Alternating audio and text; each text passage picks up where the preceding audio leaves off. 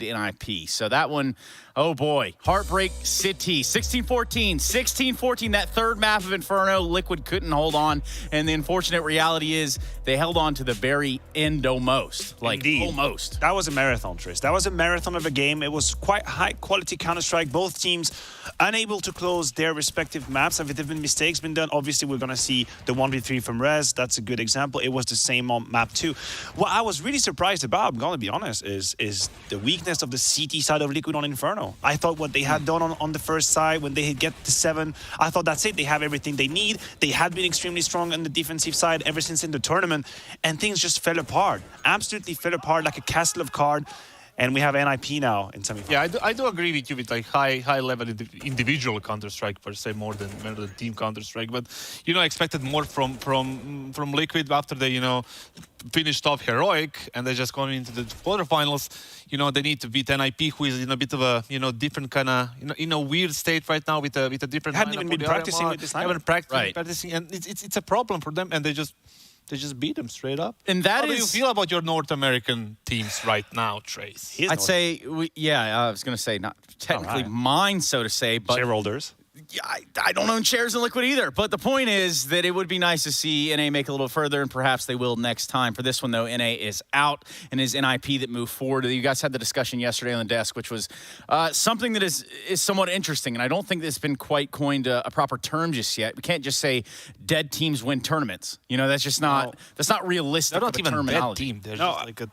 Look, I think something that Jason idea said of the on the lineup. cast. Jason put it on the cast that when you know that this is the last event you're going to have with said lineup, you stop trying to figure out how to fix your issues and you just play with the best cards you have. And it's a different mentality. It's a different philosophy. They just try to make the best out of it. After that, it's going to be Broline coming in. We know Faze is not even in the list for the RMR. So that's sometimes what we call like the dead team spell or whatever you want to name it. Just make the best out of whatever you have and put everything else in the trunk. There's no pressure on it. There is no pressure on it, right? Yeah, and I think that helps alleviate a lot of the things, right, Maniac? Absolutely. Yeah, not the attack on Titan, but the attack on the attackers of Titan. There you go. Or watch the Attack of Titan. Kind of watch the show, so I'm gonna let you handle this. I like the show, so I also like the show. I like this show the most, and that's why we're giving you 2 best of 3s today that also happen to be quarterfinals. You're going to see Astralis Furia. They're in first, a little bit of Navi Faze, and everybody considering that the Friday night fight, if you would. But overall, either way, we have 2 great matches today. I mean, Navi versus Faze is the main card. Of course, it's arguably a grand final in itself, in its own right. Faze, of course, IEM Katowice grand champion, and Navi, the best team in the world. But you should not just let yourself hypnotize by this game. Furia versus Astralis is no slouch at all. I think we're going to have a fire banger of games the whole day, and that's why we're here, Kassad. Yeah, I definitely agree with Furia Astralis game. I think Astralis owed them some pain from IEM Katowice, right, where they got demolished in that 2 maps. Smoked them. I think, yeah, you can say it like that. But definitely, I mean, they should be ready for this match. Obviously, the other one is Faze against Navi. We know that Faze had a really close game against Navi in Katowice, where they were up 15-11 in the 3rd map, and then Simple showed up and won the game. And there is a little bit of rivalry right there, between all of these 4 teams. So this Friday afternoon should be really good for watching Counter-Strike. It really should be. So, in fact, if you're just tuning in, make sure you tell your friends, your family, your mothers, your brothers, your sisters, and everybody there in between to come on down to twitch.tv/ESL_CSGO, and you're going to find some quarterfinals and a catch-up of the EPT points. So let's go ahead and run those on the screen, and let me read off this lovely piece of paper, the set of instructions, and what the EPT looks like, starting with Kassad, of course. I'm kidding. I'll do it. It's fine. Look, the only thing that I'm grabbing onto here, and is really the most easiest point that you could possibly think of, is for Furia, them grabbing a victory here. If they win here... The entire event. All right. We're going down that road. They need. Right? They've got the things they need to qualify. They will be then secured for IEM Clone. Is that what you're saying? They're right now qualified for the planes, for sure, right? If they beat the whole thing, they should be qualified for the playoffs. Is that the right thing? I think Navi is also in that position. Navi, at the moment, has enough points to be at the very minimum in the play-in. Yeah, Furia can guarantee a play-in invite at minimum by winning EPL Season 15. And then for Europe, Navi are guaranteed an invite to the play-in at a minimum. No other teams are guaranteed an invite, while 31 teams are mathematically in the running for the remaining 8 European EPT invites. Yeah, most of the teams would also be playing at the RMR, of course. This is where you can gather some points. The Major is going to be up there. But Kassad, what about Oceania? Well, some of the other regions, obviously, Oceanic is like, obviously, you can through open qualifiers qualify for Dallas event, but if Renegades win that, they're going to be invited for Cologne 2022. It's crazy. Time be flying around here, don't it, Maniac? It absolutely do be. Or some would say time stands still when we're here together on the desk. Who knows? Yeah, actually, it does do that. It doesn't really stand still, though, for Haku, who has been on the sidelines throughout the duration of the event, and surely is ready for a check-in now. What's up, Haku? Hey, Sana, right now I'm in the cinema, ready to watch CS on the big screen. Yesterday, I already got to talk to Kerrigan, and we had like a short interview, and we watched some stuff. But at the moment, I just want to see some quarterfinals. So let's stop talking and start CSing.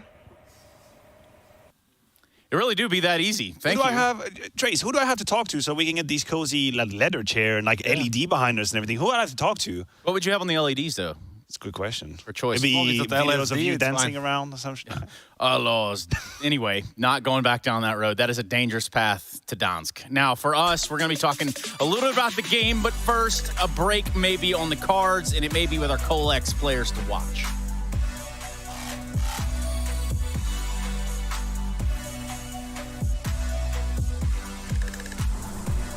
Machine, you're wrecking.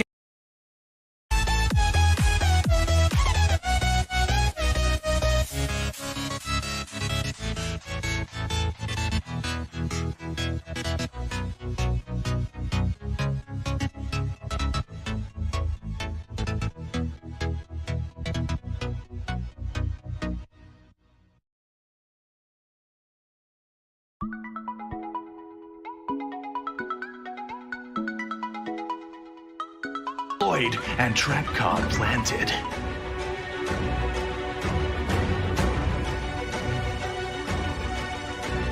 Experience is a dish best served cold. The godfather of Brazilian Counter-Strike and some French flair.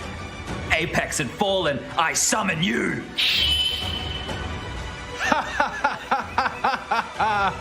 You've got nothing on device. The assister and fragger. Victory is nigh. I can taste it. Device is no match for this dastardly duo. The Kovac cousins, Nico and Hunter. I need you now! You fool! You've walked straight into my trap and activated my Natus Vincere Championship trap card. Please welcome Perfecto, Boomich, and Electronic to the stage. No! Banished to the Shadow Realm, Birchall. I'll see you next time.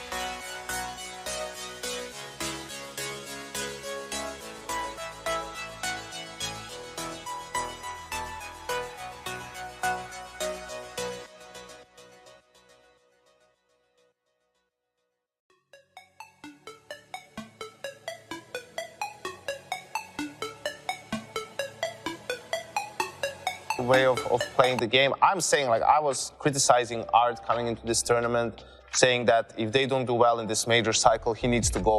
Like, it's too wild. You know, it's like a gimmicky, it's nice. They will beat a tier 1 team here and there, but they haven't won a single, you know, really big event. They haven't even made like a super deep run. They can like beat one team. They're a team that denies someone else the trophy by knocking them out, and then they get knocked out in the next round, right? So it has to happen either here or at the major, right? That they do more than that. Otherwise, you need to make some sort of a important, like, philosophical change, right? Like changing him would be that sort of a thing. And yeah, I don't know about this one. Like, you want to give them the advantage, but as you said, for the previous teams, their momentum is gone as well. I feel for Furia, I don't even think momentum matters, because I saw them in ESL Challenger right before Katowice. They were atrocious. Like the players just completely just smashed them. Not players, sorry, outsiders completely smashed them. And heading into Katowice, again, they look very deflated.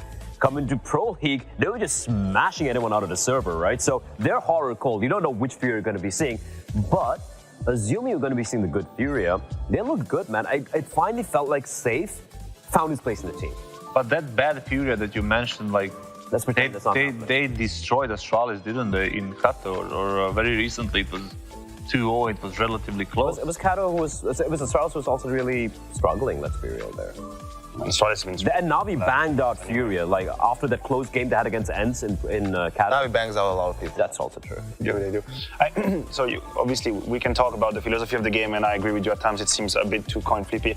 For me, there's a player perspective as well to adopt. Like, on one hand, Art can also have either a very, very good game, or he can completely disappear when these entries aren't working out. Then they basically play a 4v5, even though they have backup plans behind it. Yep. And then Drop as well. I feel like for a few events, Drop was really insufficient. As in insufficient. Not you're just pulling your own weight. You're not. You're being a problem. It hasn't been the case. So if we can argue that Drop is developing as a player, he's getting slightly better, not a dead weight for the team. Safe is doing his work. Then you still have Yuri and Kesarado, which is a bombastic duo. Here's the thing. Really are. The win condition here. Kesarado has always been the rock for this team, right? He's always been a star player. Yuri was a difference maker, if you ask me, in the group stage thus far. He was matching up with Kesarado. Like you said, with Drop doing his job, with Safe hitting his shots with the AWP, and Art not being a liability on the entries. If Yuri fails a little bit here, that's when I'm going to be raising questions for Furia in this matchup. But if they play the form they did in the group stage, I'm going to go with the Brazilians. I'm going to go with Furia, because this is the last time I'm going to go with Furia. Because if it's not no, it's not no. I have to go with Furia just because of the group stage and the form, because Janko mentioned Art has been playing much better, even though he was, like, you know, dropping off, and he expected him to, he called him out pretty much to play better, and he did play better. And obviously Kesarato for the last 6 months, he's been delivering like outstanding numbers, right? And Yuri is also there. I believe they're at this moment they are a little better team than Astralis is. You know, that can change in a very near future when Astralis get their stuff together, right? And then they can just, you know, go over them in the very next event. But on this one, I feel like Furia has a little bit of an edge on them. Yeah, so I guess Furia 3-1. Okay. Furia.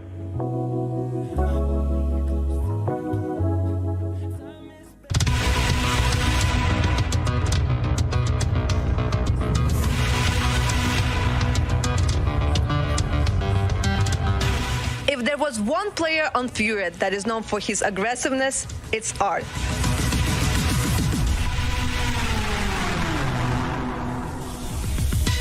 He thrives in a fast-paced environment and enjoys the thrill of overwhelming the position with intense firepower and pressure.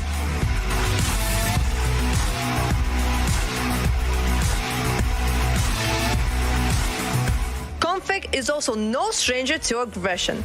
Voted player of the match against Csgo in the group stage, he goes above and beyond to spray down every threat.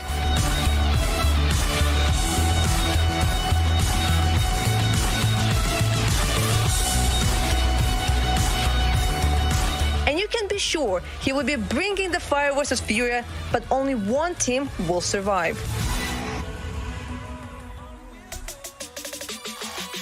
Let's go ahead and bring you right back into the fold here. It's going to be Astralis v Furia for this quarterfinals. Now, for us, it's not only that we're up here watching the game, we're not watching the game alone. In fact, all of my friends right here on the fan cams, which you can find at esl.gg/fancam, And that's how you join it. It's weirdly enough right on Discord, and I've somehow messed that entirely up. Nope, there we go. Oh, cool. I'm live. Hey, what's going on, Kassad? Hey, Dan. What's going on? Hey, there's I'm on Maniac TV. coming in. Yeah, you are. I'm on TV. Look at that. Not bad. Anyway, if my friends had anything to say, if I let them talk on air, God knows what would be said here. So we'll just leave it at that. Thank you very much. And for us, let's get tuned in and strapped up, rather, for a quarterfinal. Yeah, a banger of a game, a lot of firepower on the server, a lot of comparisons that can be drawn between these two teams, honestly, if you care to think about it for a second. A monster of skill and consistency on both ends. Blamef, of course, and Queserado. An ace under the sleeve, an X-Factor with Config and Yuri. New snipers getting their new positions, Farlig and Safe. There's a lot to be compared between these two. You know, you said firepower. Like I would say I'd agree with Furia's side, but there is a potential firepower on Astralis side. They need to show up. We don't know if they're going to show up today or not. You said it yourself. If Config is there, right, there's going to be a matchup. If he's not there, well, maybe not. So let's be realistic then about expectations, because we talked about them in Kato, we talked about that matchup, but it was albeit in a different Astralis, and I think at a different period for Astralis, regardless of the roster. I feel like they've kind of evolved and matured. Maniac? Okay. Kassad, please Okay. carry on. You said different Astralis. It's just an Astralis without an op. Right. Correct. But did they not grow and mature? I think they just, as a team, just stayed the same. They just upgraded for an op that can, deliver some impact. Rather, I'm not gonna bash on Lucky if he didn't, find his pace in that team, right, in that system. But definitely with getting Farlig, it's an upgrade in terms of impact, in terms of mobility of the op and stability of the team itself. So definitely a better Astralis this time. And you cannot deny that Lucky in that specific matchup was really horrible in Katowice. He ended up at the bottom of the stats. Safe, on the other hand, had a good game. And he's also a player to which we still have questions for. I'm not exactly sure he's going to deliver. That's still a question on a day-to-day basis. He definitely did in Katowice. So we'll do this. Crossovers and maps. Let's just get right into it. Let's talk about where the maps lie. Crossovers in maps, it's definitely, obviously, Duster is not going to be in there, and it's good for Astralis because they get zero percentage on in the last couple of months. But when it comes to Furia, they need to go for something like Vertigo not Astralis Vertigo. can ban Vertigo because they don't have to ban Dust too now. Now it's going to be Mirage maybe for... The question for Astralis, last time they picked Overpass, I'd be surprised. I'd see a new coming in here. I think they've played better. They go for Ancient. That is a different vibe at all. Last time they picked Overpass. Furia then went for Mirage. Like last time. They won't change anything. That's a very good map for them. It's not exactly at the top of the wheelhouse for Astralis. And then we have map number 5. Nuke is still potentially in there, and that's where we end up. So Astralis avoid the Overpass. It didn't go too well. And Nuke as a third would be great to watch. Well, yeah, definitely. I mean, it's a map that both teams like to play. So, we know that Furia is a specific team when it comes to Nuke. So right out of the gate, guys, Ancient. We don't have much time. It's about time to get into the game. So Ancient, which way does this go? Maniac, start with you. I'm going Furia. I think their CD side will surprise Astralis, and I have my trust in my Brazilians. I have to say that I would go for Astralis for Ancient only, but the whole map Furia, for whole matchup Furia. Sorry. Wow. Okay, so we do have a house divided here. My vote, well, that doesn't quite matter now, does it? Let's go ahead and start talking quarterfinals, or better yet, listening, because these next two gentlemen are done playing Yu-Gi-Oh with the Colex cards. They're ready to talk about a quarterfinal. It's going to be Alex and Chad delivering Astralis v Furia. Which one are you choosing? You've got two in front of you, Astralis, Fury, the desk can't decide. What about you, Mr. Birchall? Oh, Gleb's got blue eyes, the blue eyes white dragon. Maybe Astralis, the Danes could be picking this one up, but I cannot wait to get this game started. You saw this one, potential matchup on paper. It's come to fruition. And I cannot wait to get Art versus Config in the server today. Oh, there's just, you got two of the most unbridled aggressive players and two pairs of Julies in the mix. A lot of nades as well. Over to what's B as well. This is going to be 60 bullets to hold down Cave. Yeah, that's going to be fun, but check out how much nades Astralis are bringing into the mix as well. Look at this. Crossfire. 1xbet odds are just favoring Furia here, and Astralis are posturing towards this B exec. If they smoke off Cave, they can completely remove Safe and Yuri from the picture here. That's a good play. Oh, they've just changed the smoke lineup. So, two smokes in play. There's one, there's the other. Oh, they want to go deep CT maybe. Here it comes. Smokes are in. Yeah, deep CT smoke thrown out. So Drop is going to have full vision and missed his first opportunity. He's in trouble. Defensive smoke. That's just a bonus for Astralis. Bomb's already down. They got themselves into the site, and those two pairs of Julies have done nothing. Drop tested, overrun. There's Yuri now, delivers with the Julies. Safe still lies in wait in Cave. Yuri wrapping around. They'll have some pressure points here. The smokes have faded. And it's Zipex who does catch CT. Lots of damage inflicted. Art falls as well to the Zip Glock. And it seems to have concluded before Safe even gets to play the game. Astralis, that looked regimented. Yeah, perfect pistol right there to deal with those Julies. They didn't even get to use what they were designed for, right? If you try and push through cave with multiple bodies, they can both keep spamming away with the Jewel Berettas and lock you out. Well, they go around the world, they avoid you, and Zip deals with that close choke point. Yuri's going to grab one, sure, but this is Zip. The smoke fades, and they have to be in a bottleneck position behind it. So Astralis, a beautiful way to kick things off here within the quarterfinals. And they are going to get their buy on through some Galils, an AK-47, some MAC-10s up against Art and a Swag 7, the only real investment into this round of play. Well, it only took us 2 rounds to start talking about Art and his hijinks. The Mag 7 second round solo force, as they like to describe it. Yeah, it's a classic. Yeah. You see this one every day of the week. Now, he has been held at bay by that cave smoke thrown out from spawn by the Danes. The top mid smoke as well in play, and double Molotovs to clear out caves. So nobody's going to be in roost up close and personal. You can call them many things, but Thorough should be on that list. Astralis have cleared out first step of cave. Yeah, if Blame goes around this corner, he might get baited in by the pistols, right? If they just pepper away, he goes, oh, maybe I can get a kill or two. And here's Art. This is ballsy from Art. Unscathed by the nade, at least not too much to report. Safe from the flash, he could get a frag hit. Flame, bang, into the belly. Shouldn't be much more to celebrate for Furia. They have lost the sight, and, well, that long-range Mag 7 with no armor's got very few options. I have to fight his way out here, Art. Config, brave. And Art does get another one. Farley meets him, and now Yuri does go cleared. K-Serato looking for a Zeus frag, and that's not to be. Okay, well, the fact that Art gets 2 kills there, it's all good. He's actually fine for the buy. He has more money than he probably would have if he took the eco. So works out better for Art, gets a couple kills on the board, and can even bring out the glass cannon. Now, he's opted to drop that to Safe. So Safe is going to get armor and an AWP off of these 2 kills. We have to really pay attention to how much impact we're going to see behind this, and Art's going to be doing a bit of a Mopos cosplay here today, operating with an M4 and nothing else. Right, sure. Glaive's only kept Julies as well, so we're getting fruity early here today. I'm up for it, and Art's going to be spamming smokes. The beauty of that silenced M4 is the lack of traces, hard to pinpoint where they're coming from. Just to note here, as the game continues forward, we will see the top red house smoke and the cave smoke again. Astralis have done that in back-to-back rounds, and that nade does so much damage due to the lack of armor there onto Art. Yeah, he is really... What? Banged out, and look at the space config is taking. This is quick. It's a weird smoke, but it does work out.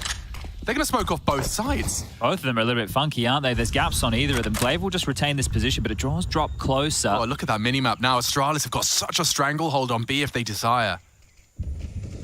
Like, you want to rotate, you want to support, you just can't. Safe has the AWP there. If they go for an A split right now, that is the wrong call. Safe is over towards the big box, and K-Serato is pushed up into A main. B would be the right decision. If they go in towards A, it's going to be difficult. Drop has to live. They are heading towards A. Drop. Your life means so much. Does deliver onto Glaive. Save. This is what he's been waiting for. They set him up. Lets it go. They're slipping the net now. 2 of them spraying him down a smoke to divide.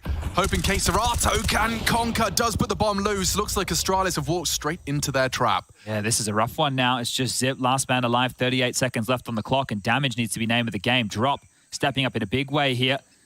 And I think he may have been spotted, Zip. It's going to be a matter of time. Steps on out. Safe gets the kill, and that's the first round here for the Brazilian side. Furia on the board.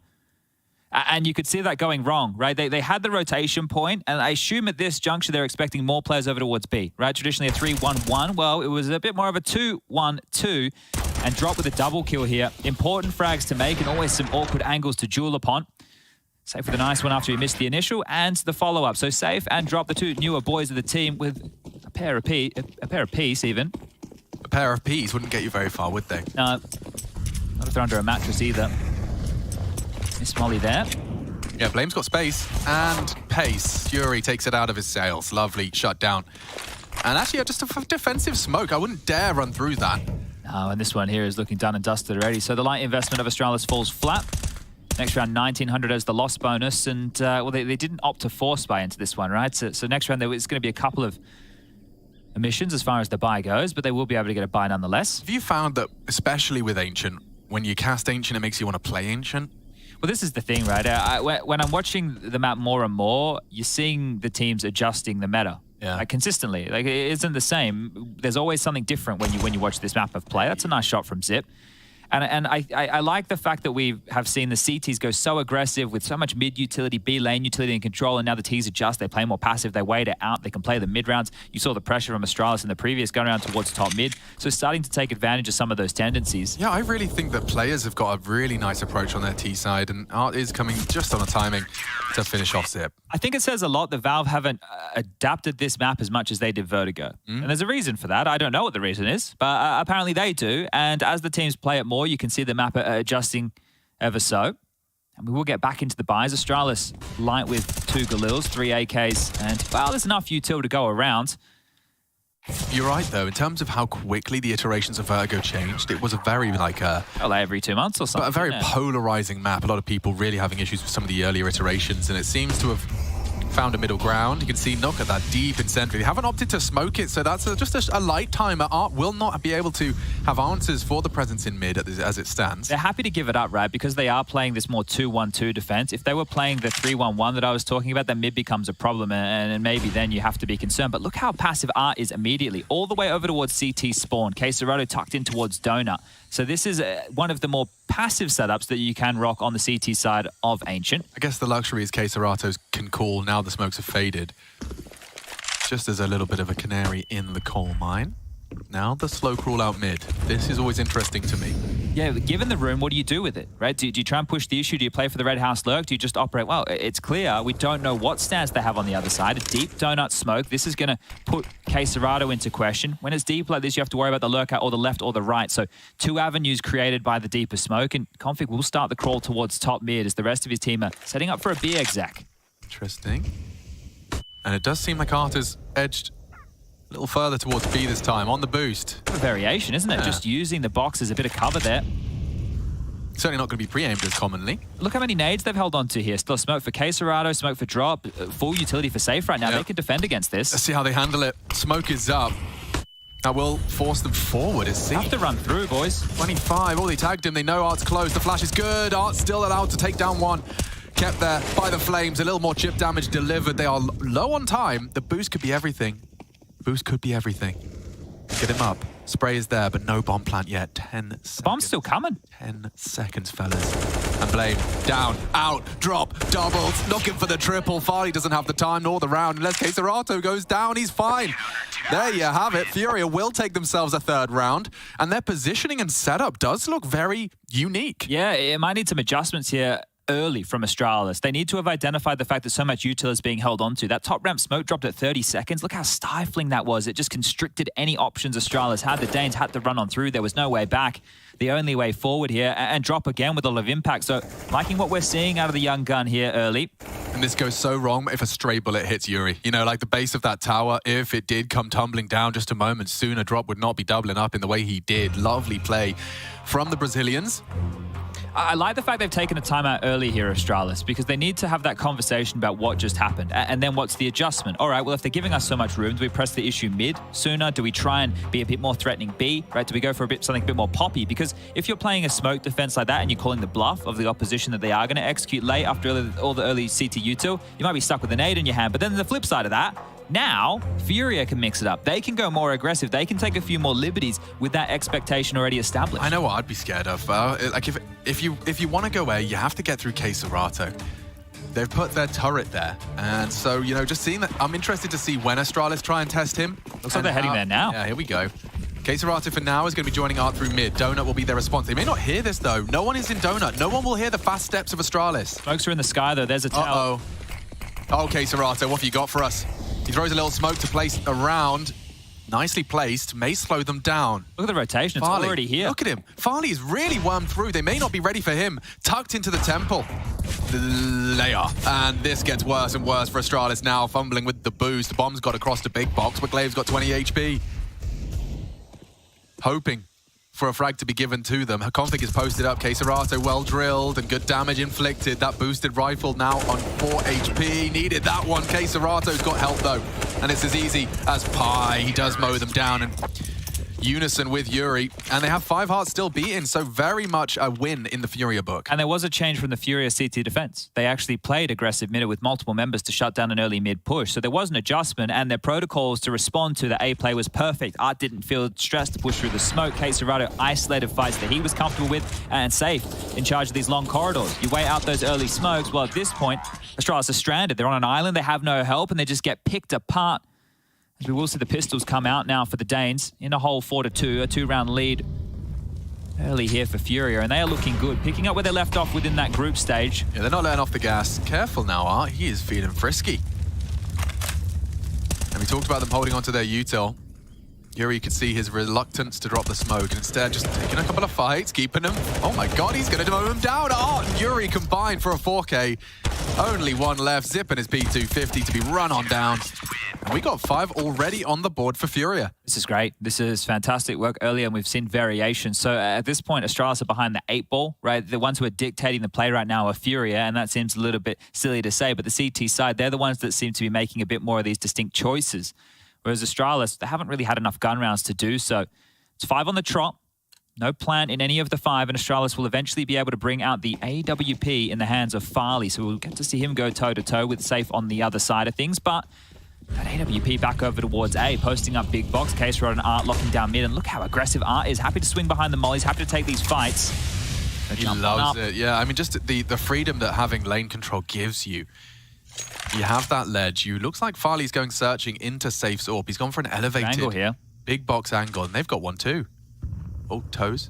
Safe. Oh, booked. Farley catches him on the crouch, and now A should be open. K-Serrato called upon. It's difficult to scale quickly onto A without util, and util is something Astralis have right now is they drop a lurk smoke, they put down another molly, they're very threatening towards A, and look at this Art coming through. You're going to get caught off by Blame F. Another one falls in for Astralis. Yeah, well, that's them looking for info. It's actually resulted in a 2-man discrepancy in round 8. This is when the likes of K-Serrato and Yuri really come up trumps, though. You mentioned K-Serrato as a turret. Well, Yuri is as well. They just sit back, deliver you a juicy little 2-piece, and then the round becomes doable. But it is looking like a gamble from Furia as they're backing on up towards the B site. Glaive is the one peering on in towards A main now. Zip, Config, and Farley all flirting deep middle, and Blame holding on to that B push. If they continue this crawl through donut towards A, we can call the round done. It should be a Furia save. When you were looking into the veto likelihoods of this series, did you anticipate an Ancient? I think one of the things is Furia has a very good win-loss record in the last couple of months on this map, so that might deter teams from wanting to play it here. But I wasn't quite certain to see where it would head. I know for Astralis, the fact that Dust 2 gets banned by Furia helped them out a lot, right? That means you're not having to worry in the map pool so much about that one being picked against you. I wasn't sure exactly what Furia were going to pick. There was also a chance that Astralis might have gone for Nuke, because remember we had Glaive on the caster desk with us, which was a little bit of a cameo, and we asked him about that star because you brought up Zipex getting spam kills through the heart. And he mentioned, yeah, and I think you also related it to Furia, and they're like, yeah, well, difficult to play against, but when you look into it, yeah, you should be able to prep for it. So I thought that maybe that prep might come in, but I guess if you're Glaive and you make that comment, you wouldn't want to look silly. We should also probably just do a little bit of housekeeping as to this, the gamble stack nature. This is something that has been very vogue for these last 2 years in terms of playing the percentages, but in a high... Like, these guys have got so much cash, right? 3v5, they group up, and they just look to extend play. You concede one round, but you're going to have a lovely cash stack coming into the following. Yeah, they're buying themselves future rounds, right? So if things get worse from here on out, then they still will be able to buy it and stay remotely threatening. It's 10K left over for K-Serrato after a full buy. Safe's the lowest right now. This is crazy. Yeah, and this is the thing, right? The angle from Safe, he was actually looking close. So I think that he was hoping he would get the angle that he was holding on top of the box, their legs first, but worked against him here. So a beautiful opener for Farley. And when your AWPer on the T side of Ancient is getting openings, you need to convert. Smoke dropped, and not going to provide the gap he was looking for, but Config is out. Pressure applied towards mid here early, and you can see Arndt on his haunches over towards Donut, knows something is impending. Yeah, that's a bit suspicious. He considered the extinguish, but it's been too long. It'd be very obvious too. They had full vision there. True. Farley, he is ahead of the pack. Oh, both of them tagged up, flashed up, nearly both zipped up. And elsewhere, Safe does shut down another. He catches him on B. Zipex just trying to take a little space and catches an AWP bullet to the dome. Farley's so low. This is a great start now for the defense, and it can get worse if Glaive caught on the jiggle. Forces are off the line. Oh, he's safe from that. He's going to get hunted down. Has called upon K-Serato here. Good placement of the crosshair. Glaive, good for it. Trying to overcome this 3v5. Turned away. K-Serato, you can't repeat. Glaive can fight you through. Traded out by Blame. They're making a round out of this, Chad. Yuri's on the fast flank here. He'll be in Donut in no time. They need to get that bomb down ASAP or they're about to be locked on in. Ooh, drop and Blame. This is quite the head-to-head. Oh! Never mind. Loses his head. Straight through the smoke. Blame has turned it on his head. 2v2 now, and it's, if anything, disadvantage Furia. Blame's coming into his fight on A. Yuri's dead too. Blame having a big round here. And Save, don't fancy his chances. We talked about why they saved. This might be a good indication as to why they're going to lose all their resources. Smoke Donut's great. That's threatening. And Kit's been picked up. Picked up another smoke as well here. He's so worried about that A main play, but Blame's gone around the world, so another smoke dropped. If he tries and sits to the defuse and Farley misses, there's a chance here. Just has to stick it. Just has to stick it. He is missing his shots. Farley last chance. Oh my God, it's under the ankles. And a clutch, in air quotes, from Safe. Smoke and a Kit, it's all you need. Oof, bit of a calamity right there, considering the situation. Blame does such a huge job. And this was after 2 openers. Astralis battle back. They get it into a 1-on-2 in their favor, and then they still drop the ball. Blame getting tricky with it, right? If he was from that main position, would have had a good angle to spam, but going around the world, the multiple smokes picked on up works against him. But other than that, Blame's impact was phenomenal in this one here. Let me see the second shot. Oh, he just didn't stabilize? It was still a little blurry. Eesh. Astralis going to be still thinking about that one. That will linger. There's no timeout been taken. We're straight back into round 10. It started all over again. At least they got the bomb down, right? So plenty of cash flowing through the veins right now for the Danes. And again, this 3-man B setup, but it's passive still. They're not fighting the B lane. They're not taking those aggressive duels. It's giving Astralis so much room to work with here. And Glaive and Config, I'm sure they're thinking, well, if we can't find the fights in mid, what are we going to do about this one? Smoke top red house, starting to move Config across. Glaive has the bomb. He shouldn't get caught in transition here. But maybe, just maybe, they set up and go for a full B piece, right? If you get all this control on the map, and you can start to pull a player back with this donut smoke. You'd think it would be punished. Yeah, and here's an example of it. Flash, Config walks through, fully blind, and he readies himself for the repeat. That's what you need out of Config. Set him up for success. And now he has K-Serato on his screen as well. But just losing donut control. Parker T here. You can. Config's on his roam around though, and Safe been summoned to mid. He detailed. Drop still has a smoke here. If they stay to go towards this B site and drop or throws the smoke down in about 30 seconds, there it is. They're in strife right here. Config needs to get another kill. Yeah, and that's going to put Safe back on his line on red. This is the duel. If Config can wrap around, Yuri and Drop stays unnumbered, but... Going through cave, I think. They're going back through mid. Bomb's pivoting A. They're going A. And Safe. This is the duel. This is the line in the sand drawn. Config's ready for you if you're brave enough. And the sound cue. He hears the AWP rotating through. Config will try and activate. Yuri may catch him. K-Serato puts the bomb on the floor. Confirmation of their suspicion. Config delivers and deletes 2 heads. Looking for a third as well. Doesn't need it. He has done his job. And Drop left on the wrong side of the map. That was really well done. They didn't get too stressed by that whole situation because those smokes being dropped applied so much pressure. The Astralis decision-making and they're chasing Drop down, pinned on down, and Zipex will get the final kill of the round, but that is some impact right there from Config. And that smoke I highlighted earlier, you could see how it was used. You have to question both sides if you're R, and the flash was perfect. So the aggression, the ability to pop on through, has forced a timeout out of the Brazilians here. Furia... Gary on the mic, an opportunity for him to chip on in. Yeah, we've talked about it more in kind of theory crafting terms when it comes to that lurk, deeper smoke into Donut and the problems that causes the CTs. Seeing this and seeing a player like Config get to work around it, be flashed into it, occupy red room after it, it's a reinforcement of our suspicions about what was going to happen. Especially with somebody like the aim he has, right? Yeah. If you have an individual like Config in a position controlling the rotations, it's going to cause a lot of strife here. So great work early, and this T-side from Astralis already up to 4 within the first 10 rounds of play. It's looking pretty good, and if they can win this round here consecutively, they can break the bank balance of Furia and start to skyrocket up on this T-side. Insta-window smoke from Zip, followed up with a couple of flashes. Maybe some more aggression from Furia now. They've been sitting back. Might be time to change the tune. Yeah, feels like it. Art has definitely got some pace behind this, and that was the fight Config was waiting for. Art wins it out. That is a very ballsy fight to take. Glaive's turn. If you can get away. They've all ran away right now. Glaive has so much space. I don't know if he realizes just how much room he has to work with. They've tucked tail, turtled up. Completely. I mean, trying to play the advantage. Blaine catches a little flank from the nade. One of their issues is right now, if Astralis do get a kill or two, they can't entry in anywhere and take the space because the bomb is down towards T-spawn. Someone will have to be tasked with picking that up towards the tail end. They don't want to give up this mid space they've been given. So many unknowns, though. That's one of the issues, right? Even if Farley makes it across, a player could have been hiding behind Donut this entire time, and as they creep in towards the red room, they will have to deal with the crossfire that Safe and Art potentially have. They pip the gap, and they're not looking at it. no, not just yet. This timer is going to start to tickle in the back of their head shortly. Safe gave it up. He must have said, can come red room. So Art surely going to be responsible for that given his position. It's almost like he dies and they know they're there because he's not committing too much of his glances over in that direction until now. The bomb is pivoting towards A. Look at Glaive. Look at this push. Oh, gets info at least. Can have a fight and does take down Glaive. A big frag to post. A two-man disadvantage, and with 30 seconds, what have you got, Astralis? Farley behind enemy lines, trying to sell it and delay it. It's just Yuri on B right now. Got so many targets in front of him. Well played from Farley. Another would have gone a long way. Yuri has caught one of the two here on B.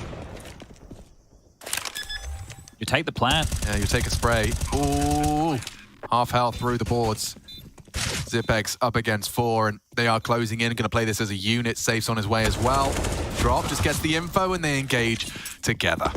Just pulling him there, pulling him back and forth between the jewels. You can see the crosshair never really getting a chance to stabilize, and Furia do bounce back, and it was through Art's aggression in mid. So this was the fight that you wanted to see. It's not necessarily in the way I was expecting it to go down just yet, but Art going forward, taking out Config, that's impact. The previous round, well, Config had all the impact. A technical timeout has been called here off the back of this round, so we should get this one underway momentarily. We can take a look at the cash in the coffers here. Plenty for Astralis to go for a purchase off the back of that plant. They would have already had enough, but there's multiple members around the 10K mark. They've taken this opportunity just to disconnect, so he'll be back. Don't you worry about that.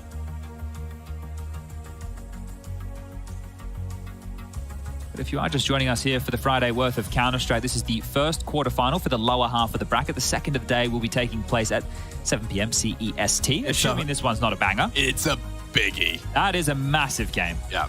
Navi taking on Faze Clan. That is going to be a fixture you want to set your bloody alarms for, everybody. Do not miss that game. The final before the final, I think it's been dubbed by the desk. Yeah, the pre-final final. Boomage, Electronic, Perfecto, Simple, and Bit clashing once again with the new look Faze Clan. Rain's back, but Rob's the new addition. It should be a very exciting head-to-head. As should this one. I mean, I really woke up with a smile on my face, Chad, when we had Furia up against Astralis, and we get Ancient to start it. Very competitive half so far. Feels like Furia definitely have managed to have the answers. Astralis still racking their brains for some of them. It looked like Art's aggression there did just catch the better of their progression.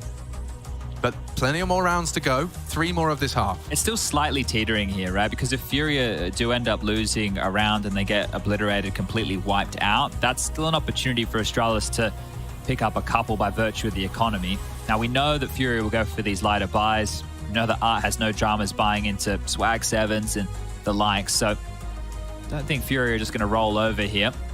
Just looking for the backup in the server. It has gone down, and now we will be kicking things off as everybody seems to be ready in the server. Thank you for bearing with us. More and more players I'm seeing subscribe to the hand towel. Do you want to have the crispy tactile feedback from your peripherals at all times, especially when we see this game. We know the tiniest fractions of, be it angles, be it clears, be it comfort. It all plays a part into that final scoreline.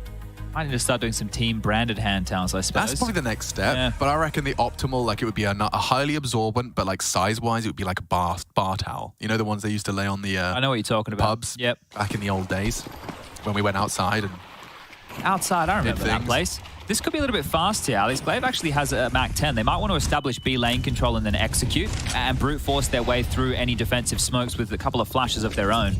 They have gone back to that more, well, I wanted to say it was a 2-1-2, and they're starting to pivot into exactly that. it's going to be quick. Drop. He handled business initially. Can he do it again? A bit of a shy spray and straight through the boards. The counter bang. Config draws blood. Blame struggles to finish his meal, and oh my lord, Drop nearly finishes Glaive. Astralis, they are wounded, and the whole Furia squad is here. Glaive could be a little rascal around the smokes here. Molly fading, back to turn, flashes in, and Glaive sprays down hard from behind. Config's good for it. They are low enough. And And Keserato not so confirmed as to their health, otherwise he might be more interested in going for it. Another save here, and beautiful stuff. So it was a bit more poppy, a bit more assertive there. They weren't just going for a default spread. They've established what type of defense Furia are throwing their way, and if they're not going to punish them over towards B lane, if they're not going to throw the consistent Molotovs, get the HEs down, be peeking from that cave position, take advantage of that room and get your way into that B site. But how consistent is it that when Astralis are posting a T round with guns, it's config they have to thank again? He had a 3K breaking through middle. This time he's kicked down the door on B. Well, this is one of the things with the Furia versus Astralis matchup. There are two win conditions here for either team, and initially out the gates, they are art and config respectively. If those individuals are getting room and getting entry frags, it's going to make life very, very easy. And this one here, Yuri's gone for the wallbang with an AK in hands instead of the silenced M4, right? With that, maybe he would have gotten away with that little maneuver. But Glaive actually taking a page out of Art's playbook right there and getting up close and personal in the smoke. Heavy towards mid with 3 right now is looking to return into more of the standard T setup here. Oh, that's a nice little nade on through. Dunks on the head of Safe. Need to smoke that. He's going to push. Yeah, Glaive coming in hot. And the good aim from MP9 spray is going to be met by config. Lane is held. Config flashing before his peak. Gets the info. Still a man advantage. Farley extends it. Takes down Safe, and wow, Zip is taking some liberties. He's up, and he won't be expecting that. Drop still adjusts in time. Yuri in the cave, Molotov Dov. It's a perfectly deep molly as well. He really can do nothing but wait. And the only question mark is that of Keserato. That's what the utilities are concerned about. An instant pop on the CT smoke. And a safe plant from Farley as well, using that pillar to make sure that he can't get tagged on through. Config, this kill will seal the deal. But it is Keserato and Yuri. Oh. Couldn't really have done much more damage than that. No, and I think that caught him a little bit off guard there. It popped on up and landed right in front of his eyes. So I think this one is done and dusted unless Config oversteps the mark. Yeah, his job is containment. And he does go down, but it's not around. It's more about them getting Saw some toes. away. Yeah, nice strafe away. 2 rifles saved, but that is consecutive rounds out of Astralis. It's the first time we've seen them win 2 T rounds back-to-back since the pistol. And it's a good response because you've got Art up close and personal in middle again, being the fly in the ointment, right? He gets the kill onto Glaive, but they just walk up in towards B lane. So really understanding the defense right now and how they're able to pip the gaps, Astralis. And this is a very good T half already. 6 rounds is fantastic. And maybe, just maybe, they could walk away with 8. See here, Farley just... Oof. Catching with the smoke there onto Safe. Good shot to hit. And that was the nade. Yeah, hits him for a little bit of damage and then pops in front of his face. Down to 10 HP is poor Yuri. Now, a conservative round. Art's going to purchase on him with an MP9 and some armor. The rest of which is the saved rifles oh my in towards. God. Here we go. They are just charging. Hold W. No armor on Safe and doesn't matter. Actually takes down Zipex and gets away. Yuri's gone. Another one from the USP. Drop has found a head. This is getting spooky. Oh my lord, Safe. Still a problem. Recovers an AK, sprays down Blade. Keserato should be caught. Farley gets him. These are the 2 on Eco. Drop and Safe didn't invest. The other 2 had save guns and But Art they've bought. got the 3 frags. And it should end here. Drop's got a bit too greedy for that one. Wanting to find himself a weapon. Glaive just through patience alone. Look where Safe ended up. He went around the world. He pushed out cave, ran back around mid, and now he's found himself over towards CT How does spawn. Glaive not have armor with 6 grand? Ah, I see. That's a classic right there. It's not going to really hold him back. It's surprising how many absent Kevlars we had here. Farley. There's a kit for this. Yeah, and Glaive has no armor. 1 bullet. Looking the wrong way. 7 for Astralis, but some fruity purchases or absence thereof. Last round of our half, and Astralis, they could even leave with the win, not the 1. That's past tense. Oh, it could be the 1 eventually. Yeah. They or the 1. Oh, bloody hell, words. Safe, though, did do a lot. Look at this from Drop. 2 of them finding them in the chaos. That's the wallbang. They're paper thin, right? That spam is beautiful. You love to see it. But the buyback out, Safe into an AWP. MP9s for Art and Yuri, respectively. No defuse kit for the CTs this time round. And Astralis looking good. Pace has worked for them. And now we lose all of it. Well, this is the thing that... Changing the expectation. It's been so many B plays right now out of the Danes. They are heading over towards A with a contact maneuver. It will be Keserato to have to deal with this. Art in tow from the donut position, starting to slink on back towards CT spawn, and there's so much room to come on through. Very interested to see how Keserato approaches this. This is his site. One final round, he actually gets to try it out. Safe from the flash. He's got to choose his swing wisely. Finally, just as he pulls out the nade, Keserato strikes and smokes himself out to reposition aggressively. Could mantle up if he desires. Through mid, Drop's got Config's number, and Glaive sprayed down as well. Drop's really been holding his own here, giving some bonuses in the multi-kill department. Has a difficult position there to hold onto that red room as well, because you're always doubting if that swing is ever coming. And another double up here just puts them into a 2-on-5 number advantage situation. They just need to close on out against Blame and Zipex. Yeah. Not going to be easy, but... Oh, wow, that wallbang's pretty damn juicy. Safe could catch that. Oh, Blame does open up the site with Drop's a low combination. Here. Drop's really got to pick his engagement wisely. Blame sweeping through. Looks for the bomb, does not deny. Blame's hitting every shot, and they're turning it on its head. 3 frags out of Blame F. Remember, no kit. Bomb ticking, and this Furia, this was supposed to be theirs. Every day of the week, an entry frag with the frag. Blame looks away. He has met by Art, and Zip doesn't really have much help to play with.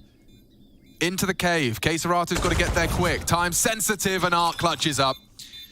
Wow, looked like rather Blame had done enough there, but another one of Blame's hero moments is responded to by Furia.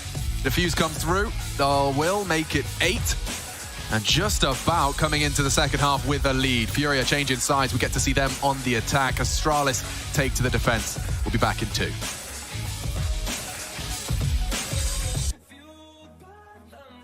The horizon, turn us to thousands. And we'll grow in number, fueled by them to see the horizon, turn us to thousands. And on we'll go, through the wastelands, through the highways, till my shadow turns to sun rays. And on we'll go, through the wastelands, through the highways, and on we'll go.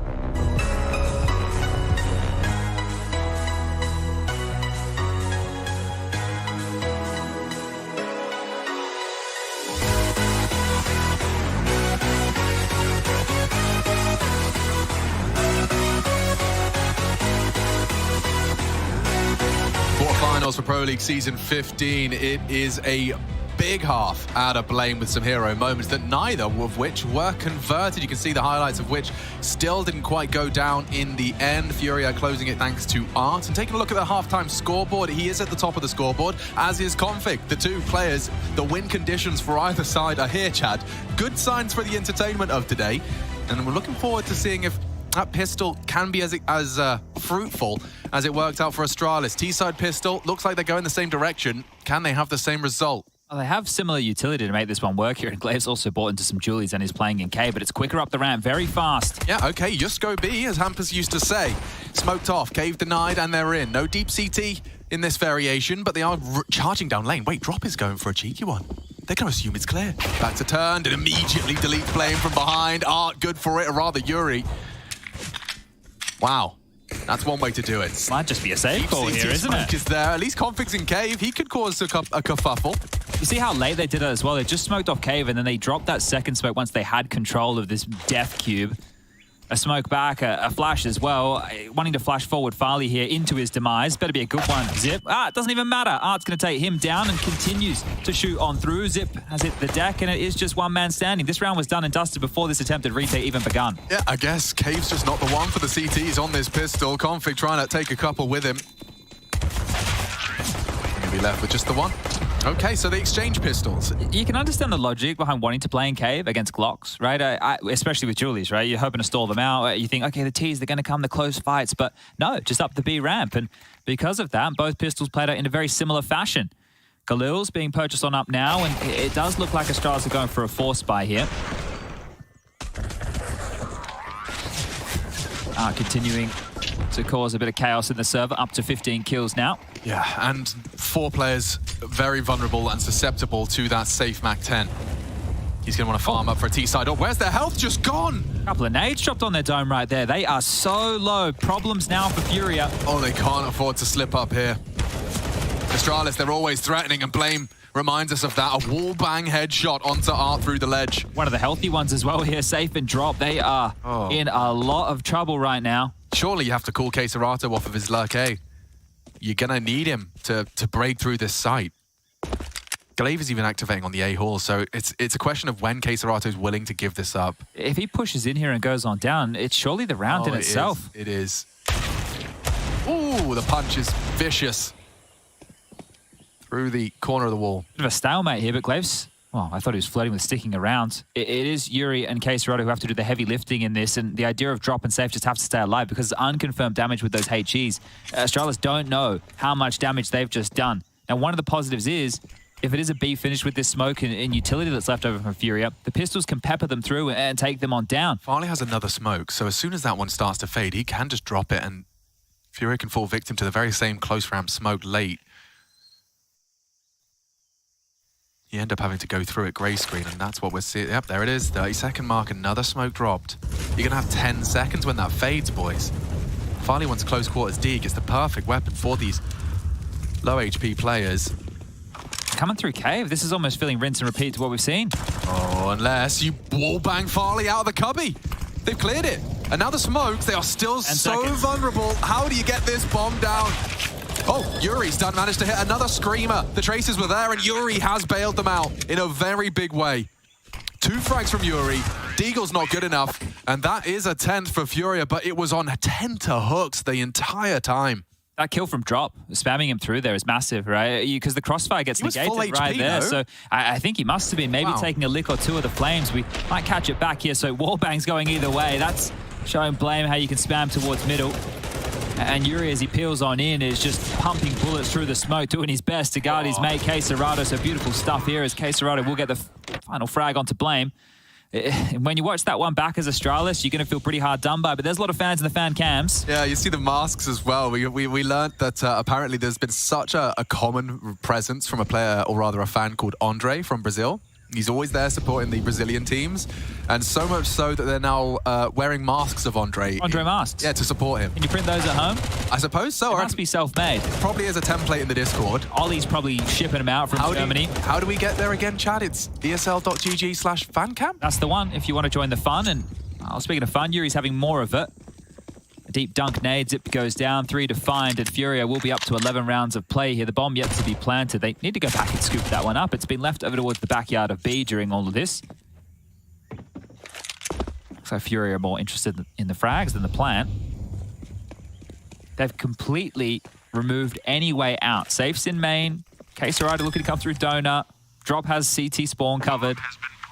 Maybe they want to allow Art and Safe to come on through and use these MAC-10s to farm, but someone else will have to become responsible for the bomb. There's one. Can't get the second. Config will pick up the MAC-10. He'll be happy with that.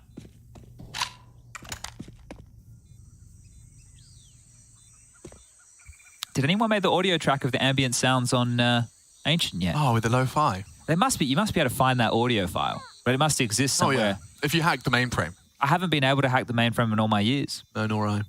I did used to flex the IT classes, though. About Counter-Strike specifically? No, you open up CMD, you change the text to green. I see. And then you full screen it. It kind of looks like you're hacking the mainframe. I see where you're going with there. Okay, bit Matrix-esque. Yes, certainly. Which I'm sure you're all too familiar with. Maybe too familiar with. Well, here we go. About to get into the gunnies. Everyone's favorite type of rounds here. No more. Let me just strap myself in, Jadney. Well, Okay. you know who's holding on to the MAC-10? The madman himself. It's not Amanek-10. He's not in the server right now, or he's not in the team right now, but it is Art, and he can use that very masterfully so. I want to scrim out mid here. It looks like they're coming quick. Yeah, this can be a real biff. Here comes Config versus Art, head-to-head. Fully blind and executed. Config has handled business. Rushing A still. There's a bit of a gap right now. Yeah, there is, and trying to address it was Glaive. The nade is good. A little damage, and combined with the bullets, 50 HP. I think might be on for an ace here. Yeah, he's certainly in the right place. He's going to flash straight through. Coming in hot. Config wanted blood, loses his life. Drop, power position here. They pump the brakes. Safe's going on a big flank. Ah, too little, too late. Gotta live, and Yuri is caught out. They'll assume, oh, no, they know. Drop is here, and there's 4 players hunting him down over the smoke. We've got an elevated Zipex. That's the flank he was waiting for. And that will pull attention away from that big box. If he could just find another, unable to do so.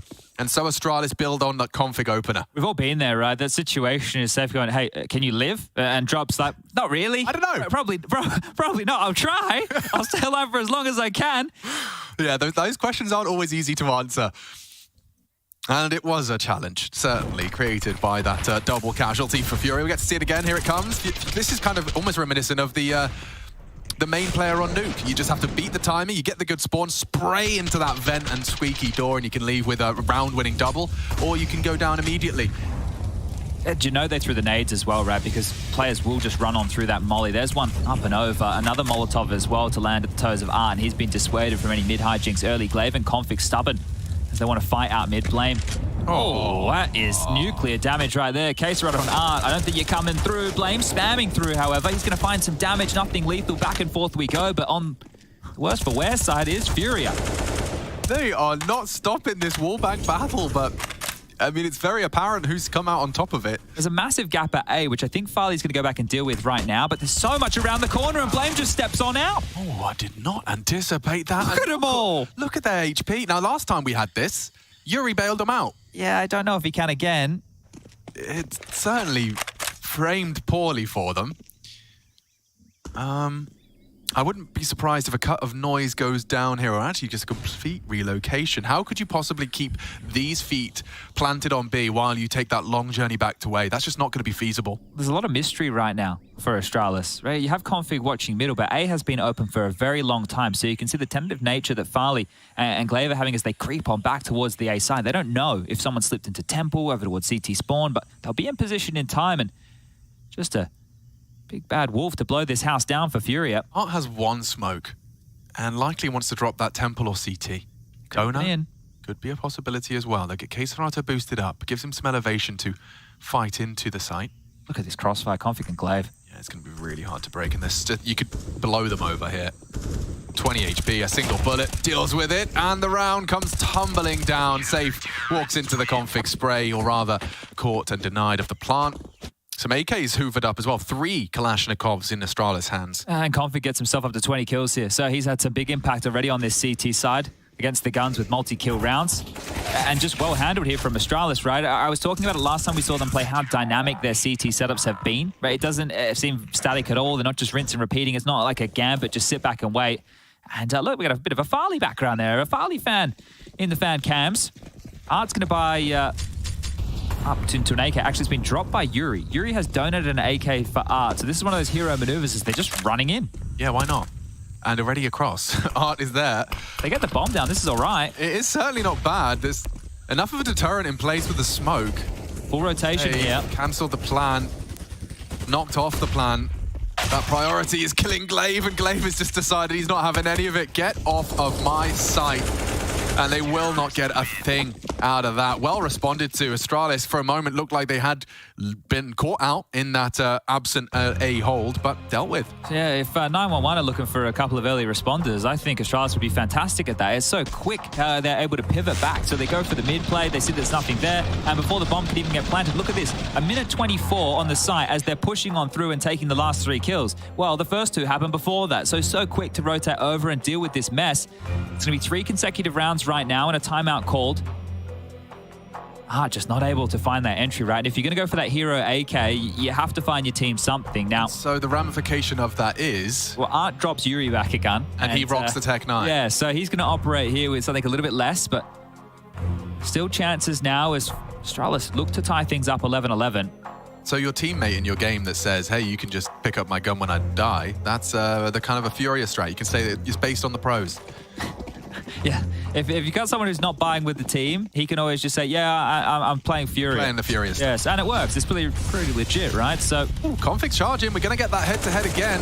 Art really is trying some funny business. Baits the shots through the smoke. They leap through, and an exchange of information leaves Furia with mid. Glaive's here. One-way dropped. He wants to peek around that, and he does find K-Serato. Puts him lower. And the weapons juggle. There you go. Give me my Tech 9, thank you. well, he's already profited. Perfect example. And he gets one with Titan Hollows. Oh, he did get one with Titan Hollows. Config 21 and counting, boys. He has double anyone else on his team's scoreline. This is what you need. This is what you want, what you request of Config in that Astralis jersey. He's been one of those conversations of Danish Counter-Strike for a very long time. Regress now up in towards Cave from Zip and Blame, and while stalled out towards the top of the ramp is dropped. You can see the smoke just obscuring his vision here, but it feels like they have to do what Astralis was doing, just try and finish B.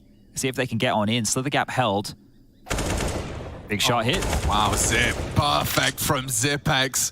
Sends Furia completely out of round 22. Yuri trying his luck, but he's walking straight into the Blame domain. Perhaps not. Zip doesn't want to be susceptible to the wall bang, and Farley is good for the frag.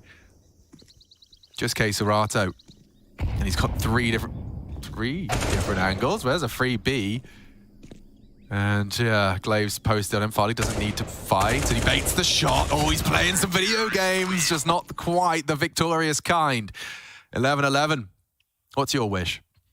I wish this one keeps going because I'm actually really enjoying the different CT setups we're getting here out of Astralis. I hope that Furia don't just roll over here. The T-side, we know how difficult it can be, but they are feeling like they're getting bullied now. They're not getting away with any space in mid, and if you contrast these two CT halves, remember how much room Furia were giving to Astralis. If they wanted to walk out towards Red House, if they wanted to try and walk out in towards Donut, they were given the liberty to do so. And one way to start to guarantee this, if you are Furia, is to take some pace out. But look at Art. Look what he's bought right here.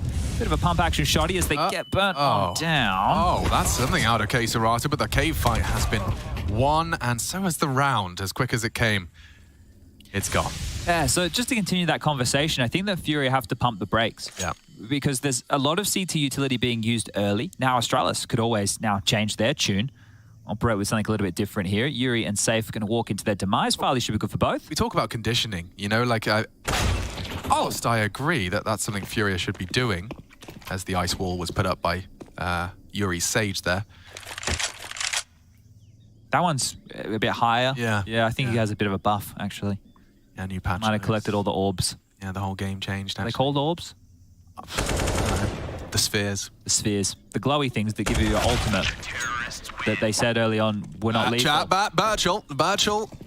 Counter-Strike is here, and we are loving life. I was only speaking facts, or I wasn't speaking trash. Yeah, of all the languages you chose to speak, you did choose facts. Okay, well, another timeout called. And can you say his name for me, Alex? What's that? This gentleman right here. Gary. Thank you. I don't want to call him the snail from SpongeBob by any means, and I don't want to butcher it either way, but this is an important timeout, and maybe, just This is maybe... that conversation you were talking about. Yeah, and now if Astralis opt to hold on to their nades, then you're going to be feeling like you're getting played, because Furia, they need to change something up, and we know that they can be stubborn mules. We know they love a bit of aggression. They love smashing their head against a brick wall, but the brick wall is Config, and we've spoken about him. How many rounds we had on this T side now? So we've had 8 rounds, and I mean, a good handful of them. We've seen Furia, before they get anywhere close to a site, having 2-3 players on half health from that utility. I mean, if you take a look at the utility damage numbers, I'm sure it tells that story. Yeah, Blame's got almost 400, and he's the B defender. You've got Zipex over there with him as well, close to 100. Everybody else, at least in the 200 mark. And here it is again, chunked on down. Quesarado chipped away at the deep door smoke and play over towards B. And maybe, just maybe, a chance to breathe. Quesarado goes on down, and they try aggression again. Glaive throws this one way consistently in these last few rounds. Apparently more than one way to skin a panther here. They don't need to just get Config up in the grills. Config's ratting the smoke. Art. I'd have heard that. Yeah, well, he knows now. Config can tuck in. He will maintain mid-control. And it's unlikely to be Molotov'd out. Art's can be so concerned about Donut. Safe's not going for a ledge peek either, so they won't have that different elevation for They this. clear their corners here. That's the big question mark. It is a huge question mark. I mean, Config can win the round if he's not. Glaive's trying to even be a little bit of a bait. And Config does reveal himself. Safe's gone. More to come. They do overrun, but Farley's here, and oh, there should be a frag for Farley. Should being the operative word. He's got to be concerned about ledge as well. Drop, running in, and deleted. Furia, they just can't get the ants out of their pants. They want to keep moving. Aggression here. He's going to catch Art off guard. Art might get past him, sure, but the bomb will go down. It'll give us sound cue unless Glaive keeps on pushing. Okay, hold up a second.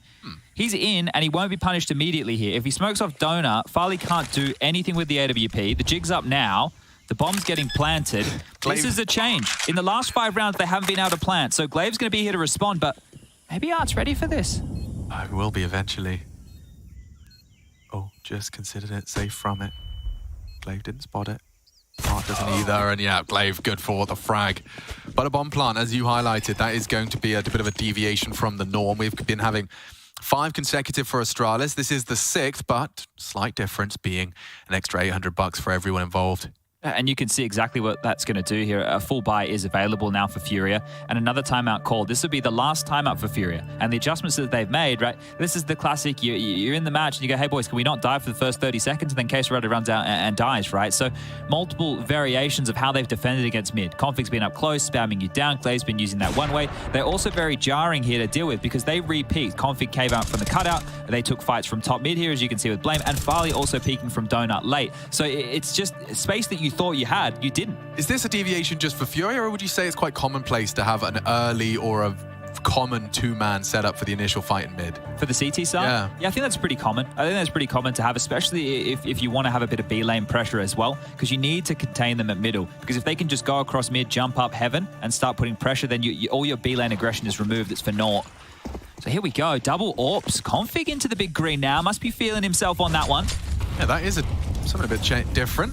They surely can't continue this pressure mid. Yuri's taking chip damage again over towards B, and they're stalled out early. Blame, utility exchange. Him and Yuri have been having quite the head-to-head here. Blame's no stranger to the wallbang lineup. There is a gap. Big gap. If Blame got pushy. So he's trying to bait them in, just shoots a couple of shots and then checks the line. Very key position that Blame is holding here. If they can deal with him, they can start to apply a lot more pressure to Zip. Top ramp smoke dumped already, so this is very early, 1:10 on the clock, and Furia, by taking the pace out, they're giving themselves an opportunity to work into this round now. You can isolate Blame here. Or he can take a head. Nicely handled. They will have to hard clear him. And they will get caught. Config's put the AWP in the feed, but both of the B players now down. It falls to Glaive, trying to be that safety net. In this 3-on-3, timing is everything on this next engage. Nice find, takes down Art on the swing. Replaces the util to cage them in cave. 35 and counting, just drop and safe, the 2 new names. They don't have confirmation. You can see config still leans towards A. So it is a 2v2. Make it a 1v2 as drop caught. Farley is on long side. Glaive ready for this engagement. 20 seconds. He is on a timer. This is the fight. And Farley's not going to let it slip. Astralis edging closer and closer. They can't seem to go down. 7 in a row now from Astralis. It looks like this might be a shutout here as well. This time no plant, meaning everybody's shy besides safe from a full buy. Art's bought into some Kevlar here. Remember, they don't have any more timeouts that they can call. This was great from Blame. And then Zip was there trying to bail him out for a few more, but it's all right. You have safety net in Glaive who makes sure that mess is mopped on up. And they're cleaning house now, Astralis. Frustration from Art. Yeah, it's boiling over now. Serato fully invested, and look at the damage again, just chipped away. You're running straight in, and oh my lord, he's pulled an Art maneuver out of nowhere. Another body dropped. Glaive cleared, mid-open. And look at him. He's already in red room for the rotate. With an AWP no less. Farley not going to be ready for that engagement. Art takes matters into his own hands. The frustration demonstration, but not clear in his corners. And Zipex at least makes the round interesting. Serato could be caught as well, but Zip, he'll upgrade the weapon. Bomb now down on A. They're looking for a save here. Yeah. Blame going around the world in towards T-spawn, and Zip wants to join him. Now, they haven't been able to scoop up many of these guns, right? Because it all went down towards mid. This is the thing. There's still lots of cash for the likes of Config, Glaive still with 10K. It looks like they're going to hold on. I felt that maybe give it a bit of a crack here, give it a bit of a look in, but not to be the case. And if you're Furia, you want to grab these weapons that were just thrust to the ground. You know there's an AWP. You know that there's a couple more guns that you can scoop on up towards the Red House room, and they're combing through now to do exactly that. AWP scavenged. What else can you find? It's an AK there for safe, and it looks like it will be Yuri, the only one to walk away with, I was going to say nothing. An M4 picked up in the final throws, and they do get around, and it was through mid-aggression. Art with the opener onto Config, and it's actually Cerato's kill through the smoke that was the one that really left a bomb site extremely susceptible. Because if Glaive stays alive, maybe he can rotate back and cause a bit of chaos. So big stuff here out of Furia to get themselves on the board. They break the spree of 7. He was just pre-firing as he rounded the corner. Really well played. And that's just a slight glimmer of hope now for Furia. Yeah, do that again. Can you replicate that success? That is the question. You know, that's not a fight you're going to win every time. I say that with bated breath. The AWPs are there, the smokes are too. Config's coming through. Oh, just dips into the smoke. Config's not going to be ready for this, and he hits the no-scope. Trying to wrap the smoke. Farley's handling business on A as well. Safe, would punish a repeat. Farley wise to his game. Smokes are up, Molly exchanged. And you have to reset, but look at how quick these rounds are ending. Blame's already pushed through your elbow and has gone down to Yuri. But what was a 5v2 whittled away to 4, but so much time. I can't believe that Config risks pushing through that smoke with an AWP, gets to take a shot, gets away, and then hits the no-scope. Yeah. I mean, I don't know if he must have cottoned on to Art pushing the smoke when he did take that little bit of a swing. Looked from the X-ray that he was obscured by the smoke. Safe. Spots out Zip. Oof. Warning shot fired here. And he's pushing up with the bomb right now. There's 2 to deal with. Yuri's trying to take space now towards middle. He might catch Config. Its timing is everything. Oh, Config's not going to let that slip. 28 now for the star fragger. And secondary AWPer in the off angle is Zip. Makes it 15. Well, back to square one. Yep. And this is great for Furia to pick up the previous, but then to fall flat immediately back by almost rinsing and repeating the exact same strategy just with rifles. Glaive, an absolute nuisance, and I thought that it was Config who got that kill. I don't know how he picked it up, but it was Glaive to get it, so pardon me, as Farley shuts them down as they do try and find that space. Accounting for it this time were the Danes, and just one away from picking up map number 1 here within the quarterfinal. Mirage next, and Nuke the third if we do need it. So concerned about middle this time, Furia, and Config, what are you cooking? He likes to live in this smoke. Serato making it very clear, very apparent. He's not assumed that there's anyone occupying it. Config is being so naughty here. Oh, well, he decided he'd like to let them know. Baits them in, confirms his presence, and Farley has shut down drop. There has been an AWP exchange, and now Zip has been called upon. Should be able to be good for the first, and not the second through the smoke. Safe slaps him. That was the bomb. That will force a rotate. No, I say rotate. It's Glaive who's already got there. And you know, Blame is traditionally a B holder as well, right? So this is now whirring into the minds of Furia here. They've got Serato and Yuri still alive alongside of the AWP of Safe, and they're just hitting the brakes right now, hoping that there is a bit more aggression coming on through. Blame, during all of this, has bided his time and been actually able to pivot on back. He's playing passively on the B site. Glaive now tasked with A. And the question is, how far forward does Glaive go? Does he want to search out for info and just allow Blame to sit and wait? He's moving over towards Donut now, so you can see him piecing this one together, grabbing more and more information to feed towards Blame to let them know if the attack is likely coming. Neither team with a lot of utility. One flash for Blame, one smoke for Quesarado right now as Quesarado and Yuri are worming through cave. It's all on Blame. He can win this. Certainly can, and this is the angle that they've been caught out with before. Oh, gets the first and is shut down. That should leave room for a bomb plant. Glaive should really give this one a go. It's pretty winnable as far as a 1v2 situation. Has them both defined, has made steps. Looks like he's been heard. They're considering both of his entries. Points, don't seem too concerned about CT. Here comes Glaive. Quesarado, the healthier of the bunch. Safe likely to take first contact, and he will have to give it a tickle. Oh, full defuse. No one's committing. No one's committing. Oh, falls off it. Just in time to make it a 1v1. Tries his luck again. Just Glaive has... Oh, he's given it up. Was so concerned. Quesarado, the double cave play. Extends play. Nice shooting. Glaive goes down with the bomb. Takes everyone with him. He's got plenty of cash in the coffers, so that is a little punishing. But it was the last round. He gave it all it had. It's actually pretty important because they deny Save having that AWP, and he had a banger of a shot through the smoke there on entry up through that B ramp. So important to deny the AWP going forward here for Furia. But on the other side of things, they haven't opted to get one into the hands of Farley. So this mid-exchange, it got awkward, but picking back out was Config, giving up his life over to Quesarado. You can see safe there onto Farley, another one coming on through, and Quesarado starting to warm into things now. 17 kills for him as we're back underway. It is this 1-4 spread from the T's with Quesarado tasked with holding mid. The other four trying to get this B lane control, and I think Art wants to go through this. Extinguish implies. Zipex is staring at it. Forced into cave. Lots of room for Art to stretch his legs. He's got all his util on his back, but he's just going to count on drop. Oh! Gets them both. Huge impact from drop. Likely to go down. Art's already met Glaive's M4. Could spiral. Is Farley's put safe down. I have to be a save call here for Astralis. They're going to go for it. Two of them, 20 HP. Drop can get more here.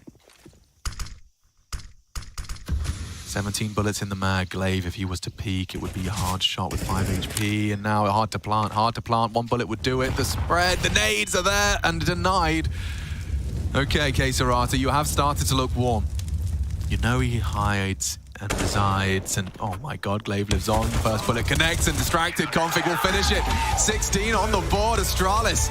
They take Ancient, not only in the veto, but shutting it down here in the quarterfinals. Convincing stuff. The game will be broken down over at the analyst desk, but first we do have the opportunity to hear from the victors. Astralis with a little bit of a halftime interview. Yeah, Alex, we have an opportunity to talk to Glaive. Glaive, this time, I promise you, it's going to be just like one question. It's about the video because Nuke was actually open. So I wonder, like, if you notice like something in their demo against Sprout that actually made you pick Ancient today. I'm not sure if something in their demo. I just think that we just wanted to play Ancient today. We thought that we fixed some mistakes in practice, and yeah, I'm happy that it worked for us. It worked out for you. I promise you one question, so just good luck on Mirage. Thank you very much.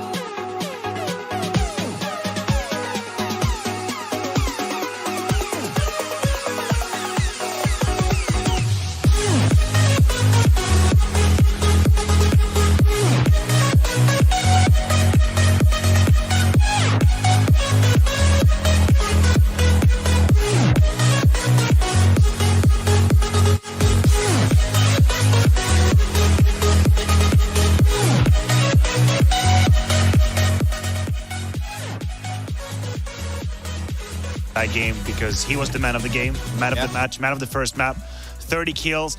And it was fascinating to see how he almost single-handedly destroyed Furia's game. You know, I'm just reading through the news here. It says like, don't do that. That's scary. It's just Config, best ENTROPIQ in the world. That's old news. He might be the best Danish player right now. Right? Go ahead, keep on going the list. Yeah, because we have two different headlines here. You don't have the same news over there? No, I'm seeing something about Art showing up, but it's just not enough here. There was a little bit of a not lax, but they fell apart towards the end at the finish line.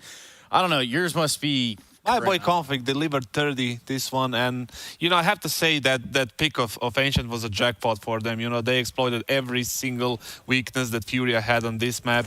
In the first half, Furia just allowed them to do whatever they want, literally walk up to anywhere without getting any casualties. They got 7 rounds in total in the first half, and coming into the second half, obviously. You know, they were so versatile on CT side, Astralis, I mean. Look at that. And it's just coughing opening almost every single round. And that was the thing. Up the op after, but just... That was what's so crazy. Config was acting as an anti-fragger on the CT side, which I really loved. Every single time he was cutting off any player, would it be Art, would it be Kisavato trying to go through smokes, bam! He was putting First time I hear anti-fragger. How would you want me to put it? A counter entry? Re-entry? Re-entry. Counter-entry, there is global something offensive. there. Holy smokes, you guys have got it. Source 2, counter-entry, global offensive. No, but quite frankly, it is configured. It is in the right place at the right time, seemingly with the right tools most of the time. We're talking, look at the multi-kill rounds. Oh, that was sick. That was absolutely sick. Look, anytime Furia tried to pick up the pace and play that middle area a little bit faster than Config was here, he was multi-fragging. If the utility wasn't perfect, if the trade wasn't perfect, he was getting away with it. He was pushing towards cave. He was an absolute nuisance, and we could see Art, the only way they actually won a T round was by straight up rushing through Donut, picking up that AWP and making the play. But there's no, you cannot reproduce that. You cannot reproduce it, right? That's not the plan. Yeah. Definitely. I mean, the T side was very flat, and I think just not because they were so bad. I think Astralis played it really good. They went for a mid aggression, for banana aggression. You know, they were rotating pretty fast. I think Chad even mentioned that inside the game, and they were like on point on every single round. They picked up all the information they needed and reacted on that information and just won the round overall. Let's react to round 25, Maniac. What do you think?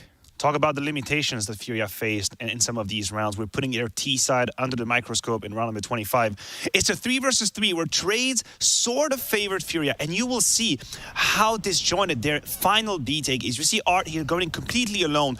Drop is not in a position to trade. That's an easy kill for Glaive. The defense is very well organized towards that CT spawn. Now, the problem is Furia have used their smoke, as you can see on the left-hand side. They've used the Molotov onto Farlig, but they misread the situation. Easy kill here onto Drop. These are mistakes that reek of lack of knowledge and mastery of the map.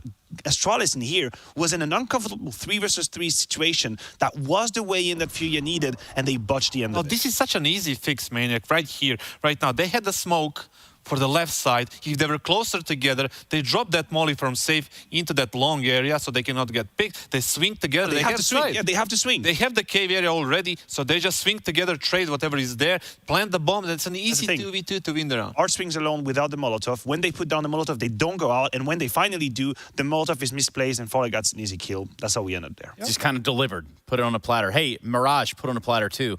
And for Furia, you think the bounce back is there, Kasad? Last time they played it was in Kato, and it was like 16-11. I think it was a pretty easy game for Furia, and I remember the lucky Glaive, and I think Zip had a really bad individual performance. And you know, it's a different type of a game right now. They're up 1-0. They have a Whopper who can make an impact right now, and they're feeling better. If Config continues to do these things like he did on Ancient, I think they have no problem qualifying for the semis. That is usually the headline. If Config continues to do what he does, then the game should be a W. But it hasn't always been the case. We've been talking about the inconsistency of Config in the beginning of 2022. He's been delivering at this event. We don't know if that's going to be the case next map. We talk about safety. AWP kind of missing on Ancient, on Mirage. He had a good game in Katowice. It has to step up right now. He's going to start on T side now, you know, and we know that Furia's T side is not the slowest one. Yeah. They're just gonna be charging you. Seems to be a high-octane game, high-paced game ahead of us. That's Mirage coming up on the cards. Furia via Astralis, one of these teams moving on into the semis, but not after the conclusion of at least this second map, maybe the third as well. Astralis currently in the driver's seat.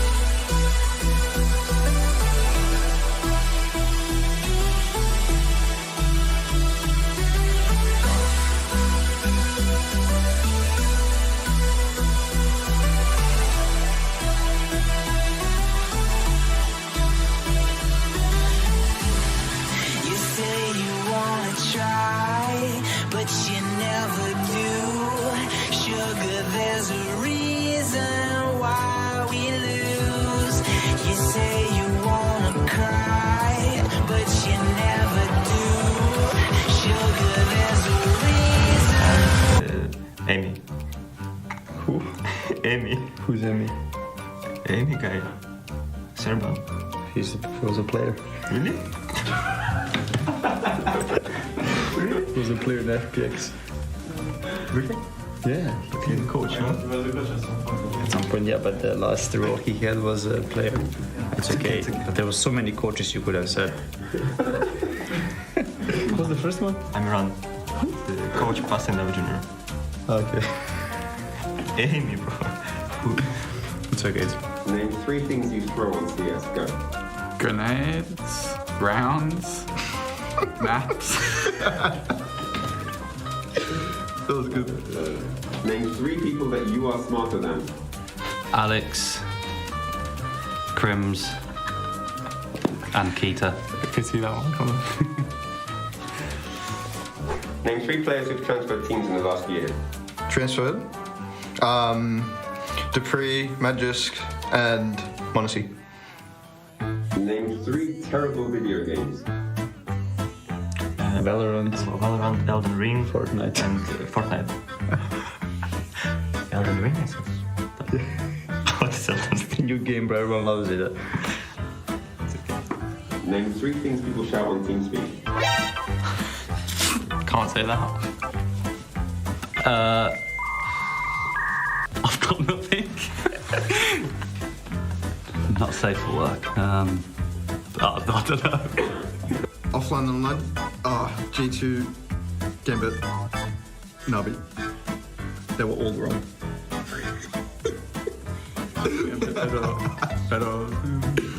Name 3 teams who are better online than offline. Gambit, Heroic, LFO. Nice. Very nice. Alex, name 3 websites you visit often. HLTV, Twitter, Facebook.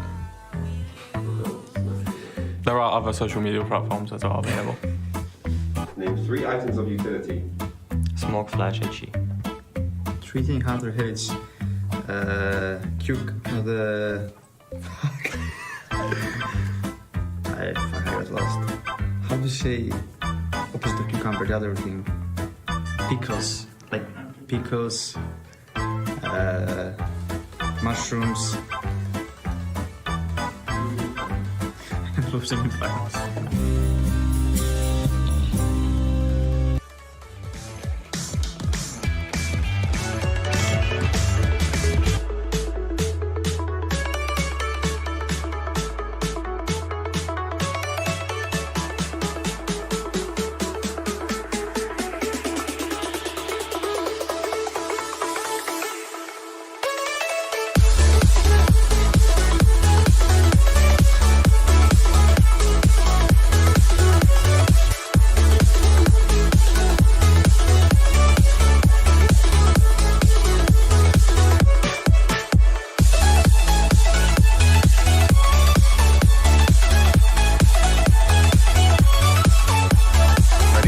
Astralis and Furia continuing to lock horns.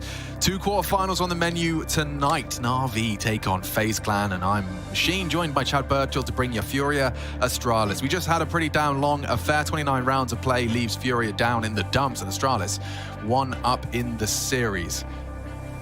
We're heading into new turf though, Chad, and what's your take on just how competitive Map 2 can offer? I think this one here for Furia, they shouldn't be too worried about going down on their map choice. Coming into this, they did beat the Astralis with Lucky on this earlier in the year, but now Farley's in play and Config is hot, so that is their biggest problem. They need to stop Config in his tracks right now. A window molly achieves the same. One expert leans Astralis way. Up mid, Farley to be... Oh, hello. Still gets the frag. Big achievement from Farley. Those spotted, and there's another that slipped around. Look at that. That's an interesting one. They've got Config in the underpass and even flanking Queserato. I'm not sure if they know this is completely clear. Queserato right now with his crosshair position seems that he might be ready for a flank or two, but if Config keeps going around the world, Zip might leave the B-bomb site. Gonna get weird, and Zip... Oh, okay. Well, now Queserato's... It's just one man. It's luring Config back. The bomb's coming back. This is a very kooky round. Oh, Art needs to be alive. His number much more valuable in this 4v4. Config's going to get flanked here while taking the fight on site, but Safe's loud. Very loud. Config's about to get spotted. Oh, he hears it. Oh, back turn. Oh, okay, gets Yuri. Could end the round right here, Config. So many different targets. Rider's still on the site. Processing it, and still Zipex on the site. Queserato needs to fight, needs to finish. Onto Zip. Config again gets one. A nice shot out of Art. That low HP doesn't stop him with the P250. Glaive pulls up from short. What a pistol round this has been. Still a chance for Glaive here. Art is low. Yeah, and they've cut noise. Just trying to work out where he can be coming from. He doesn't need to engage until... Oh, there's info. Queserato secures the information. It's Art that has to try and be Overwatch. And with such low HP on the Csgo. One click from Glaive could be enough. Art, good for it. What a round out of Art. 4 frags on that P250. And he went in util, heavy. No armor behind that. Very impressive from the in-game leader. Yeah, and this is one of the things I was talking about, keeping a lid on Config. Well, he still gets to have 2 within that round, but Art as well. It's not like he was any slouch over there on Ancient. He was finding impact. He was quite aggressive here, and a massive round from him. You could see all those engagements, right? He gets the trade onto Farley after drop goes down. Those 2 are absolutely beautiful, and the final onto Glaive right there to close this one and get the pistol underway for Furia. The force buy back in, and this one, Astralis wants to be competitive. They're up, they're over, they're pushing. Are we still in Ancient? CT's battling for middle with almost 3 players. And Config, wow, quick snap out of Yuri. That was threatening with the dig, but he does deal with it. Oh, this is a real problem now for Astralis. They have opted to force buy into this. They might want to opt for a gamble stack, right? And if it is the other bomb site, they gamble incorrectly. The roulette spins out. They are in the wrong place. They can just save because you don't want to go down here. You don't want to give up all these goodies. Still quite spread our Furia. Plenty of time on the clock. A minute 15 rings out. Drop. Yuri, Safe, Queserato, and Ard are now just kind of chilling out in limbo. Right? There's no indication of where they want to finish. Plenty of smokes, couple of flashes, rifles galore. Queserato's going to throw a smoke in unison with Art. So right side of the A site, Blame F's not going to be able to contribute too much, but look at that smoke from Glaive. Completely denies it. They're working on mid right now, so they are grabbing this room. As they're going to pincer on up through connector, there's still a chance for a B split here. Looks like with Safe coming down mid, it will be the A finish. Time can get the best of Furia, but they've still got 30 seconds.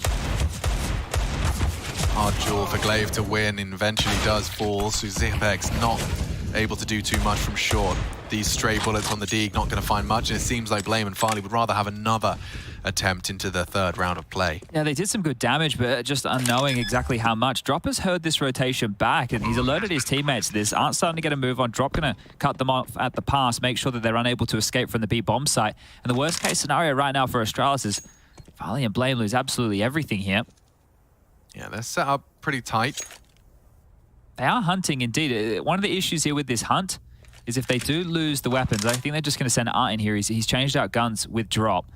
Is if they give over a rifle or 2, that would be a very, very bad move from the Brazilian side. But bomb now. 5 or so seconds till this one detonates, and then the sound cue to push. Oh, confirmed he's on the bench.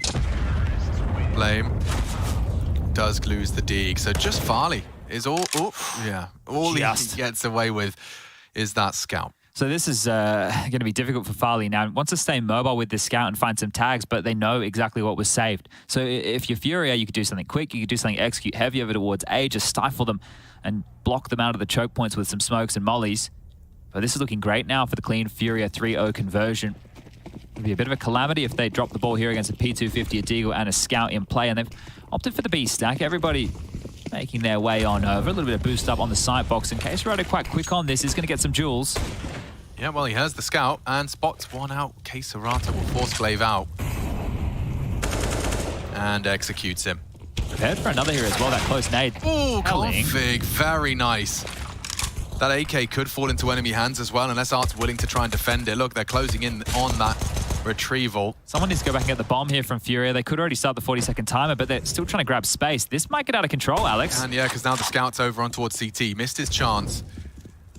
And there's the AK in Config's hands, so watch out for him. Oh, very noisy on this. Thinks better of committing. There's 3 now on the other side of that smoke. Bomb's still coming just now as well. CT Smoke will be starting to fade any moment here. The nade not going to do too much damage whatsoever, and Config's in position. Config's actually got the AKO. Okay. Well, that's it. Crisis averted. No dramas now. They should be able to close this one down. Safe and are low, but... Safe would love to live. Captain We all. Obvious, yeah. Living his best life. Gets it across the line. 1 HP for Yuri now as well. They really do have to get away from the bomb explosion. Zip should try and save this, right? Even with the next round of play, 2,900 as the loss bonus. Blame's going to be pretty light on. He opted to buy a Deagle just there. Is it Indrop's interest to force the issue at all? Oh, maybe definitely not now, because Farley's taken Yuri's weapon out of the round. See how far this one blows away. Art's gone down as well here. Oh, another does go down, and they will at least completely exhaust Astralis' save. That AK does not get maintained. Yeah, cleaning house right there. So good stuff from Furia. They lost a lot of bodies in that, but they also make sure Astralis don't carry anything through. Now, Farley has been saving for the AWP, and he's going to pull it out on the first gun round of play here. 6.5k to splash his cash, and you have Kevlar, nades, everything he needs to operate into the first gun round. Diffuse kit for Config as well. So it is a full buy for both squads. Safe into his big green as well. Oh, just got flashed off the strafe. Config will have to commit to this line now, and it's a duel that, well, the flash Wrong way. indicates He's they're looking the coming. wrong way. Yeah, just as easy as it came, he's gone. Yeah, that was way too easy for drop there. And this is the thing, they went for a two-pronged kind of mid-defense. There was no window smoke. Gunny, and we've lost an Astralis defender immediately. None other than that, it's the prize winner in Config. Yeah, I think now for Furia, there should be some pretty simple Counter-Strike. Regroup, use your number advantage, use your util advantage, go for a bit of a set pieces. Astralis split up into a 2-2. Lave is starting to search close towards A-ramp and bringing Farley alongside for the journey. That's the fight. That is the fight. K Serato goes super wide. They're pushing B at the same time here. So 2 points of aggression for Astralis taken. Zip is calling this clear. Blame can stay perched or rotate back. Furia, the hesitation is going to cost them. It is, and now more bloodshed on the ramp. Farley pulls the trigger onto Art.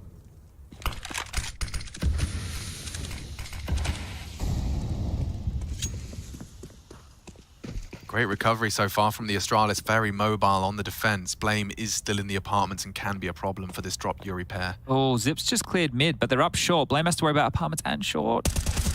First comes easy. Drop confirms he's still there. Should distract, but it doesn't matter if you just get both. And now a missed shot as well. Blame will win the round on his own, on the B apps. There's no saving here. Look where Glaive is. Yeah, that's just not happening. Loud about it. Safe. Puts his head through. Glaive happy to collect. And maybe even 2 orbs. Yeah, thinking about it. Okay, that's curious that they've gone for double orbs this early as well right there. So picked up the secondary. Now, I think that'll go into the hands of Config here. He is going to get that one picked on up. Now, this started so well. Look at this free kill. That was it. That's how the round started. And you're thinking at that point, if they just regroup, but Glaive gets one back, the Shadow advantage, Farley gets one back. They're just getting picked apart here with no trade available. And that's one of the things for Furia. They're trading throughout the group stage. It wasn't fantastic. Normally, Art gets them some space. He either dies or gets the opener, right? And they're able to work their way into this. But it's going to be BX, it's just Zip. It is just Zip. Oh. Zipex is going to be tested, but he's what, a veteran at this position. Tidy for the first. In now. Problems for Astralis. Double or retake. Yeah, this is the opposite of what you want. Nice smoke gap on it. Do you really want to go for this? They should call it off. This is going to give away a lot, and they're just going to find themselves with no cash going forward here. Even though the loss bonus next round is at the 2,400 mark, you don't have enough residual right now. Blame is the only one. Util is threatening. Safe still handles Glaive. Finds safety, and yeah, they will have to call this off. It's just too many resources.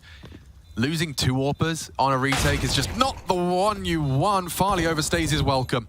Yeah, they've given up so much here. Blame can drop one in the next, and Zip can buy. Config should be able to likely get out of Silent Stem 4 here as long as they stay alive, but starting to hunt 3 over in towards the marker position.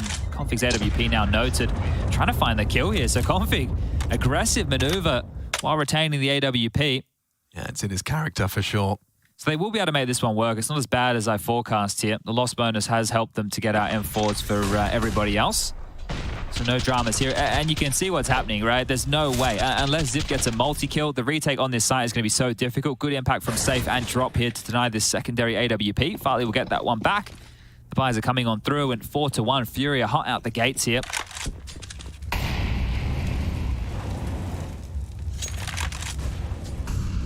This is what I talk about, the dynamic setup. Now config short, nobody B, Zip and Glaive on A. It's always something different out of Astralis. It makes them very difficult to read, but if they are reading all the play incorrectly, they'll be chasing their tail. Oh, Farley gonna get punished for that one. Good to keep it equivalent. So it's a 4-on-4. They are coming knocking on this A door, and now with the smoke, Save wants to maintain the threat. Oh, I don't think he dribbled that exactly where he wanted it, did he? Wanted to kind of be the divider so you can sow seeds of doubt, and it looks like it's at least achieved that much. Glaive and Blame concerned about the absence of info in middle. Arts has a line here, and we've already seen the aggression work for Astralis, so aware that this could be possible. Arts just hoping that somebody leers into his line of sight.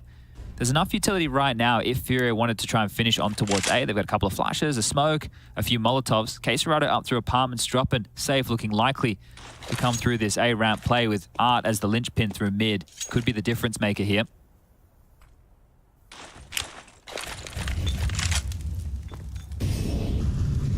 Perfect utility. Blame smoked off. They have to start getting a wriggle on. Default needs to be cleared. Glaive to distract. Oh, completely booked on the fade. Oh, and Blame will get 2. This round has fallen apart for Furia as easy as that. The setup, perfect. It's like, when you look at the way Astralis is positioned there, it must be frustrating when if you didn't have the X-ray, you feel like the site is wide open at times.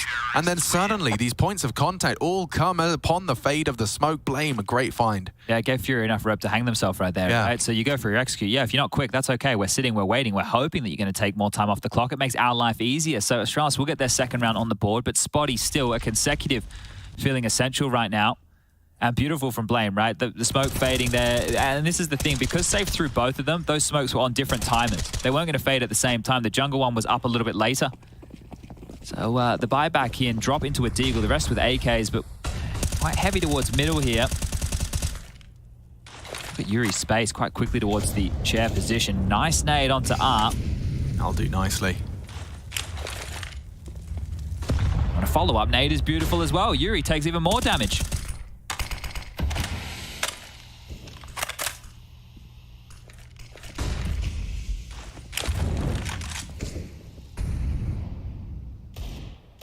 Lots of players just around the corner of config short position. Booster starting to be deployed, and they can just worm their way out into the angles. They're going to be so vulnerable to this if they're not ready. Yuri, crouch important. Over on the bricks now. And that's big from config. Gets away with it. 4 versus 3 as the dust will settle. 50 seconds and Safe. Oh, Safe catches Blame. Not ready for config. Bringing the fight, bringing that unbridled aggression. And look at the bomb's position. Maybe Drop can sell this just by existing. Has a pivot point here. Knows one's window. The bomb's being scooped up and finishing B right now. Smoke actually helps Drop to try and clear. Doesn't find the info he was looking for, but B's going to be wide open here. Drop has to rotate. There was good comms there because Zip was worried about that vent play the entire time. Now he's given it up, and Config's jumped out window. If Drop just holds on to this rotation, they'll have to go past his line of sight. Well, Quesarado should get the plant for free. This is still winnable for Furia now. This is huge. Power position, Drop. What are you doing? He's making so much noise. Oh, he brings the fight to Config. Okay, well, that'll work well. Bombs on B. Screaming it. Farley on the retake. Kid available. Good bit of util as well, so just the after-plant decision-making here for Quesarado could come back to haunt him if the incendiary lands towards bench. Ah, it's on Drop. He has to go deep into the site, play the angles. Nice move from him. Keeps Quesarado the unknown entity. Still crawling is Farley. Farley now aggressing. That's the spray. One undone, and it's dropped to finish. Takes the contact. Good trade.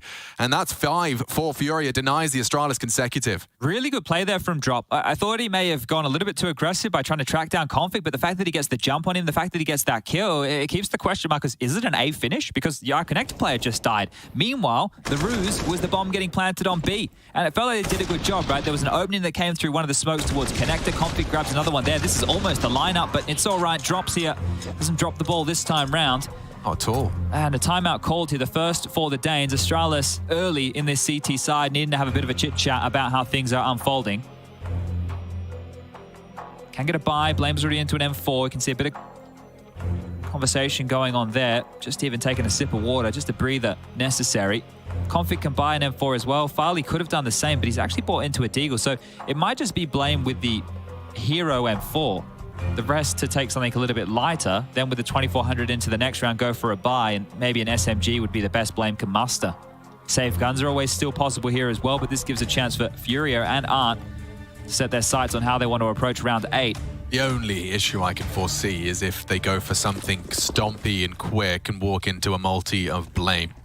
If they do just continue to... Oh my god, they are running in towards the A ramp. Blame gone mid, so Art will get the info. Looking the wrong way. Art loses his life, does some damage. Blame only with 19 for the rest of this round. He's already tucking back into jungle. Config can go and get that AK at any... They've missed them. Oh, they are so far out. Yeah, he's been caught out by that one. Space to be taken. Just a P250, his back turn. Drop will shut it down. And just as Farley looks away, he has been met by lead. Keserato late through Palace. That's a classic contact play, isn't it? Isn't they got so much contact right there, or nice lack save. thereof. It's a great save if Config leads with the AK as well. Yeah, I think that, look, the fact that Farley's up in towards the Palace position and then just looks away, right? If he gets that kill, then they're in more of a coffin of the A site. But him going on down, it alleviates a lot of pressure, and tucking tail, Blame will get away. Nice opener from him, but that's all they have to boast in this round of Furia. They skyrocket up to 6, looking like a great T-haul already for the Brazilians. And this is what you want to see, right? Ancient was the map choice of Astralis. They played it very well. They had a very good T-half. It was well done. But this is now the choice of Furia, and they picked this for a reason. They're showing that they're here to play. I think it's hard to call a favorite in this game. I'd say from the group games, maybe you would go with Furia, but Astralis, they've been looking good, right? This is their debut with Farley within the team. They've played all 7 maps here at Pro League throughout the group stage, so you know that they've got it in their back pocket to play anything. Now they need to make one of these dynamic calls I'm talking about stick, because they've had differences in plays. One of them that they pulled off earlier was that round where Zip was in the site, so it worked for them, but they need some consistency. I spoke about consecutive rounds, while the 2 haven't come consecutive at all. And mid, rinse and repeat. Blame hyper-aggressive on the ramp.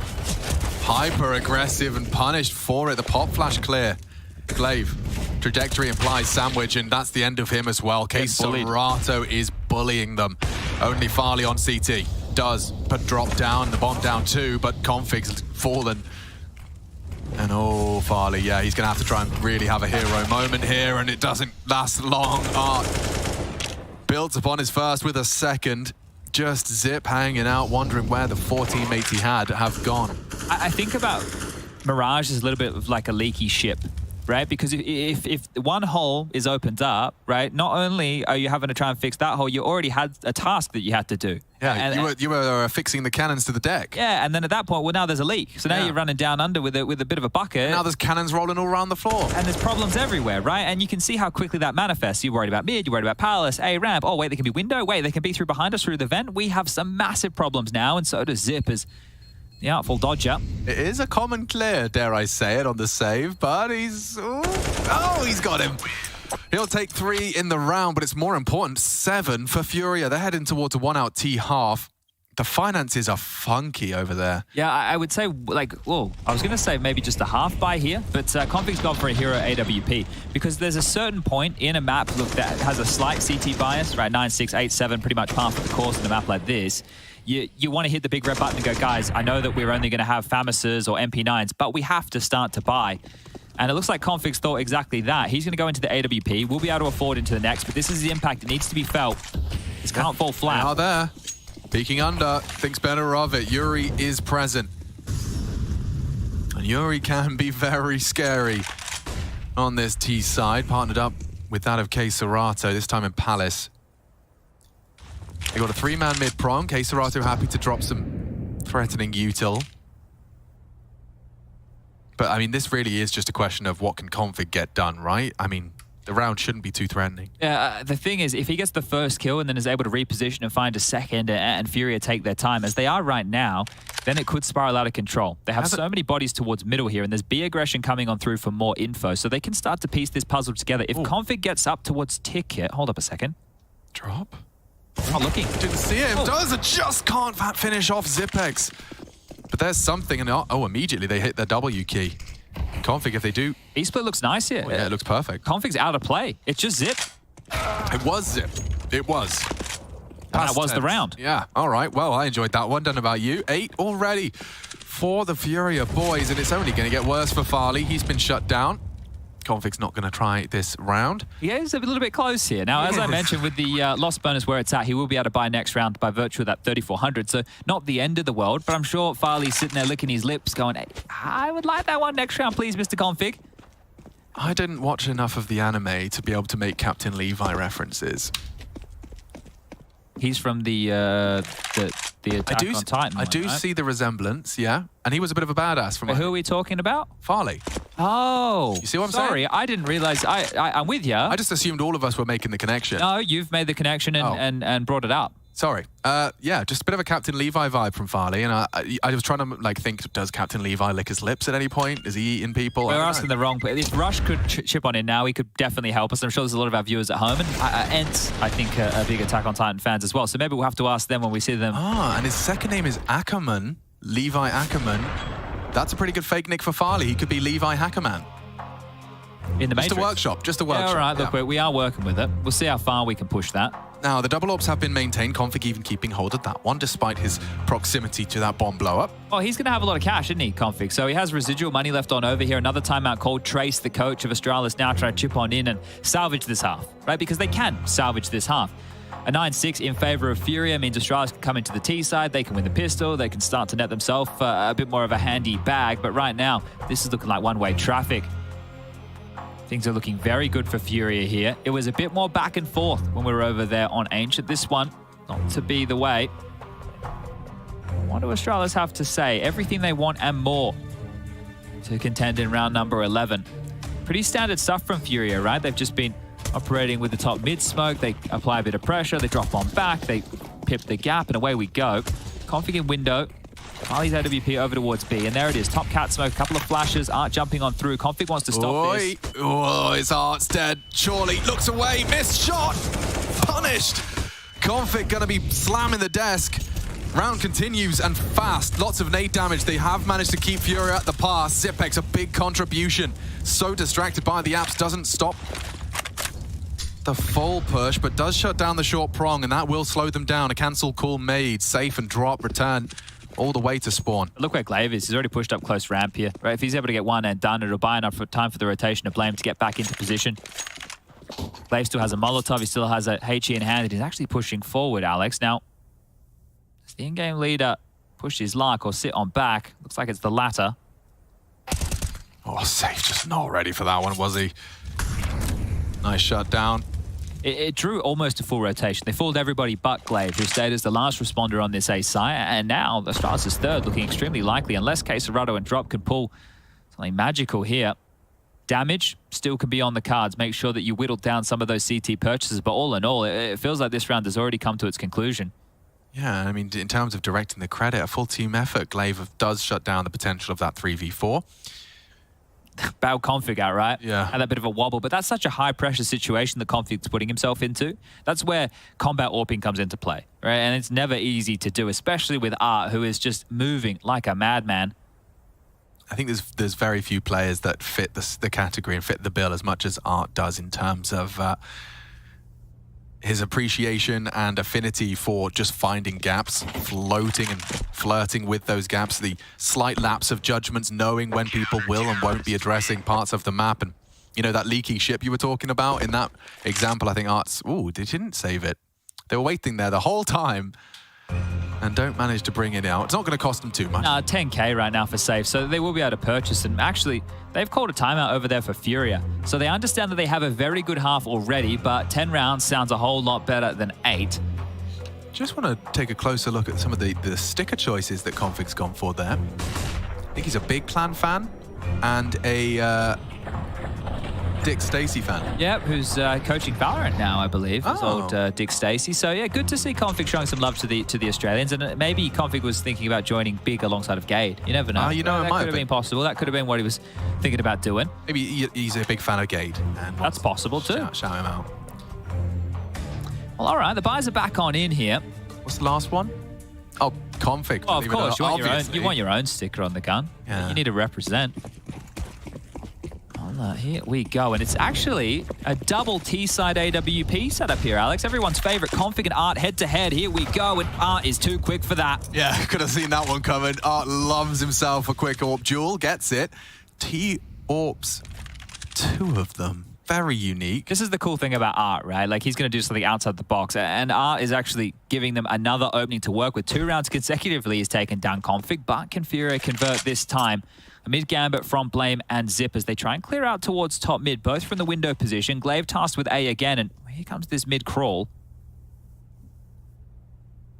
Blame F. It's a question of his bravery on this peak. Does he just wide swing, little jiggle out? Doesn't have any info on short. But if he waits long enough, they may not be looking his way. Farley's going to be overrun here, Alex. He's standing on the balcony like a bit of a tit right now. Oh, that's the info. A lot of it. Yuri dead. Safe trades. Smoked and go. Surely the rotate will be on its way. And oh, Farley's dead. That could be the round. It could, and looks like it might be. Yeah, you can see how that's going to pan on out, right? Because Farley's so aggressive in that position. He has to worry about so many different angles. Blame takes the late info, but too little too late. Gets traded on out, and the bomb will go down. Another round. Just seeing Safe in his protocols just checks the boost on the box as well. Need to be diligent. Definitely. But that's 9, Chad. I mean, after seeing Ancient, Astralis definitely looking like the stronger team into the second half especially, but... It does feel like we are destined for Nuke now in this best of 3, and it's good, right? This is a quarterfinal. You wanted to go to the distance. Teams winning their own map choices for once. Makes a lot of sense. And Glaive is hearing a lot of these footsteps here, so Drop, you will be putting yourself to the mouth of the in-game leader. A bit of flubbed spam right there, and, well, neither player connecting the dots just yet. We'll get the kill, but hey, make it 2. Underlay. That's what he wanted. He wanted the Deagle style. Yes. He didn't want the M4 jumping kill. It was all about that with the Deagle in hand, and now Glaive finds somewhere to roost. Does drop the smoke, and that should keep him safe as, well, Safe was the man tasked with dealing with that. Now, they dropped one of the AWPs. Art, I think he's had enough of the double AWP and will now go back to an AK-47. They can buy back in here, Astralis, but this half is already getting quite bleak. Now, I mentioned a 9-6. This was how quick it was. Here it is from Art. Straight forward frag right there, and that's just an Art call, right? It's fantastic when your in-game leader says, hey, guys, just do a default. I'll go kill the guy pushing Palace, and gets away with exactly that. This one we can all forget about. So we are back into the buy. Quick moves from Config. He hasn't been deterred. This time he's got his signature weapon, the M4A1S. Yuri late to the hold of mid. What are you doing? He's just walked straight out of the balcony, takes space, takes names. Config walks into Yuri. Wow, some early aggressions, and now we get to see Zip try and pass the test of B once again, and he's actively contesting. They're rotating over. Farley's coming. Maneuvering towards him. He eats the flash and still pulls the trigger. The crosshair perfectly placed as he looks to delay. Farley summoned. He should be able to shut this down. Smoked off for now. Zip has got all the angles in his bag of tricks. Safe. Oh, Bates barrel.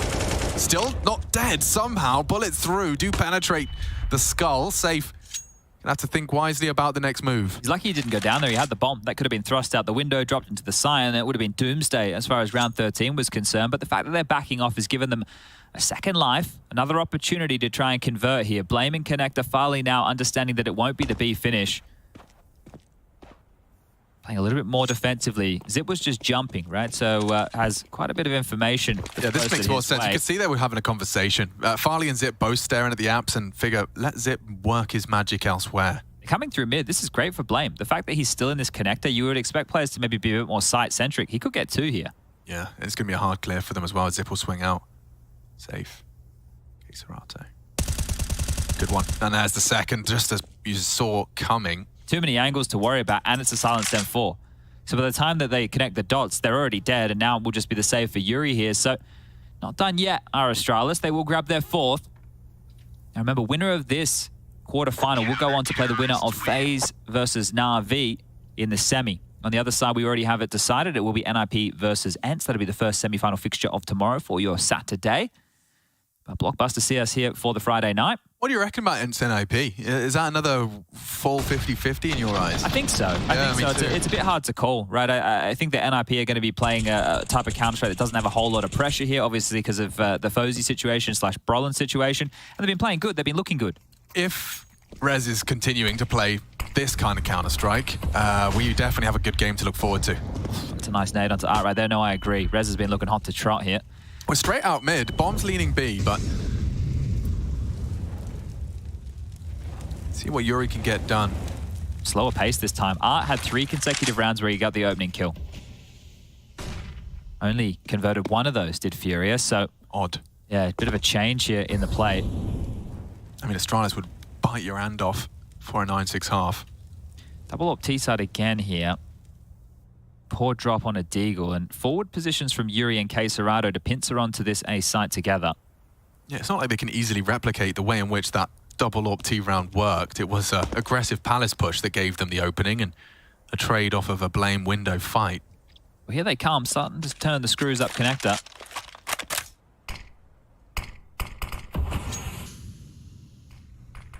Oh wow, the AWP just jumped straight into blame. Art trying his luck, and that one does leave him looking foolish. It doesn't feel like the fight, does it? Not with the big barrel sticking out first. Pinocchio's nose. Yeah, well now Art is lying on the floor. Blame, good find. Drop, doesn't able to contribute anything. This is a whitewash. There's nothing left of them, just Quesarado. And he's been hunted down. Fafin with his weapon, he'd have to hit the quick scope onto Zip, and that's just not to be. Over the scope he strikes. And the Danes definitely getting a competitive half out of this after all. Yeah, they're salvaging this. So the 9-6, as you mentioned, and we spoke about it a little bit earlier, they'll be happy to walk away with this. Now, last time when these guys played over there in Katowice, I just want to double-check the scoreline of that one because I think it was a similar first-half score that we saw, and then Fury, once they got into the CT side, were able to close with ease. So this is where you take a look and you wonder, well, is it just all for show, right? Are Fury going to pull their socks up when they get towards that second half? Yeah, it was a 16-11 scoreline on Mirage when they played back in Katowice, and it was in the first half. Oh, hold up, we're at the end of the first half here. There Look we at are. Quesarado. A lot of space taken. Conflict's been summoned and gets to his power position just as he needed to. Cuts down Quesarado. Drop, unable to trade. Art can and will. Strikes from short. Lots of space now into the B site. Zip has to keep his head on a swivel. Multiple targets, multiple problems. It's Furia that leave with an advantage, albeit low on health. Farley to retake. Glaive arriving late. Great smoke, isn't it? Nearly on the lip as well. Heavy advantage. Trying to change that is Glaive. Out the smoke. Fully blind, but unspotted. Safe is going to be very vulnerable now. Art, dead first. Trade is there. It's all onto Farley. Can he save them? Can he secure that sick? The first is there. He's got time. He's got a kit. I just sit it. Good. Holding. Yuri calls the bluff, baits the shot. One last chance, one last click is all he gets. Buys the time well, and Yuri makes it 10. Feels good for the South Americans. They want to go to nuke, and we'll find out if they can get there as we return from our break.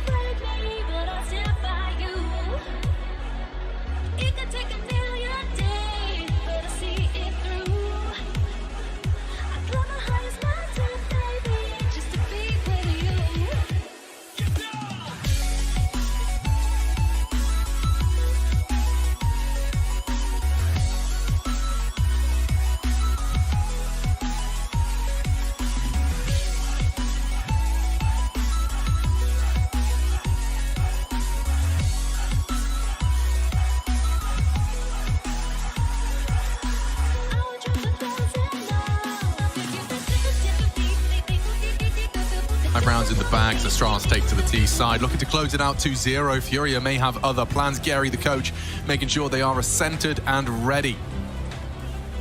6 rounds required on this CT side. A pistol would be a leg up, that's for sure. And Glaive pulling the strings for Astralis has summoned Zip and himself with a full bag of tactical grenades. Yeah, Furia have looked like the better team so far here, and not just the scoreline reflecting that. Some of the rounds that they lost, it was even with number advantages. So Astralis have been holding on. They've given themselves something to work with and working over towards A on the pistol round. Smoke's lined up. Queserato and Safe to receive the rotation of Drop, and Yuri is quick, and away we go. Gets off safely. They are committing, bouncing, trundling into the site. And there's a lot of CTs here. Safe hiding in plain sight. The kit retrievable. Drop's getting them all. How did he get those? 3 clicks from that CT position. They just flood into the site. Now Zip has to do everything. It falls apart just like that for Astralis. And Drop, we get to see some of those again, I'm sure. Queserato just finished it off, but it was Drop, unaddressed. And he shuts and undresses Astralis. Let's see this again. They were so focused on trying to deal with this position of Safe, and Drop was an early responder. He was playing CT and Case, and look at that. Jeez, the third is an absolute beaut right there from Drop. Dude, there's another universe where that ends up as a 4 or 5. Beautiful stuff from Drop. New addition, huge shoes to fill, and doing it. Yeah, the coach loved that one. The coach loved that one a lot. Getting this guy from the Academy League. He's been definitely grinding himself into the team. But you're right, the AWP for Furia will be operating with an AUG right now, and it's just Glocks here for Astralis to be quickly mopped up. Yeah, they're going to farm up some fraggies. That's what you call them. And there they are. Yuri does take a piece. Even that P250 on Art, good for it. Now, we spoke about Config cooling off, right, or putting a lid on him, and they have. He wasn't able to get away with a lot of the hijinks on the CT side there. I believe Art was entry fragging on him in a couple of rounds, right? He was able to pick him off, pip him at the post there, making him miss a couple of AWP shots as he skyrocketed up the catwalk position. Everybody to stay alive. Drop will take the head off Farley there and likely to retain that SMG. Now, Art, by only going for a P250 in that round of play, he can buy into an AWP. Can swap and change the guns around, and that's exactly what they're starting to do. Drop the AWP. It will be purchased up late, and there we go. It is getting tossed across. So a pretty good buy here. Art's going to take that MP9. Let's see if he can make it sing. Astralis' buy. The real admission is Farley into the Galil. Yuri's buy feels very intimidating. It's very susceptible to Astralis losing an opening player here. So window smoked. Yuri can't do much but throw an incendiary behind the box. And they're charging in. 2 towards Delpan already, tucked in. Yeah, it's good scaling here from Zip and Config, right? If they want to go for something quick towards Connector, if Blame and Farley are able to draw some eyes, but they're walking into the AWP here. That's not a play. And that's a very dry peak, Blame. Maybe they weren't expecting the AWP, but you knew that Art only had a P250 in the previous round, so not connecting the dots quick enough here are Astralis, and now they're sitting in the dumps. This might be a quick second map of play. Nade on the toes, only to follow through, and oh, reload. He's heard him. Burned. So both exchanging sound cues.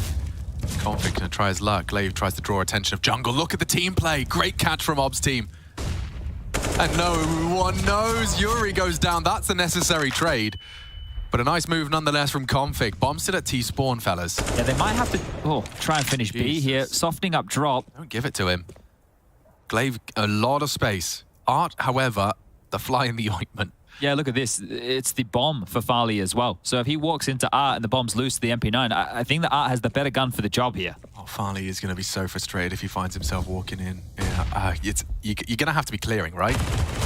Oh, well, Art will give you the fight. But that slows them down. The rotate on its way as well. Glaive's got to piece this together. Farley charging. Can they stop him out the window? The volley's good. Zip tags up Drop. Still finished off by Safe. This bomb will not go down. Not on Safe's watch. Flames fading. Can contest this. Don't choose to engage until Queserato arrives. Now with the bomb planted, it's Glaive and Farley trying to work something. Great shot onto Queserato.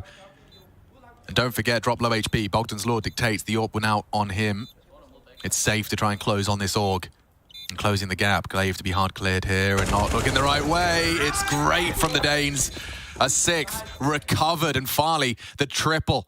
That duel, Art versus Farley, determining so much of the outcome of that one. That's crazy. You feel like Art in that position should have been making that kill every day of the week. The bomb maroon, there's no way back in, but Farley with the necessary frag right here. And this was great. They even bait out the shot from Zip there. But that kill from Config, I didn't think it was going to lead to much. But what it led to was Art being the only one on the B bomb site, right? So it actually came into play here. Config's frag in mid, able to get them something. Art up over, just chilling right now as he looks to peer on over the smoke. Nobody home. The molly not flushing anybody out from the couch cushions.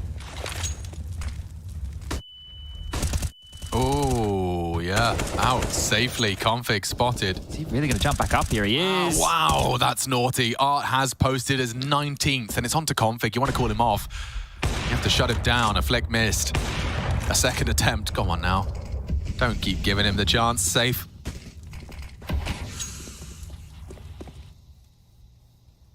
I don't have to worry about Config weaseling his way through the smoke this time round and being able to get on up and ruin Yuri's day. But back towards B yet again, and Glaive has a lot of space here. It is just Art on the B bomb site, and he's passed on the drop jiggle. He's been exploited once, Art. He might get exploited again here. I don't think they're aware. If Glaive peers on through, they'll start to know, and yeah, now they do. Drop goes down.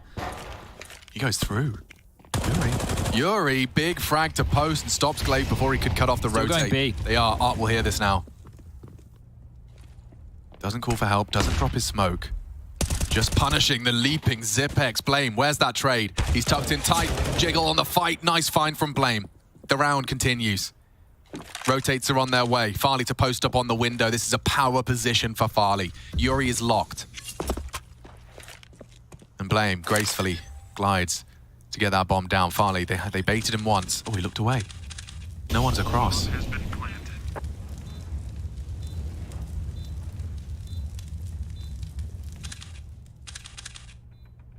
Paranoid now. The cut of the noise. Trying to strafe. Nice shot. Oh, it's it. And wow, a dink in response. They know where they're coming from now. Farley and Blame ready for trouble and handling business. Another high impact round out of Farley. That's ridiculous. That's 2 rounds in a row where Furia have a clear number advantage and they're just unable to hold on in. It's the B bomb site that's falling apart here at the seams, and that was a forced investment from Furia. It is just going to be back down to pistols now as the Astralis have a real opportunity to try and close this lead on down. A 12-7 scoreline now, most likely going to become a 12-8 as it should be a full eco here from Furia, and I was about to say it was, as leaving spawn, Art buys into the Swag 7. He's had success with that over on Ancient, and they'll need to do the same again, and they're coming quick, Alex, towards Catwalk. If he finds himself in one of these tight corners, the Mag 7 could still do some damage. Safe, position noted, but so are the T's. Connected control given, sure, a possibility, and B, a likelihood. Affections. Yeah, let's see what you got with that Mag 7 then, Art. There are bodies. Blame again, he did the same thing to him on Ancient. Well, he's surely going to get run down here. Oh my God, he's getting 2. It's the only weapon in play. That's the end of that, as now Safe punishes 1. There shouldn't be more, and there's not. Damn, Art knows how to sow some chaos. 2 USPs up against the remaining Danes. If Zip, for some reason, yeah, he's considered the app, so Geserato cages himself. Doesn't want to give them a leg up until that bomb goes down.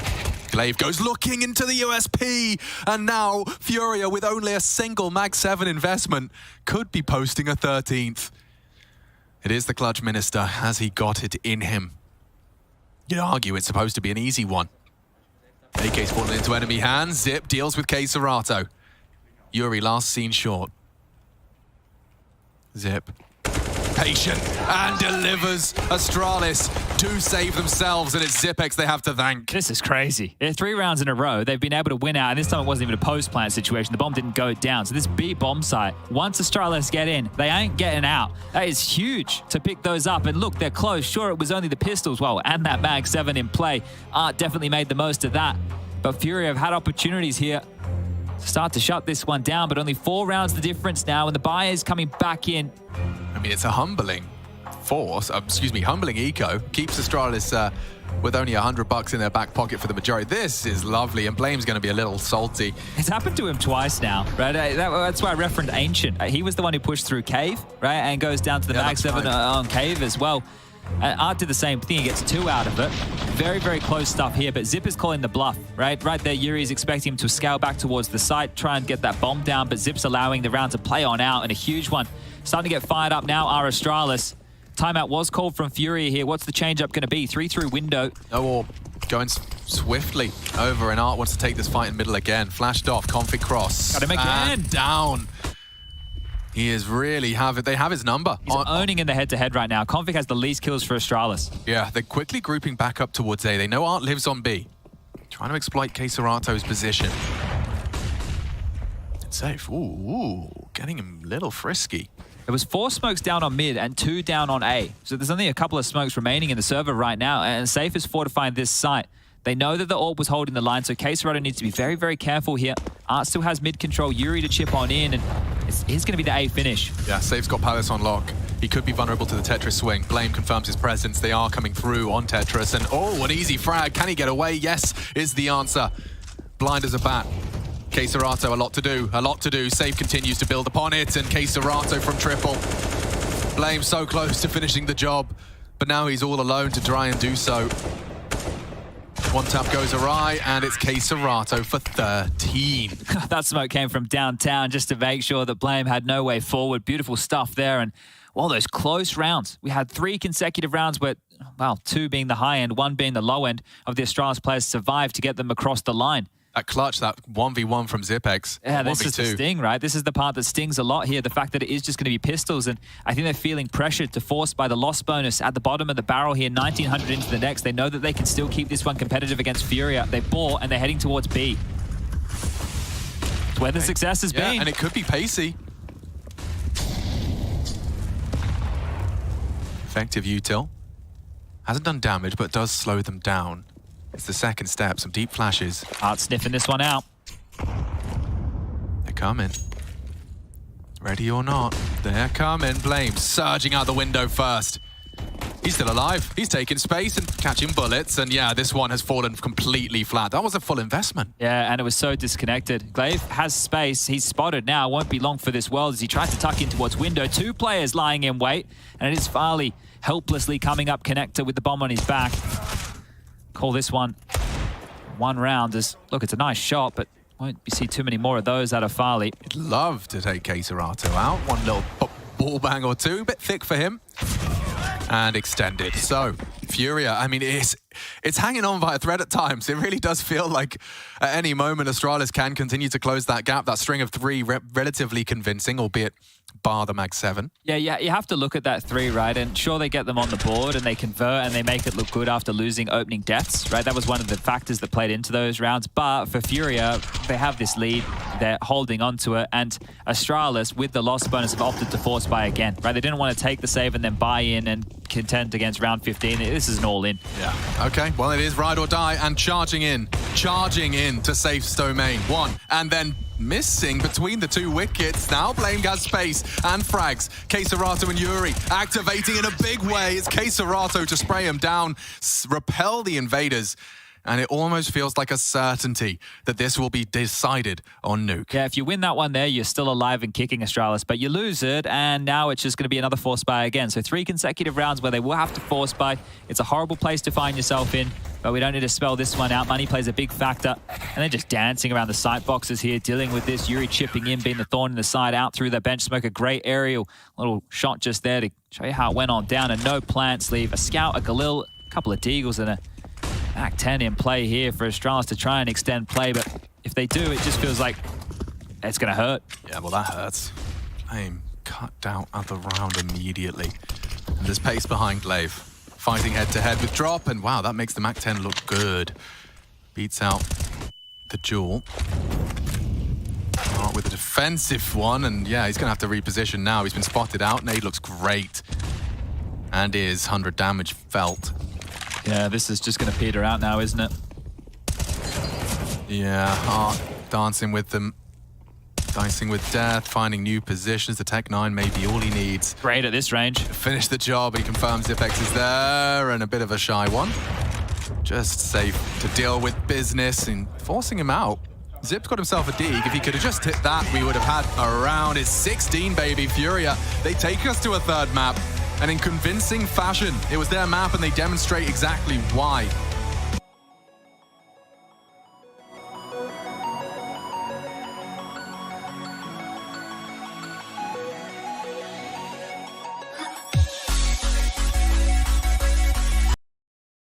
to the third map. But Art, I mean, congratulations. This was pretty impressive. I got to hear like some comms of some teams that played against Astralis during the week. And most of the time I'll hear things like, hey, we need to play more aggressive against them because we need to make them feel uncomfortable. You are known for this style. You're known for playing aggressive. And right now you showed an example like how you need to do it. Do you feel like today you played even like more aggressive than usual? I don't really know. Like, I was just playing on feeling, and it's like a very tough mind game because they know that we play aggressive, and we know that they know. So what's going to be their composure? So there is like a lot of mind games going on. So it just depends on the game. Like, if I'm feeling the round, it's good to do something aggressive to relieve the pressure or get some space, or just play passive because we know we have the advantage. It's up to decide on the game. So it's very hard to just say like it's one thing or another thing. It's just a fluid thing. And were you surprised in Veto that Astralis didn't pick Nuke instead of Ancient? No, I don't think so. I think they expected to Nuke be the third map, yeah. And also, they are pretty good on Ancient, so we kind of know that they might pick Ancient. So it was not a surprise, yeah. All right, then. Muito obrigada and good luck. Obrigado.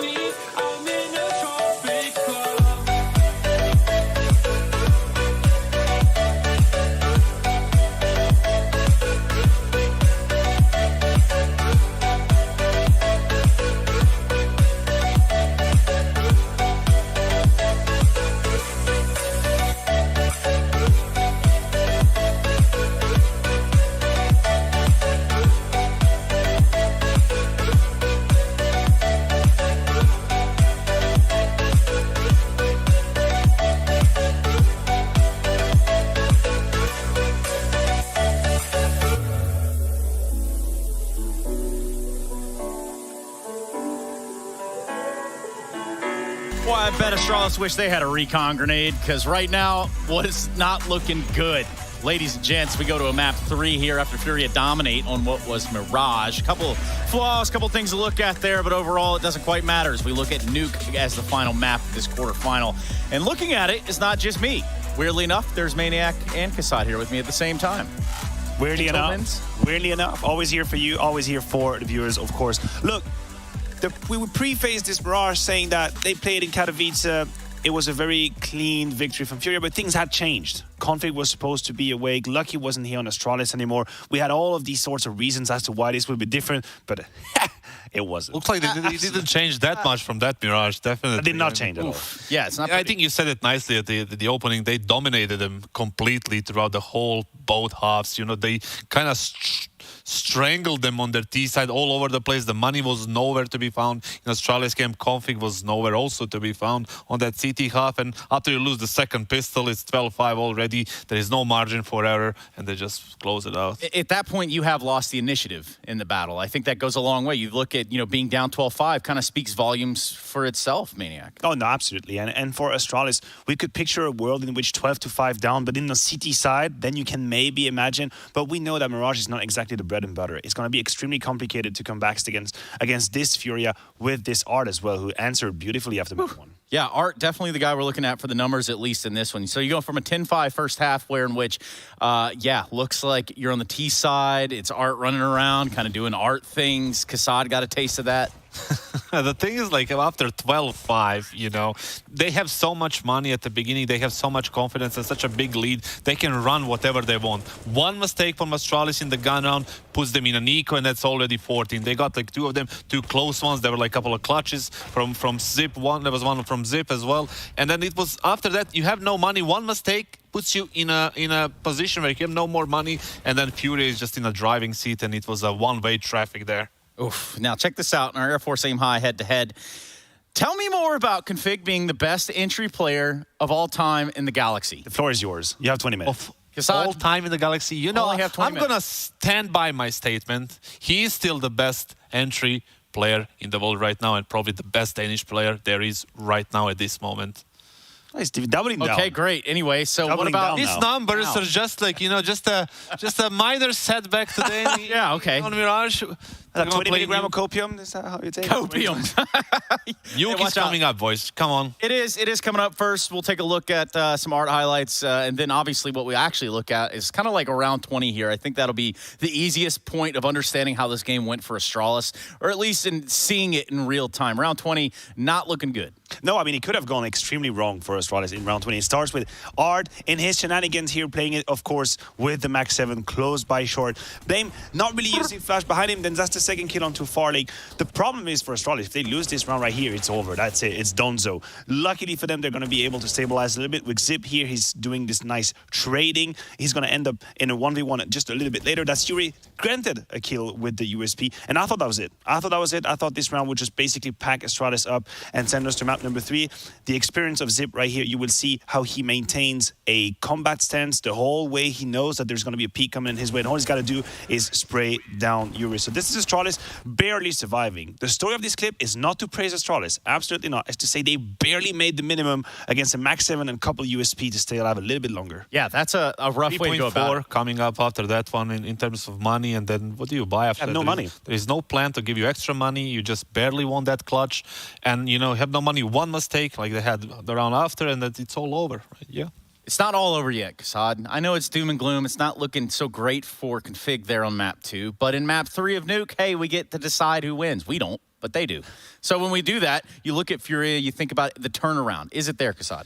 For Furia, I don't know. I'm still like going in the favor of Astralis. But the problem is like how is Astralis going to deal with Furia's T side, pressure of the lobby. They don't usually use the normal smokes. They don't go for the normal defaults, going secret, going leather base. They almost even never going leather base. They just focused, centered on lobby and pressure there, like breaking door, putting pressure on vent, in the door, and then just exploding upper and just, trying to like put some pressure like that. That's something we called a Furia default back in the day, right now. And it's still very powerful if you don't have the answer. The answer to it is throw a bunch of grenades into the door and spam the vent and just prevent Art getting anything. And then after you throw all the grenades, Config then runs in through lobby, straight through the hut. He doesn't even, he just stand and just... Okay, yeah, I guess he could do that too. Maniac, what is the cause for concern here if you're looking at either side of the coin going to the map 3? I guess if you're an Astralis fan, you hate to see how Art's been playing on Mirage. You hate to see the fact that he's hitting full speed right now, top fragging. He had Config's number figured out all the way. And we've seen Furia over the ages either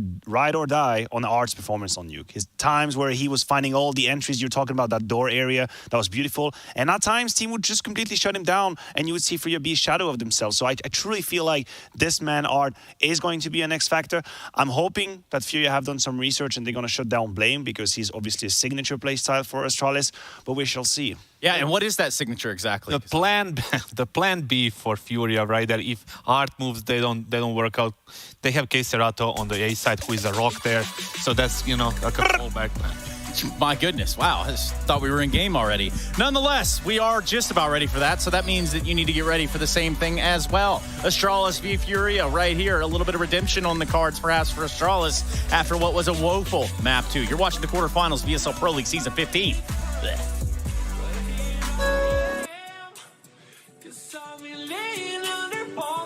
Waiting for the summer, knowing there's nowhere to go. 'Cause I am happy on this island, wanna be my fun land. I don't ever want to leave, I'm in a tropic club.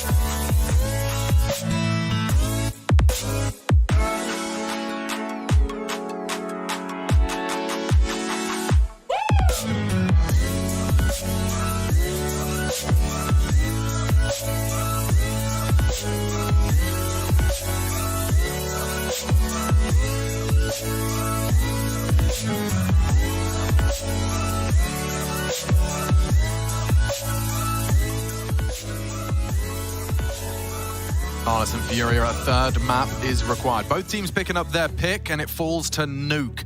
Hoping this one does become a bit of a biff. You can see the knife round important for the third map to decide side choice, especially on Nuke, and a 1v2. Safe now. Go on, lad. It's one and done. Okay, so Astralis get their CT start. Furia with somewhat of a couple of avant-garde approaches on their T side. I wonder if Csgo can talk about it after this pistol goes for a down, because I suspect this one might start quickly. Yeah, it could be very so. Nade for the door available on Art here. Molly, a couple of smokes and a flash up against... Oh, Glaive buying into a 5-7 with a smoke. The rest into Kevlar here. Squeaky's blown off, and out they come. Quick smoke main. One expert believes a slight edge to Furia, and wow, one and done. They do shut down Glaive, but it's Blame. Two in the feed immediately. Config's got one lodged in his skull. Blame might even find more here. Peppers through, gap closed, caught on the reload, and we're done.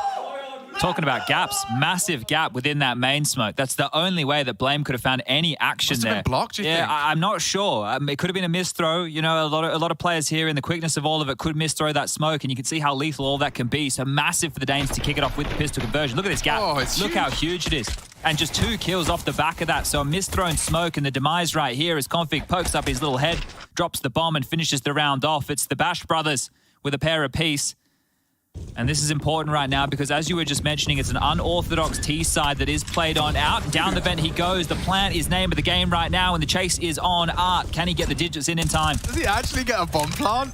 Wow, Glock down the vent. It's a slight gap, and it's been punished. Fair play, Furia. Mission accomplished. They're going to get themselves a whole lot of extra cash, and even a frag. Diffuser's coming in. Glaive not to be too concerned. Yuri's grabbed himself a FAMAS. Yeah, I don't know if he really wants to keep that into the next round of play. Maybe hoping someone comes his way, but bomb defused 2-0, and that was quick. And quick is what we can come to expect from Furia. Now, unorthodox, off-meta, there's a couple of ways to describe this T side. We even had some smoke walls that brought up many questions. That was it meant to be a fake? Did they flub it on purpose to do a bit of a fake? But this is the thing. They like to play through lobby. You heard Kassan talking about it there on the desk. I want to see if they've diversified it all. Now would be a perfect time to start throwing some on-meta plays like the L-block smokes or something that Astralis wouldn't have been able to prep for here, but we're into the buys. And it seems they will be stubborn in that respect for the first couple of smatterings of util. Blame happy to take some space early on red. In and out here, so has seen enough. Nades towards top silo. Actually chunking that one right at the toes right there. Chips him on down to 64 points of health, and Farley to stand and deliver. Now, you would want to have a bit more of a top-centric defense if you're not worried about players slipping secret or into main too much. And Farley glued as they test Zipex at ramp here. He was so good on his B side. Molly forces him completely out and just swung on. Should be seeing him go down. Took their time. Blame unable to rotate through. Flames on the floor. Deny the option. Looks like Farley is aware that Yuri could be lurking towards yard here. Has made a couple of sound cues as Yuri's starting to pivot on in, and the lobby aggression, the next on the cards for Astralis' color by number Counter-Strike. Made it past Blame, so there is a gap. And Farley's safe, at least for now. Blame's actually falling further into CT spawn, so should have a good angle if Yuri tries to go up and over. Just like that. Doesn't even get up. It's over. Exactly. Oh, and Glaive makes sure of it. A quick burst of the MP9 and only Queserato to deal with, and that's Glaive handling business. He'll take that every day of the week. 4 frags for him in the opener. I really think that a bit of praise needs to be handed to Zip there, because he was mollied out, and a lot of players in that type of position would drop under. The fact that he gets 1, he does get traded, he does do a little bit of damage right there, but 1 is good. I think 1 is good in that situation because dropping under does tend to give over a lot of space, and you can see Blame was worried about Hell and Yard, so fortunate to find that one too, but well handled from Astralis here. And what the hell is this? Safe into an AWP, Queserato into an AK, the rest into some Deagle, so an odd buy. This is on brand for Furia here, as Safe is going to have a look towards Yard, the spam through. Queserado's found an opening, but traded back immediately. At least the AK's not lost, but no armor for it to be plied properly. Oh, I tell a lie, sorry, Drop does have a vest. Yeah, just Kev. No head armor, so still very susceptible to the bullets of the M4, and Farley showing some little tricks of the trade. But this is actually quite nice now to be operating with the AWP. If I transition over to Safe, he's yet to fire a shot. So unknown right now. And I mean, I would imagine that Farley's probably going to be in a position that's easy to... Oh, just like that. Farley tucked in. Nice and tight. Art grabs himself an M4. Glaive has no info other than the sounds of a scope. Needs to be careful. This smoke is a bit oddly placed, isn't it? Zip is clearing lobby right now. Glaive is doing the same. And they are just going down secret. Even though they have the number advantage, Astralis are about to have all the info. Config is worried about the wrap to heaven. You can see him holding that from CT vent on the X-ray here. Yeah. So will he be first down the vents? Is vents the option? I mean, do you really... It should be Zip, actually, from ramp. Yeah, he's still quite worried about heaven and hell. They're gambling incorrectly here. Maybe an Astralis save if the bomb goes down. Yeah, one would assume. And considering the buy, I can't believe Furia pulled this off again.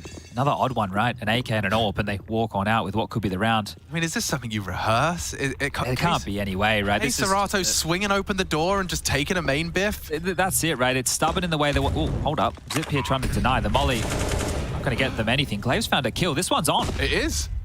Out of almost nowhere. Yuri was trying to hold the vent rotate, but they're already on their way. Safe gonna struggle to contribute. Config's found another. And now it really gets awkward for Furia. Astralis written out prematurely. Yuri maybe can catch Config. Fully blind is dropped. They're playing this to perfection. And Decon, so many opportunities for Yuri. If he could just stop the defuse. He's got the AWP. If he could just stop the defuse. He misses the shot. The full defuse. Oh, agonizing for Furia. And a perfect retake out of Astralis. Yeah, the devil's in the details there. It felt too good, didn't it? They don't take any contact getting into the lower side. The best was what felt like a Hail Mary molly out of Zip. This was the opener. This is how everything kicked on off. It was the safe shot onto Farley that was beautiful too. The trade from the Flames. This is the shot at range. And yeah, you mentioned the box. It is a good angle for the AWP to take the fight, but it must have felt too good, right? Okay, yeah, we're in. They're not coming. And then everything, the dominoes, fell over one at a time here, and Yuri losing it all, unable to deny there in the final throws of the round. Now, it was an odd buy, so it's not the end of the world. They've been able to push the issue. They've been able to get the bomb down. They've been able to keep that cash stimulated here, but maybe one that Furia feel like they've let slip through their fingers. Yeah, two out of the 4 rounds that they've conceded have involved that bomb going down. Of course, we saw Art dipping down with the Glock, but this one a whole lot more substantial. Blames into an AUG here. Don't mind it. I think it's a bit underused at the moment. I suppose that's because the M4 is, well, silent and cheap. Hard to find. Yeah, cheap too. Vents? No, straight out top killing it. Vents and still blind. Farley does not get to play the game, and neither do Astralis. Playtime is cancelled. This one has to be a save now. Can't be more of the same from the previous. Blame disconnected. Zip 2. Bomb goes down. 40 seconds thrust onto the clock, and this one has to be Furia's first. It does feel like that some of these quicker rounds on T-side nuke, it does boil down to if that main player sprays down 2. You know, if he doesn't, you pop into the site with some good flashbang. Yeah, this is the thing, right? When you talk about CT protocol utility, traditionally you have 2 players going up the rafters. You have one throwing the first Molotov towards the squeaky door. Oh, trying to throw that one away, I think. Art is going to get that into his hands. And yeah, you tend to throw that first Molotov towards Squeaky, the second one towards Hut. That's the deny. And then the T's, if they want to come through, they have to extinguish, and then they're coming through grey screens, and you're meant to be able to lock them down at the choke point. So you bang on. If you don't have that main player there to spam, it was an AWPer. And as soon as he smoked his flash, takes one shot, you could see he came out of the white screen to K-Serato in his face going, hello, and denying him, and then plucking them as they try and scramble to get into the site. So very well done here. This is the first, just tucking into the vent. Config even got the opening kill, but immediately traded. So a good trade from Art there, and that's all she wrote as the AWP. Just making sure it doesn't blow anywhere funny into an Astralis warehouse save. Furia fans, we've got some arts and crafts going on over there. We've got some Andre masks. Living for it, and again, going straight towards the vents. Is Art going to get away with this again, loudly, but down? Who's responding to this? You already have Zip towards the lower side of things. Is that a full wall of smokes, Chad? Oh, it might actually be here. I think they are throwing it. You don't see this every day of the week. Wow, Furia breaking their own rules. If they go through, though, Blame is... They're not. They're going around, which is the right call to make here. Art has the vent rotation. The only player they have to deal with is the one man of Zip, who went down early. That will be heard. They know that he's up close and personal, but surely Zip knows that Art could have got into the vent here. Yeah, has it been too long? It's not like he's going to forget about it. I guess they did. They had no idea. You can't just drop on into that. They mustn't have known. It must have been comms over the top of it, yeah. He just gets it. It was so quick. It was so fast. Very regimented in their opening maneuvers. On Mirage, they had a couple of these rounds though. Furia, they got the opening kill and couldn't convert, so the double up needed. Yeah, they do need to find this frag, convert the round. This is all compulsory now. Farley is there with Zip. Zip trying to bait and switch, and great shot gets to silence the single door presence and trying to keep them busy. Zipex jumps into their jaws, and Blame and Config are here to solve all your problems. Astralis neutralize the threat, and they got Zip to thank. What a play from Zip. You could see how much pressure he was under. It was coming through the door side, then he's able to take that fight on Decon. Farley's up on the rafters with it all, hoping to be able to take a shot, but nothing comes his way. Zip, the hero of that one. 4v5, and even after a proper blunder from Glaive. Yeah, this is the thing. I guess they had no idea that Art made it on down. This is the first fight, and you can see here just thinking on his toes, Zip knowing that he can draw the crosshair in his direction. And then with 7 bullets, jumping off the rafters to finish the job. Beautiful stuff there, and it's actually forced a second timeout. So this is maybe 2 rounds that Furia feel that they have let go. Opportunities to convert early in this T-side, break the back of Astralis, get that economy gain flowing in their favor. They can buy again. They are having the conversation. It's still very early days here. They're throwing like threatening looks at Astralis. They just need to get the conversions. AWP into the hands of Safe this time. AKs for everybody else. And do they go back to the stock standard lobby maneuvers, or do they drop another smoke wall? Dudes, yeah, it's good to see Zip in full form. 122 ADR at the moment. See if he can hold on to some degree of that. As we fly on in, full guns. Ready to see Furia probably never throw that wall of smokes again. Yeah, they've had enough of Yard, I'm sure. Zip, from dominating the lower side to getting sprayed away to 40. He wiggles his way back to safety. Yeah, they sniffed him out there, didn't they? So up close and personal. Unconfirmed damage. There'll be a bit of blood splatter on the wall here as Quesarado is starting to apply more pressure. A main smoke giving him something to work with here, but Config top heart perched and ready. And the AWP from Farley, it rings out too. Ooh, Config aggressive. And they're coming. Top site. Glaive in a lovely little off angle. Does punish Art, but drop in. Config lingers in the smoke. He loves a play like this. Does Config? Is Yuri going to be able to address the possibility? He seems to have considered it and punishes Config immediately.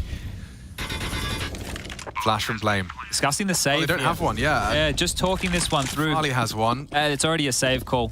And that's the thing, you can understand why Yuri is so suspect of that smoke is because the rest of his team had already cleared out the entire site and they knew that there was an AK they're spamming, right? So he's either in the vent or he's pushed it into Squeaky. Yuri solves that puzzle and beautiful stuff. Just 2 kills. Yuri and Drop are the ones to convert that. You see Art backpedaling out of Heart as well. That's a great trade. Glaive didn't hit the instant headshot. If Glaive stopped him at the door, his crosshair wouldn't have had to have moved so wide. But because it does, the trade available, space is made. And even though Art goes down looking the wrong way, it makes the difference. And there you go. Furia do break through. Able to convert one off the back of that. You can see Farley with the AWP over towards ramp as well, right? Having the AWP more Heart and, well, not Heart, like top and ramp centric, knowing that Furia aren't going to be out in Yard too much. Not the bad, or not the worst call to make by any means. That's the Yuri kill onto Config. And while the buy can come back on in, one more of these consecutive, if they can completely clean house and wipe Astralis out, would send them down into the dumps as terms of the finances go. 1,900 lost into the next. There's residual for Zip and Blame. So will be a conversation of a buy into the next round of play. But the same opener, they don't open Squeaky, they smoke in front of the vent, gives Art a bit more flexibility to try and make a couple of moves. The molly on top of Hut to die in the early space, and Glaive, he just doesn't want to allow that opening, and here it is. Look, Art just creeps on out. 1 bullet. He has to get out of there, and it's cost him a great deal of health, in fact, all of it. Yuri finishes the job. Art silently descends with grace. Oh, Blame, what a push. What an absolute push this is. Yuri's addressing to be ready for it. Head to head. Blame dead. Good catch from Yuri. And it could have fallen apart right there. Config tanked up through that smoke spray. Yeah, it's very desperate, right? They wanted to deny Art this space. He's still going to get it anyway, and another kill falls their way. Back turned. Art's going to find a frag, and that should be the round. Has to be the save here, unless Farley and Zip can pick up a couple. We've got so much room in Yard. I mean, surely with Art stretching his legs there, you can just slowly close in on the remaining Danes. Farley's looking in the right direction to punish this lobby. Art's on the lower side, so he should be dead, and that's something to work on now. Can't drop the ball again. I don't think they will. Oh my god, he gets it and gets away. And a no-scope from Farley. He denies entrance into the site. Oh, and a no-scope into drop. He hits the wall bang, makes a round out of it now. Zipex in the 1v1. Yuri, sweat on the brow. Oh, up and over. Zip poked it out. Here's it and snaps into it. Astralis break Furia's back over their knee. And it's Farley. Lobby locked down with that close quarters AWP. Has a grin on his face. I can understand why. That right there, the no-scope through the hut onto drop. What the hell was that? This is combat AWPing right here. They're unable to punish. He gets to peek on back, running into the AWP. Barrel is safe, and then check this one out. No idea. No idea. Just takes it on the sound cue. Yo, dangerous indeed. Absolutely, Chad. He is danger incarnate. Oh, and Zip never going to let that 1v1 go. He lives for those. Damn, Astralis, that's spicy. Goosebumps on the skin after that one, and Yuri just feels robbed. That's 3 rounds now that Furia, they've had legs up, massive legs up, and they've just dropped the ball. Well, back into the buy, they can keep this one threatening, but the mental is what is being tested now. I mean, yeah, I was about to give them credit for getting back on their feet, but Farley whacks them with a no-scope. You got to remember how this round kicks off. Glaive goes down to a hut wall bang. 2v4. It all falls apart right there. Oh, wow. Furia's mental thoroughly tested now. Again. Has given him another one. Another opening kill. Into the site. Crosshair in the wrong place. Config stands vigilant and ready for more. Ready for Yuri. Does go down. It's Art again who's managed to somehow break into this top site. I gotta convert this one, surely. I feel like I have to stop saying this. I'm still in disbelief, but yeah, it does seem like this one is going to cool off. One of the problems right now for Astralis is when they're responding to this top pressure that's being felt through the squeaky door maneuvers and then the hut spam is if they do play through main, they're under bombardment, right? There's so many nades, bullets, everything coming on through, whereas you would like to start 2 up on the rafters, but if you do that, then vent drop is very susceptible. So it's a tricky game that they're playing. Glaive is trying to make sure Art can't get down the vent, but is putting himself in the firing line, and he's gone down early in 2 consecutive rounds here, so they will get this one back. It was a miracle for Astralis to pick that one up. Yeah, we haven't seen 2 consecutive from either of these squads yet. They're trading blows. I mean, who does that favor, you'd argue? Furia, I would say, yeah. And this is the thing. The save from Farley and Zipex here will get them 2 more buys coming on through. It is one of the individuals, maybe dropped MP9. Yeah. Glaive visible. Oof, the nade going right off. So look at it all. And just as the smoke starts to plume, so Art's got some keen eyes on him here. And yeah, it's desperate because Blame needs to help Config. He's trying to take advantage of all of this. And Art hasn't really cooled off, right? He's had 2 good maps back to back, whereas Config had a great first map and a very quiet second. So if Config can get online here, 7 kills currently, we could have a real biff on our hands. Top rush again. Really? Stubborn. Config fully blind and executed from drop. Drop needs more. Glaive delivers 1 on the MP9. Immediately, Furia have once again seized control of this top site. Can Zip voice concern? He's going through. Oh, this is eats the flash. Eats the flash. He's going to burn. Oh, the HP as he gets himself out of dodge. Yikers. If he fell off there, he would have died. He would have been dead meat. It would have been a crater. That would have been Zip falling off on Vertigo and then jumping to his demise. Do they really want to test this here?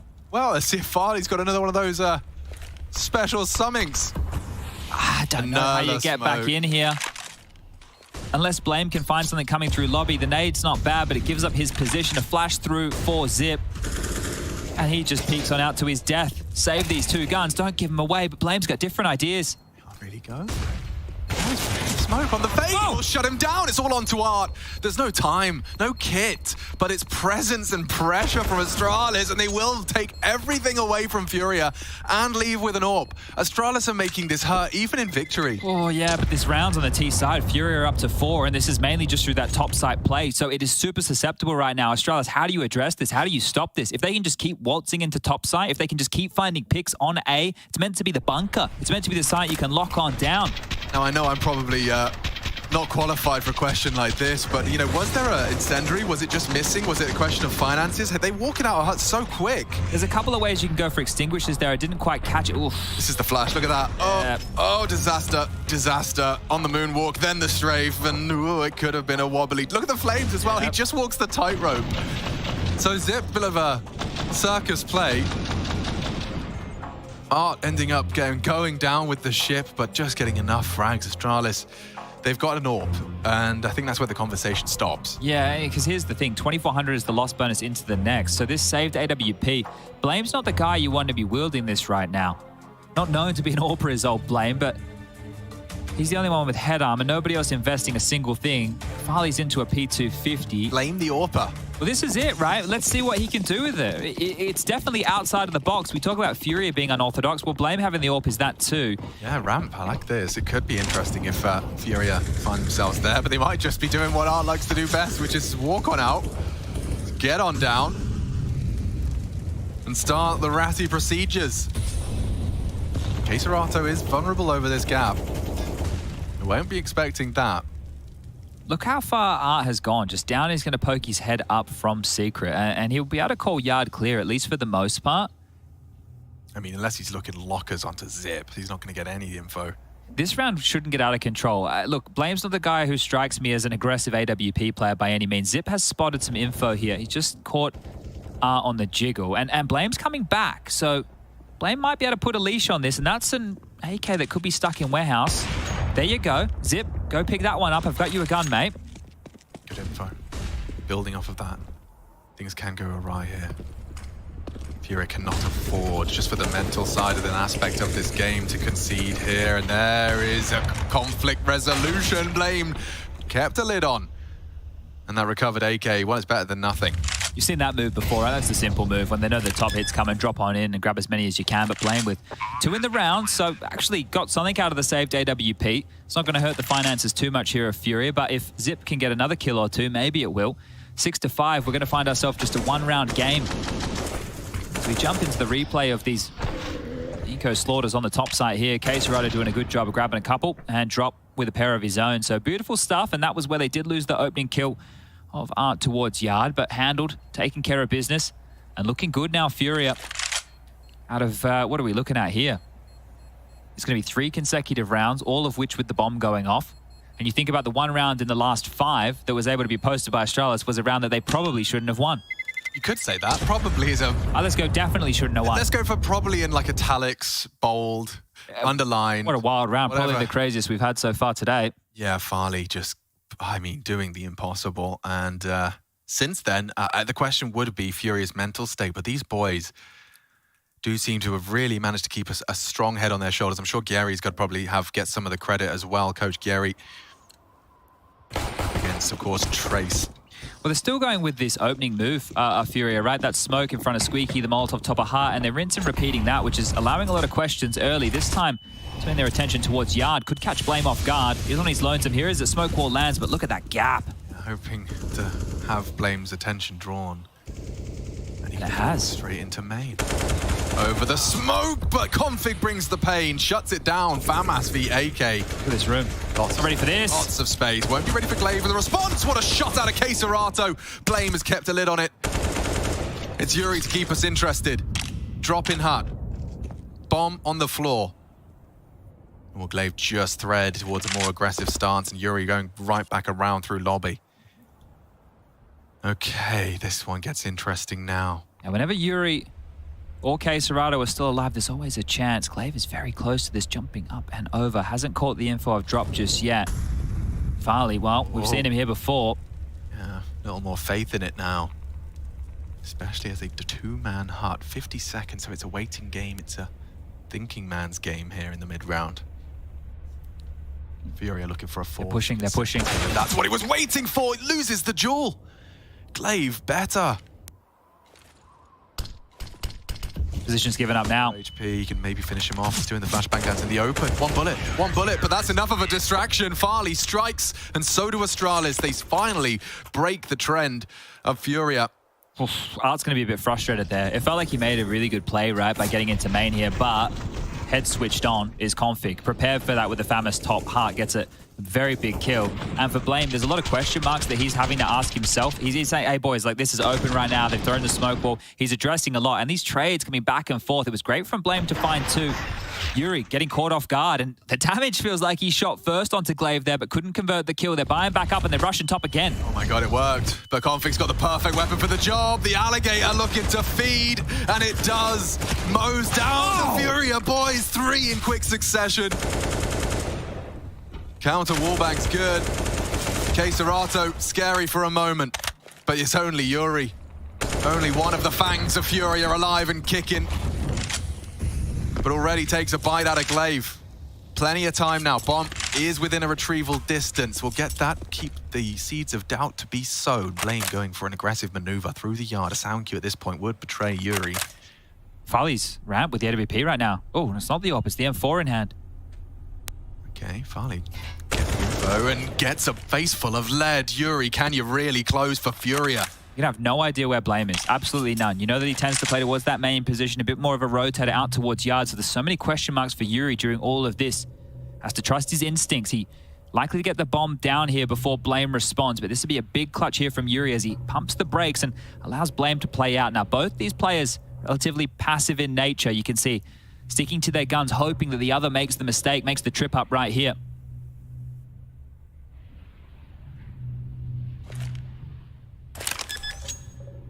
Blame starting to move now. Looks like he has addressed where the bomb has been planted, but there's still unknowns.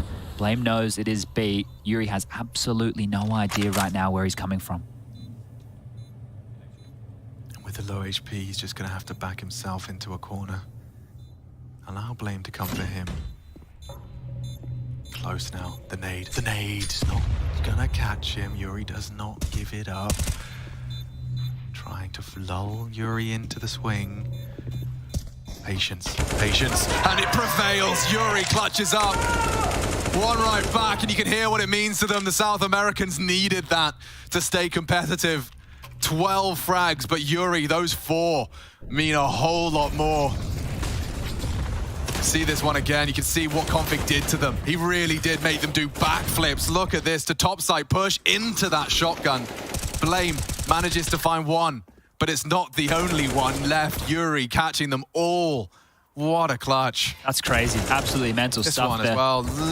After Config does all that, you don't expect it to go down like that. And broken late in the piece here, down to pistols and pebbles, pushing ramp safe. He needs to get something done here. He's cut the back up to close it on down, but the aim a little bit wobbly. Crisis averted. The final 2 over towards ramp, and they should be getting 7-7, tying things up. I say that, Config's just taken 2. Fig, what have you done? He's made a little bit of a round out of this. There shouldn't be anything to be too concerned about. Looks like the bomb should be going down courtesy of Yuri. They know where both were because Zip shot his deagle as well, so both were over towards ramp. They're not hanging around for these weapons. They've already pivoted here in Config. He's still got time to work here. Nice not anymore. Nice find. Config, long range burst. He's willing for the duel. Backs himself. Yuri happy for another 3. This is the thing, right? When Yuri is playing like this, you get into the other side. That's when Queserato is going to step up to the plate. The 2 of them, absolute monsters right here. You don't need any of this crazy business from Art right here, right now. Yeah, but I mean, I'd argue that Queserato and Yuri need to put in a shift if they want to best Astralis here on Nuke. This is a territory they're all too familiar with, albeit with a new component. This right here is a bit strugglesome from Safe as well. His AWP on that CT side is going to be instrumental. He's going to need to find some impact, so we'll see if he can get things going. But again, the same opener towards top, the same pressure towards Squeaky. How do they get away with this? He's exposed, and down he goes. Config catches him. It's Queserato down the vents, though. Oh, okay, so it's a typical start. Bar the fact you're missing 2 prongs. Yeah, drop an Art. This is the thing, right? If they expect Art to be the vent drop, they might not be expecting Queserato down here. So the biggest window of opportunity is for these 2 to get across secret without being detected. Queserato will have the vent rotate. We can see on the radar, top left of the screen, nobody from Astralis is dressing with a B bomb site just yet. Watching. So if they go now, there's an opportunity. There's a real opportunity right now. Wide open.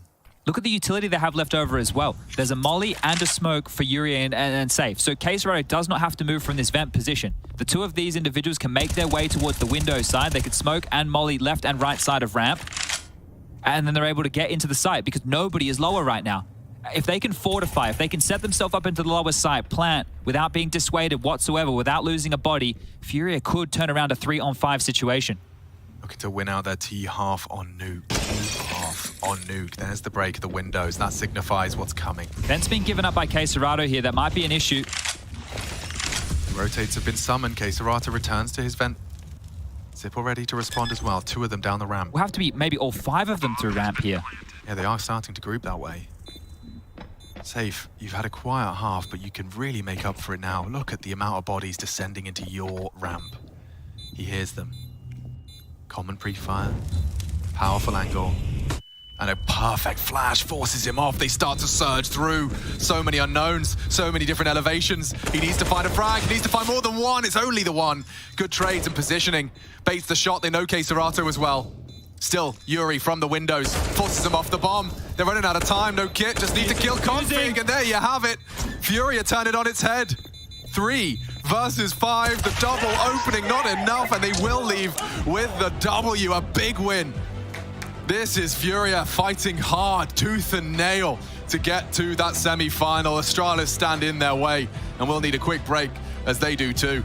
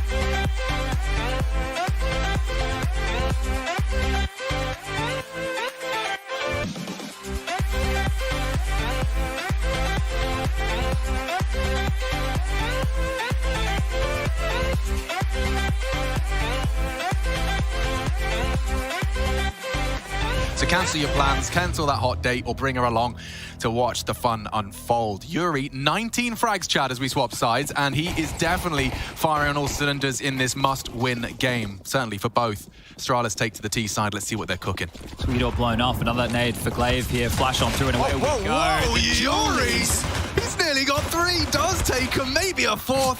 He's dropped to steal it.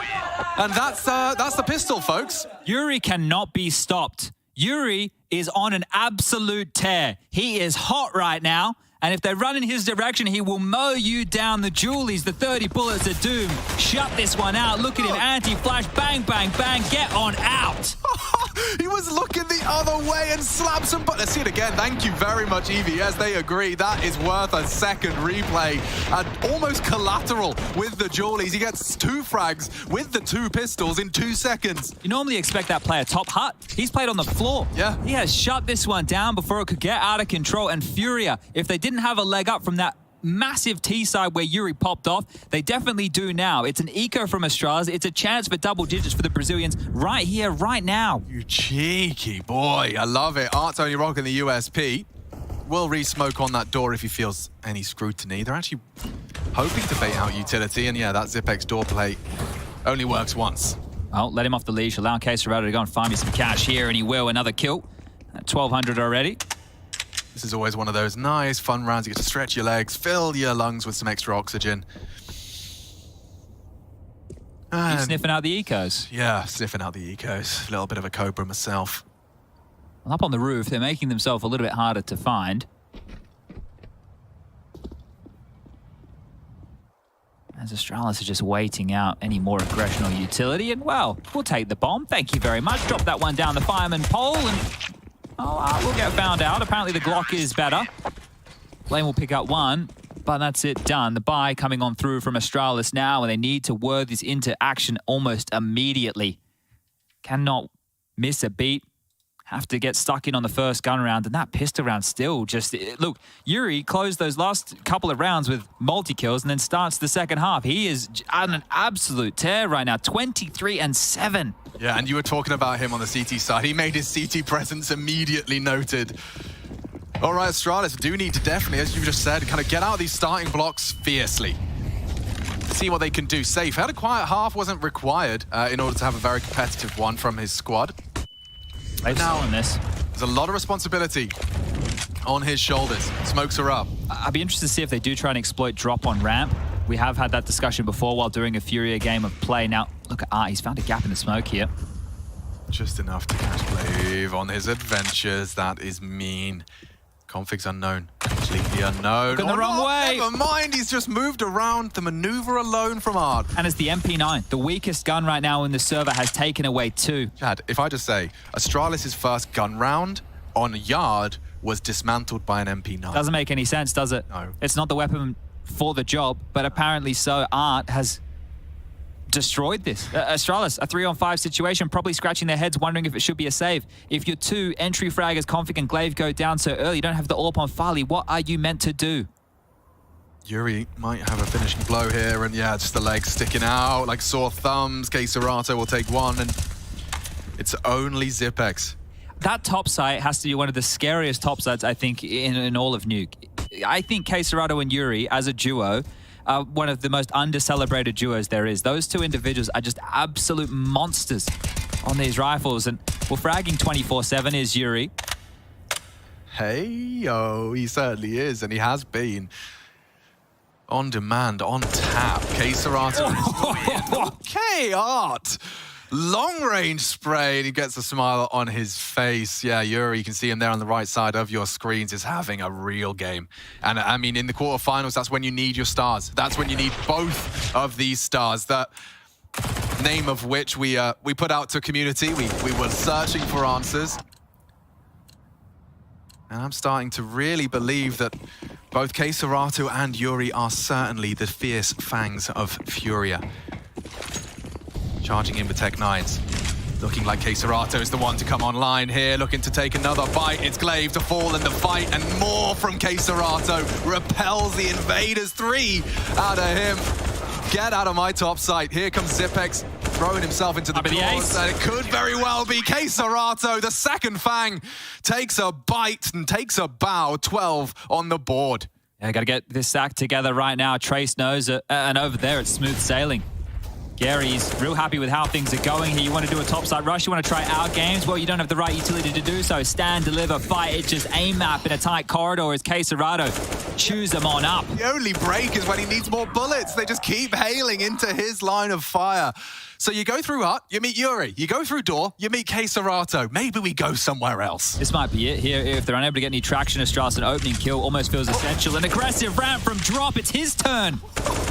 He's definitely gone to Art's School of Counter-Strike. Hold W, charge in, entry frag. Astralis haven't got to play a single round from a 5v5. This is really rough now for the Danes. They are just being stifled, suffocated, absolutely mauled by the Panther. Now he finds himself here.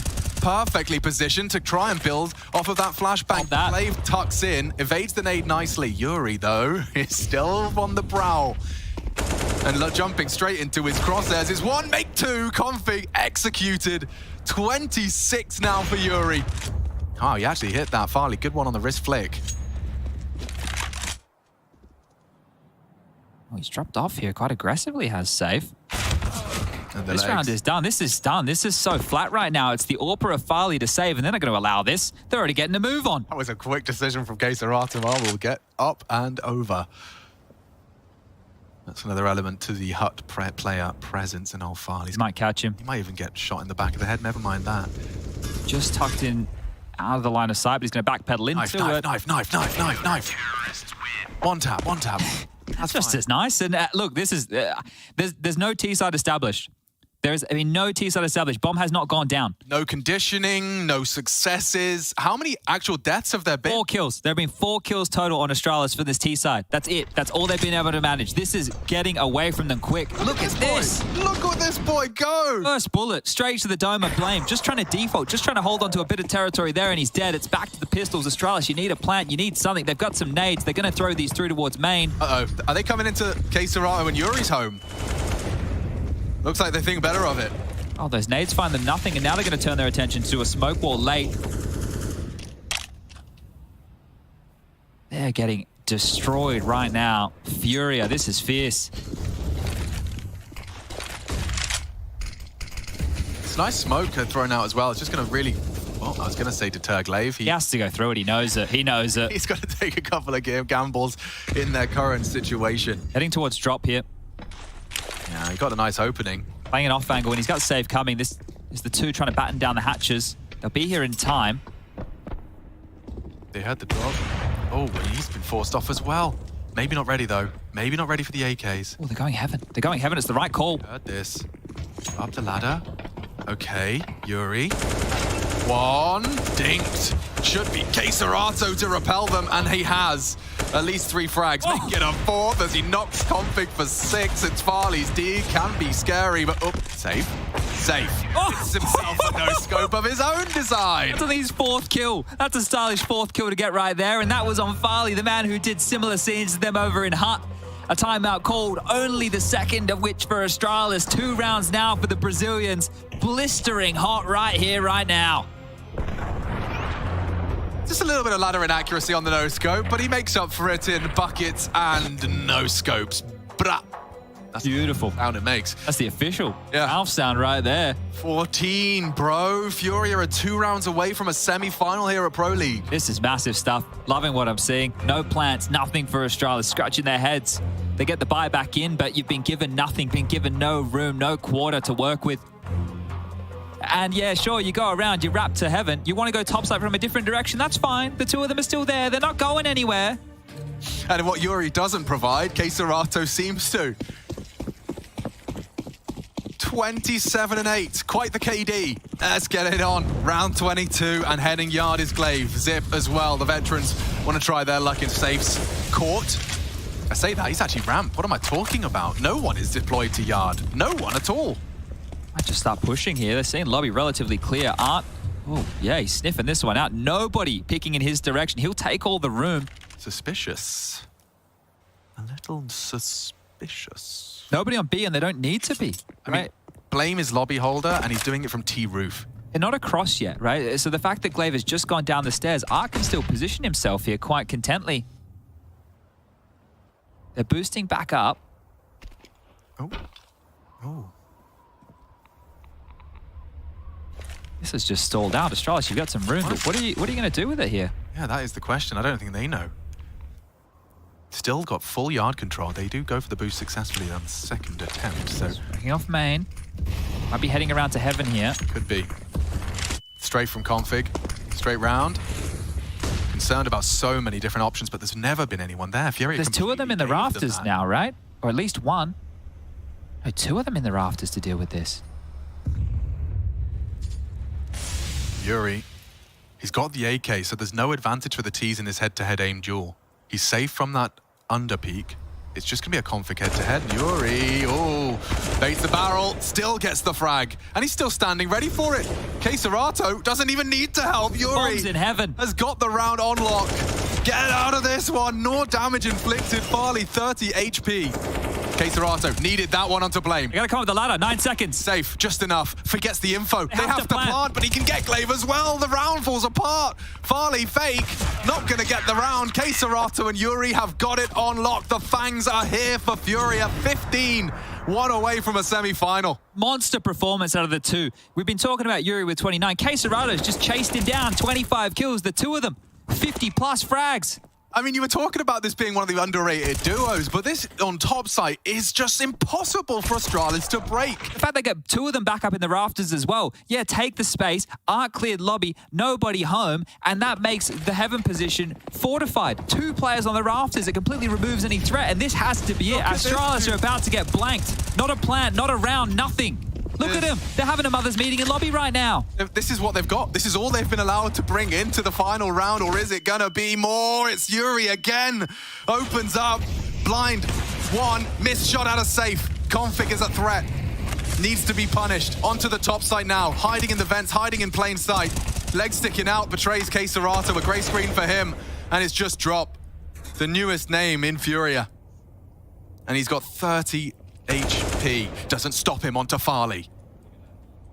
Up to config. Can we really see a 1v3 out of the new blood? And he is going round the world. Config has no idea.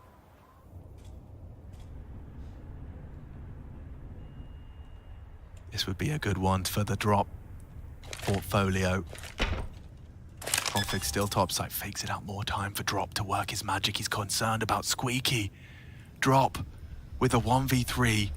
Considers his options. Checking. Spots him and closes. 16.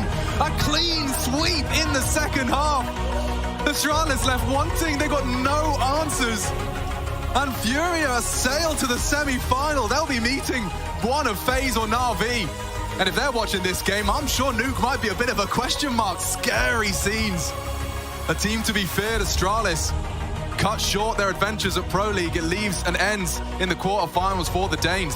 What a monster performance this one has been. Just locking down that top side and that T-half. It was beautiful as well. They worked hard. They got it done. The unorthodox style here of Furia gets them through Nuke. It wasn't a barn burner in terms of back and forth, but it was an absolute individual affair. Great stuff from the Brazilians here. We want to talk about individuals as well. A crazy highlight out of Farley. Config having maps hot and cold, but definitely being that star that he had to be at times. But we asked who would show up more consistently, and it's the flamboyant flourish out of Yuri.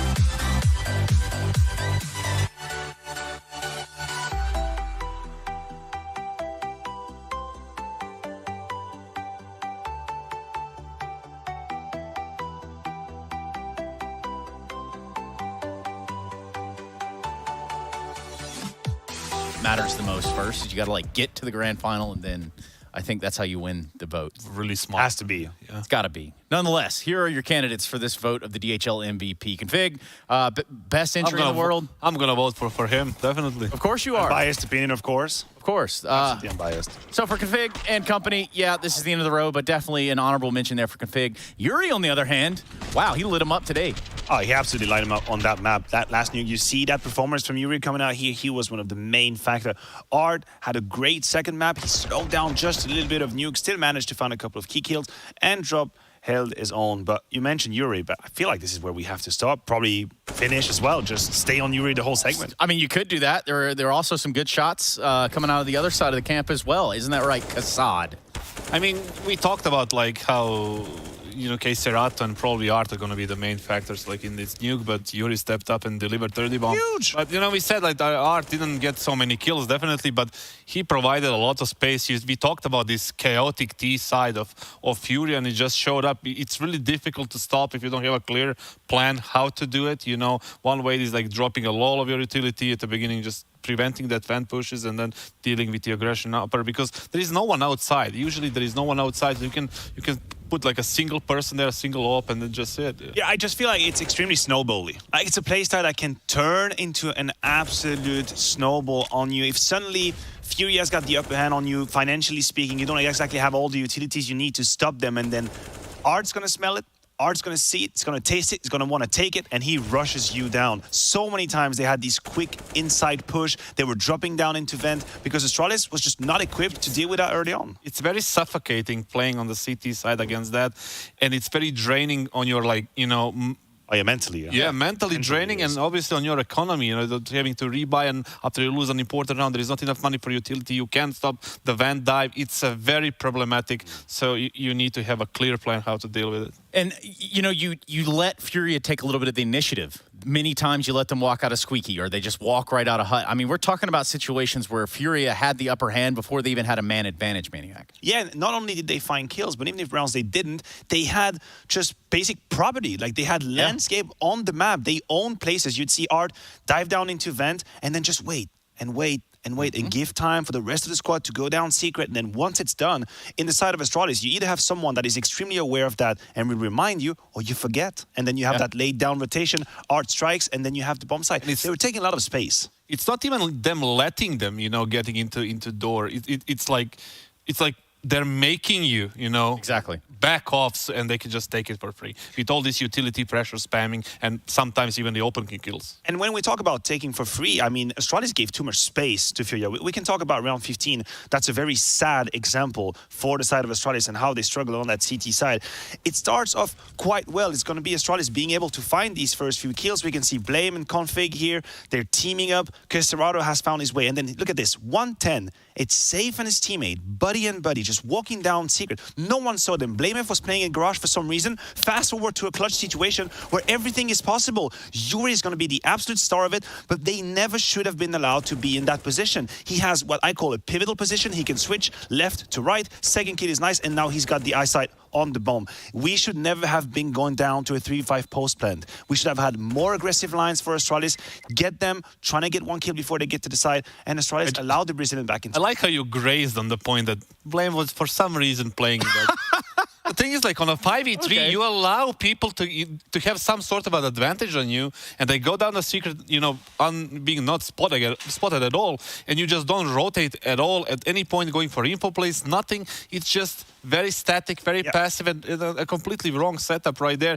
They gave them a chance. Obviously, 5v3, it's like, you know... It's the logic of the setup that's the problem. If Blame's going to stay in garage, then send someone down. Send someone down, and then you have at least an eye. You have an opportunity to grab one before they plant the bomb. If he stays there and you allow secret with a rotation from Serato, that's already it. You've let them in the door, and then could even just let them close it right behind them. No pun intended. Make them some tea and just give them... Yeah, come on in. Lowers wide open for the taking. I don't know anything about no biscuits around here, but I can tell you that with Astralis and this being the end of the road, commiserations obviously from their side, and I think we're going to get the chance to hear from them. But first, check out Furia, the winners. Hey everybody, right now I'm joined by Gary from Furia, and per bench with the win today. This means that we are going to see your team. We're going to see a South American team in the semifinals. Today you had to battle against Astralis. Do you feel like that your aggressive style kind of perfectly counters them? I don't think like that our aggressive style it's like a fit, but because they know how to play against us. Glavy already said that they know how to play against us, so it's always like a mind game, you know. And I think we can like have some first kills because of our aggressive style, but we have sometimes trouble to end the round because of that, because they know how to rotate. They are experienced in config. It's a really aggressive and good aim player. So I don't think that we fit, but it's a good game like always. Yeah. Well, we're also looking forward to see a really good game tomorrow because you will face either Navi or Faze. Which of those teams do you think you'll have to play against? Yeah, tough question. I think both teams are really good right now, and I think Kerrigan and the Faze, they are doing a really good job. But I think it's Navi right now, right? So I think we will play against Navi. Well, we'll have that series pretty soon. We just have a little break. But before I can let you go, maybe there's something you would want to say like to your fans or like to the team fans. Feel free to say. Yeah. Galera, tribo, todo mundo tá aí. Gal, Liminha, Apoca, Michel, todo mundo tá aí. Galera da Triboneira, obrigado pela torcida. A gente tá aqui se esforçando pra caramba. A gente quer muito buscar esse título, a gente vai dar nosso máximo. E é isso, continua torcendo por nós. E a Super Fúria tá aqui, rapaziada. Bora, porra. Muito obrigado. Nada. Yes, obrigado to Gary, but unfortunately for Astralis, this is the end of the road. So it's only fitting that we hear from Config and Company. Hey everybody, right now I'm joined by Config from Astralis, and unfortunately their team just got eliminated, so we'll not see you in the semifinals. But considering, I think, the fact that you actually are kind of like a new roster, especially considering that you brought in like a new Oper not so long ago, are you kind of like okay with the result that you showed here? I think that we should be proud, honestly. I think that we did good. I think that we played up against all the teams that we played against. We obviously got owned on a few maps, but I feel like we should be proud of ourselves, and the fans should be happy that we made it as far as well. So yeah, I'm proud. Yeah, I definitely think like you guys did a really good job, and also you, like, I mean, your opening frags, like, or your opening kills, probably when it comes to facing artists, like, pretty hard, especially like on Mirage. I think it was in total he got like 8 kills against you. You got only like 1 back. Do you feel like it's like really hard for you personally to play like against like such a team like Furia? I think it's always hard to play against them because they have a unique play style and they play really aggressive. So I think like there's a lot to like think about like when you're playing against them, and you have to be ready at all times. And I don't think we were ready today when we played them. So of course he owned me a couple of times, but I think like I also owned him on Ancient, I think. Yeah. I mean, you definitely did. I mean, you're one of the best players in Ancient when it comes to at least like EPL.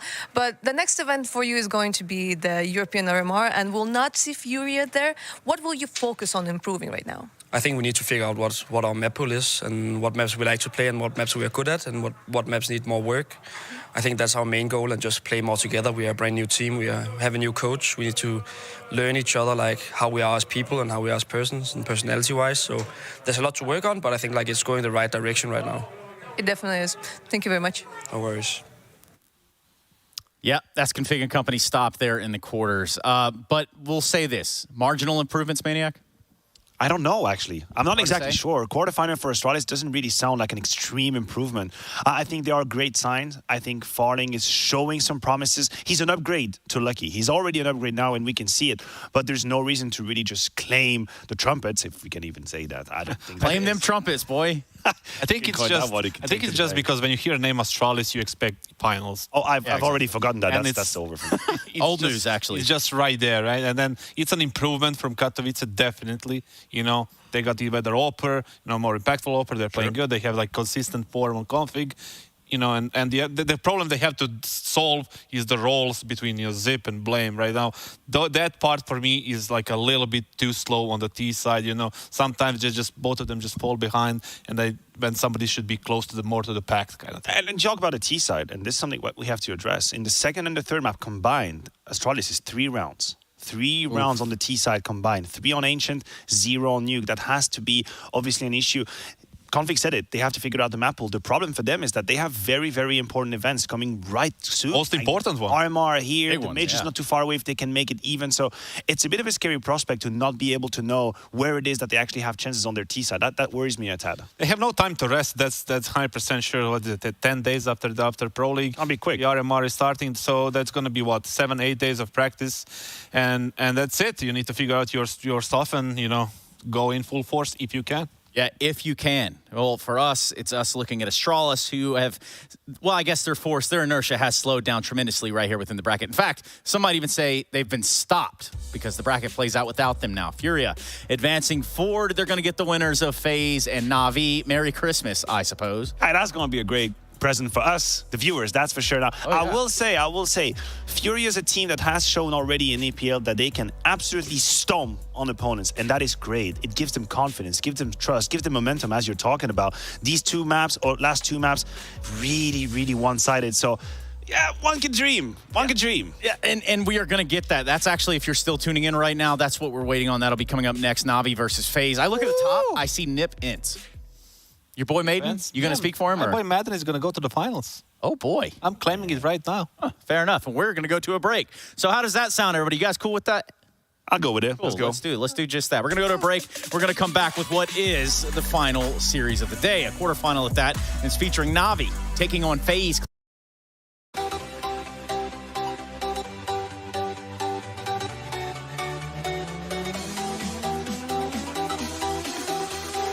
Don't try this yourself. It's extremely dangerous.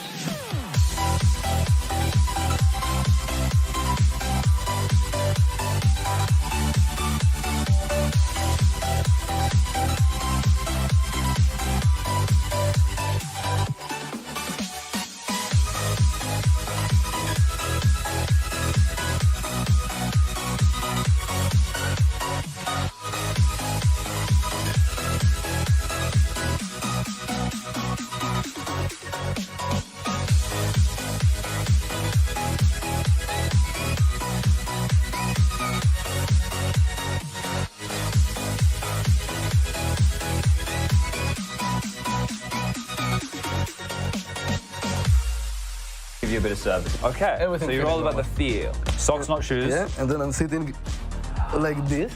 You're another one. Okay. I'm sitting like this. Maybe I take the skin a bit high for me. When I want to win and I want to be like 100% Spinix, I can instantly feel like I'm playing better.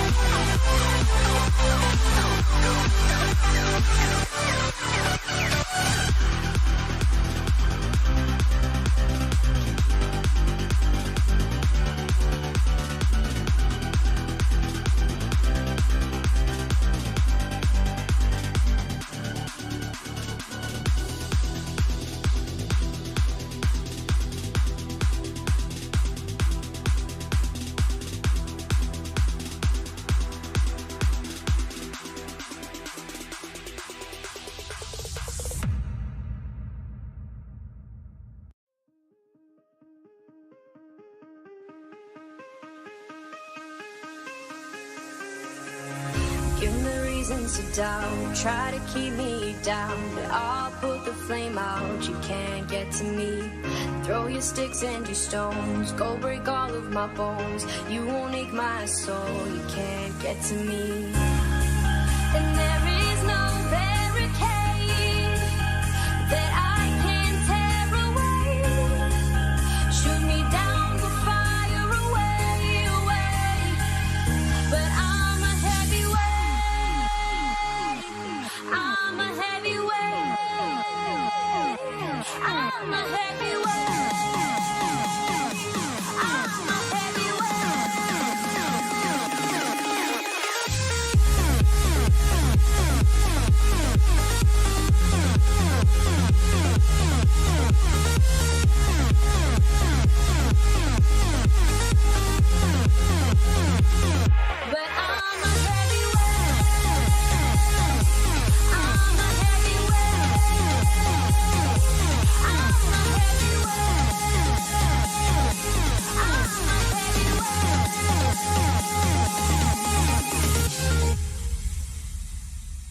push me down to the ground. What goes around comes around. You won't put the flame out, you can't get to me. Say what you wanna say, go take it all away. But I'm here to stay, no you can't get to me. And there is no barricade that I can tear away. Shoot me down, go fire away, away. But I'm a heavyweight. I'm a heavyweight. I'm a heavyweight. I'm a heavyweight.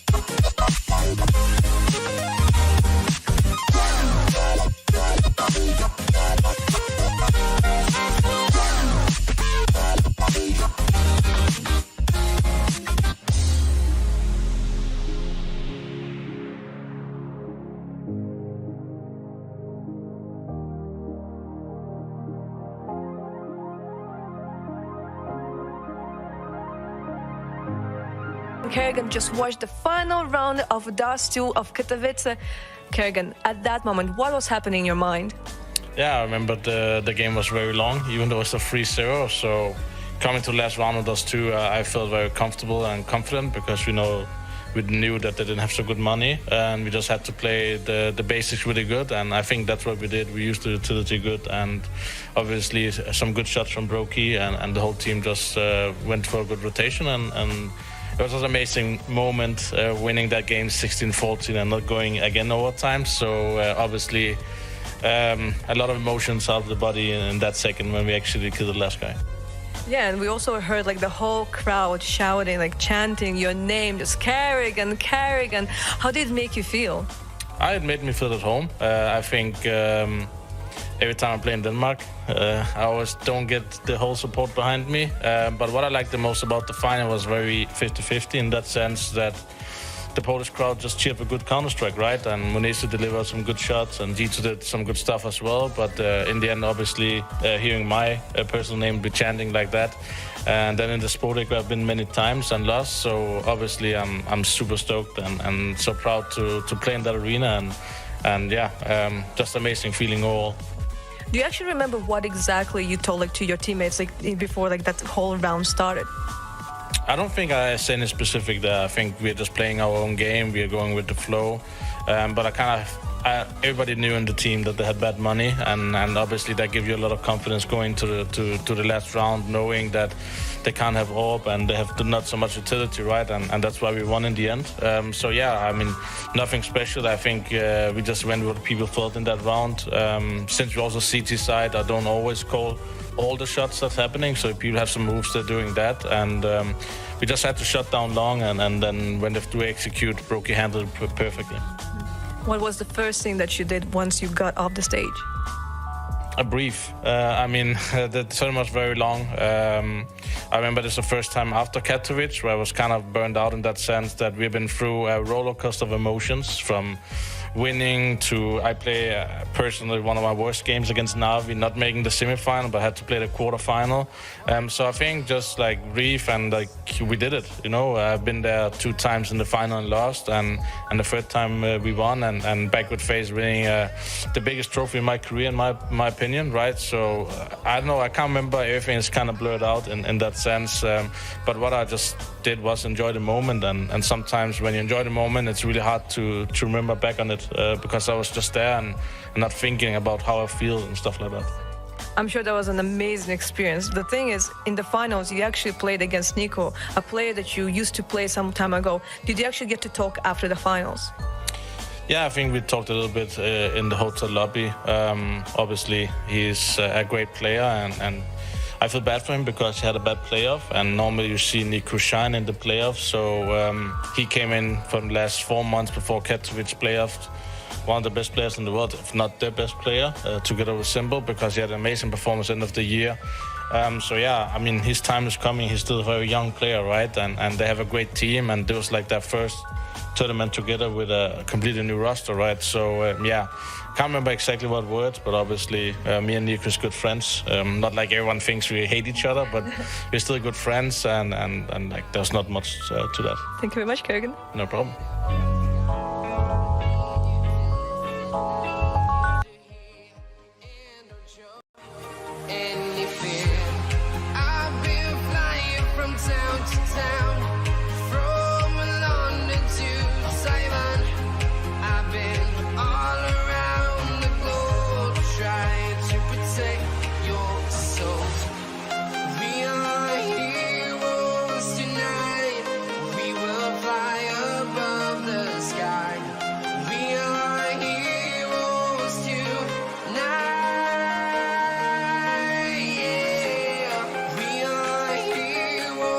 Tonight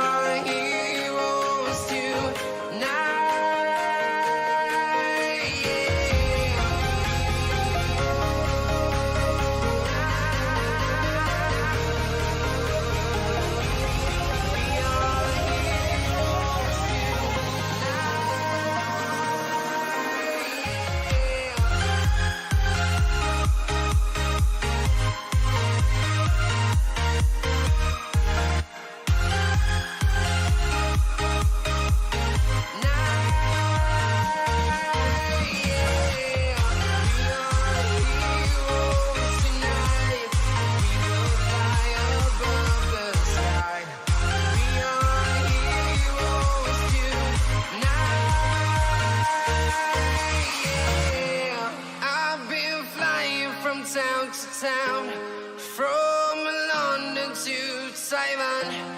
I've been all around the globe trying to protect your soul.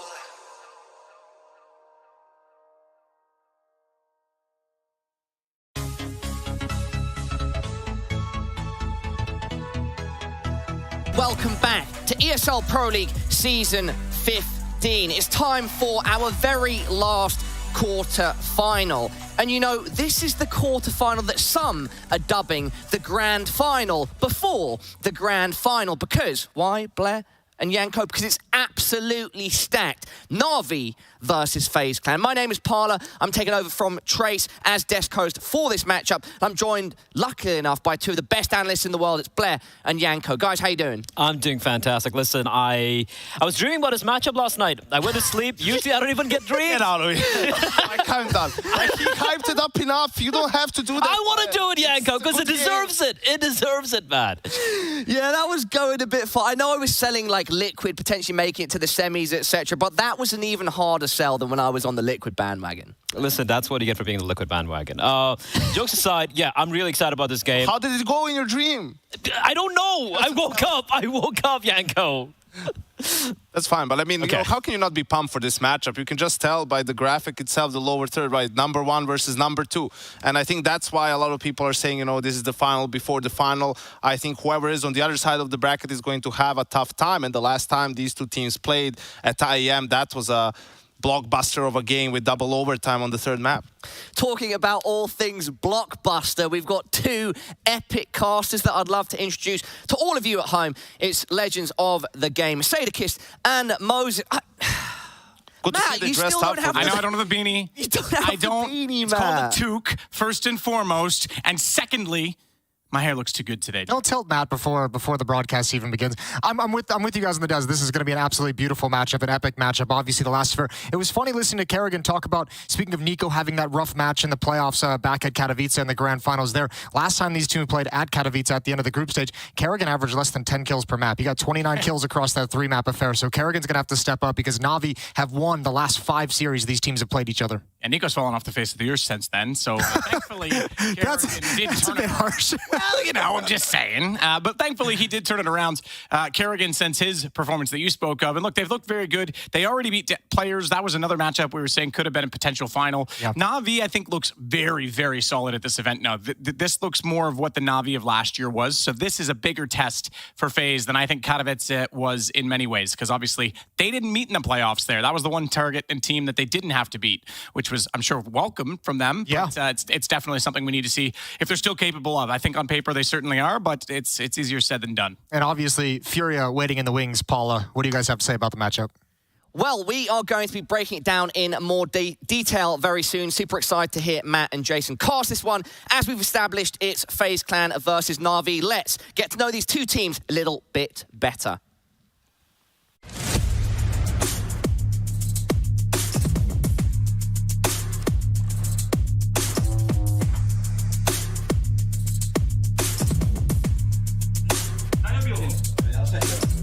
Everyone feel really comfortable in our role in team. We're working a lot with Blade and trying to evolve like game by game and tournament by tournament.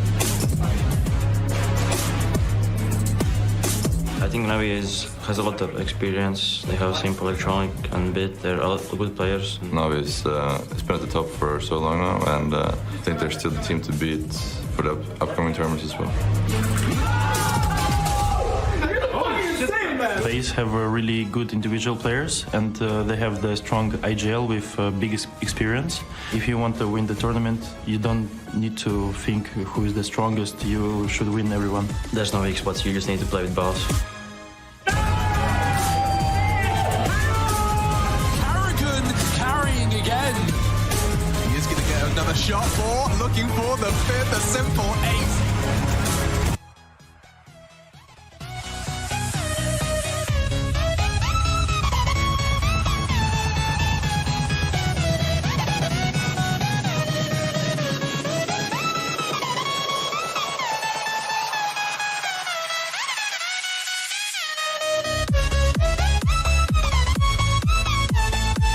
On the desk with me to break this one down in more detail. Guys, if Navi are playing, we have to talk Simple. Blair, Janko, are you excited to see him probably go off? Like, if you're a fan of Counter-Strike at any level, you have to enjoy watching Simple. And right now, in ESL Pro League Season 15, he's playing at a level which we have seen in the past, of course, but he is really ascended. And if you take a look at his stats, which you can clearly see right now, these numbers, even though it's without context, where you don't see the second place, the second highest rated player, for example, it is the leagues ahead of any single player right now in the tournament. And there is a big gap between him and the second player. I believe it was Shiro, and there's like 0.15 in rating, which is a lot actually. And Simple picked a great time to step up. You have to remember they played a couple of games in the group stages without Boomage, the in-game leader. He had COVID, so they played with a stand-in, and Simple was just like, all right, I guess I'll have to pick up a little bit of extra weight on my shoulders and just deliver once again. And yeah, he's been nothing but impressive this year, and especially at this tournament.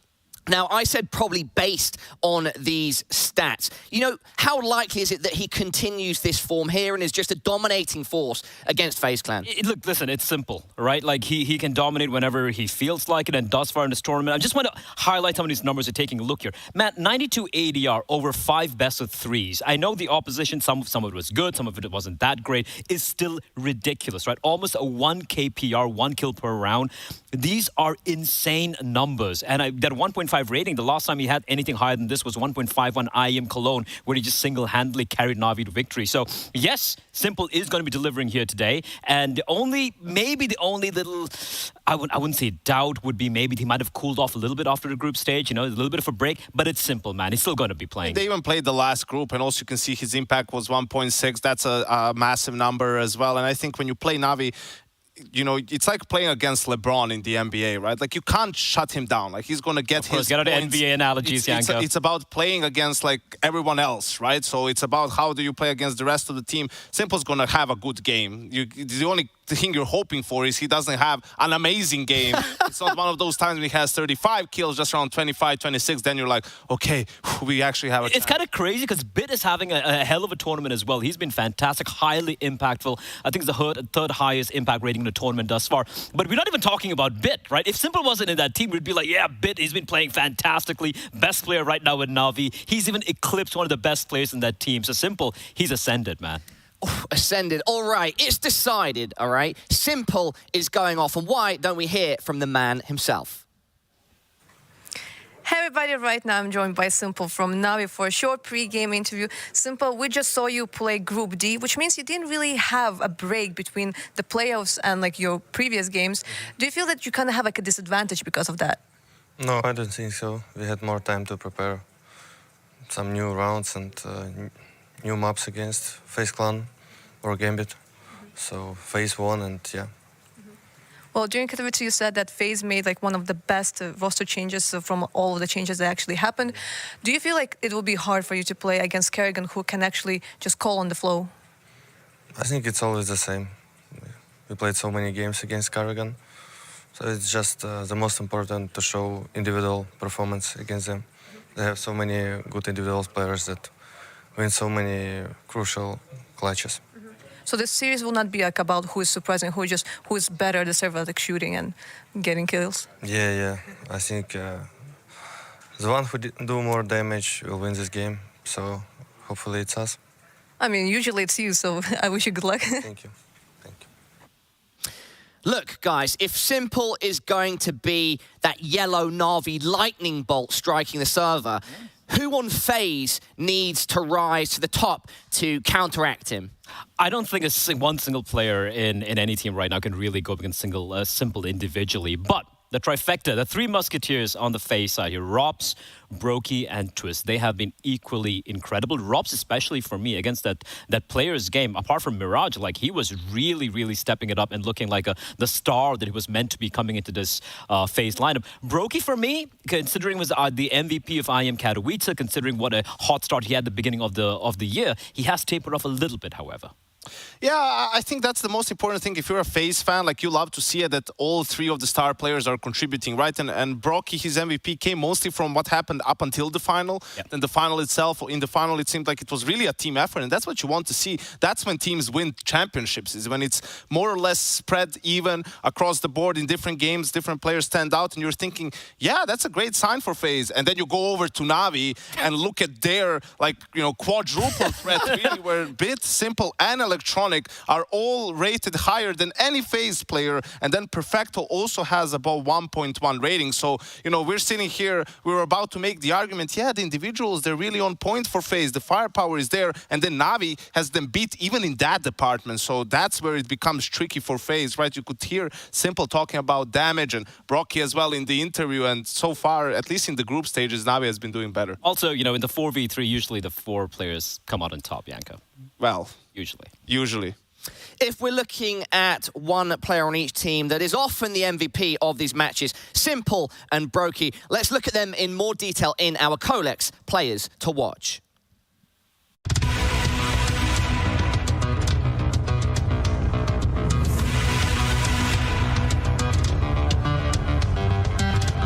Brokey is the pioneer in the new era of passive AWPers.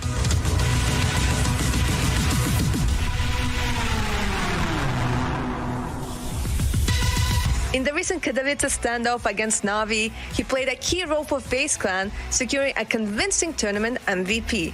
Today, he must summon all his skill and precision to triumph over the best team in the world. Simple, master of his trade, is admired by friend and foe alike. With an aggressive style of play, he puts his enemies under pressure, and every mistake is punished. Now, looking to underline his status with trophies, the only thing standing in his way are obstacles, the ones he faced before in pursuit of success.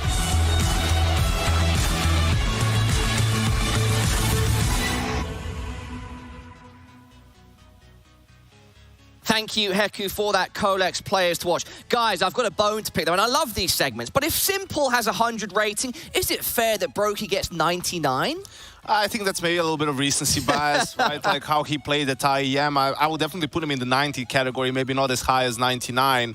But yeah, he's going to have a lot of work ahead of himself in this series. Does he need to show a 99 rating on the server, Blair, to overcome Navi and Simple? I guess, because I don't think I've ever seen anyone have 100. But we could probably talk about it later on, because we do see yes, we've got those vetoes. Go ahead. Coming up. Yeah, the Mirage Vertigo ban. The Mirage ban coming in from FaZe is interesting. They obviously, you know, they also perma-ban Vertigo, and they know Navi's going to go for it, so they're going to just take away Mirage here early on. This is very interesting, right? Because FaZe here has the advantage of knowing Navi always bans Vertigo, even historically in this matchup, that was the case. Last time around in the series, though, FaZe vetoed out Nuke, and they left it open here. I don't think Navi was really ready for that. I think that's why they don't pick Nuke, because they prepared for Dust 2 coming into this game. FaZe, of course, with the Inferno pick, we heard it in Rain's interview that they also feel like they're one of the best teams in the world on this map, T and CT side. And interesting to see that FaZe vetoes out Ancient instead of Nuke in the second phase. Yeah, that is a bit of a surprise for me. The fact that they allowed Nuke through and Navi don't pick it in the first phase,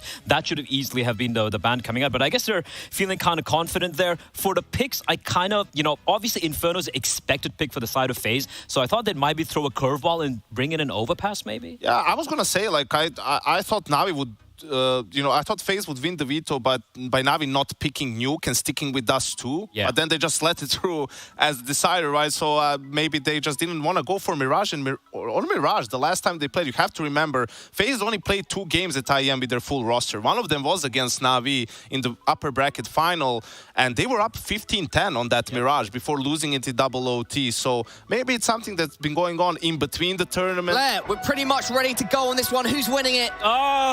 You have to put me under the spotlight. I'm going to go with Navi. I have to go with Navi. They're looking too good. Navi's got this. All right, everybody. It's our final quarterfinal of ESL Pro League Season 15. Some are calling it the grand final. Before the grand final, it's Natus Vincere versus FaZe Clan. And it starts out on a banger of a map. Paula, we are getting straight into Inferno. Normally we say this is the decider. Well, it might well decide the fate of this series for FaZe Clan. What a way to start it off, as they're back to the wall against an opponent like Navi, but they have shown they're willing to fight in all of these occasions. Oh, yeah, they have. Simple's got the dualies, Matt. We're back into it. Okay, thanks. That's my hype cast Today was going to be a little bit better, but we're starting the same way as always. We're getting right into it.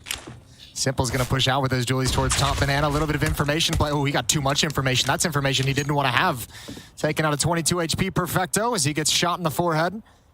And going to back away slightly.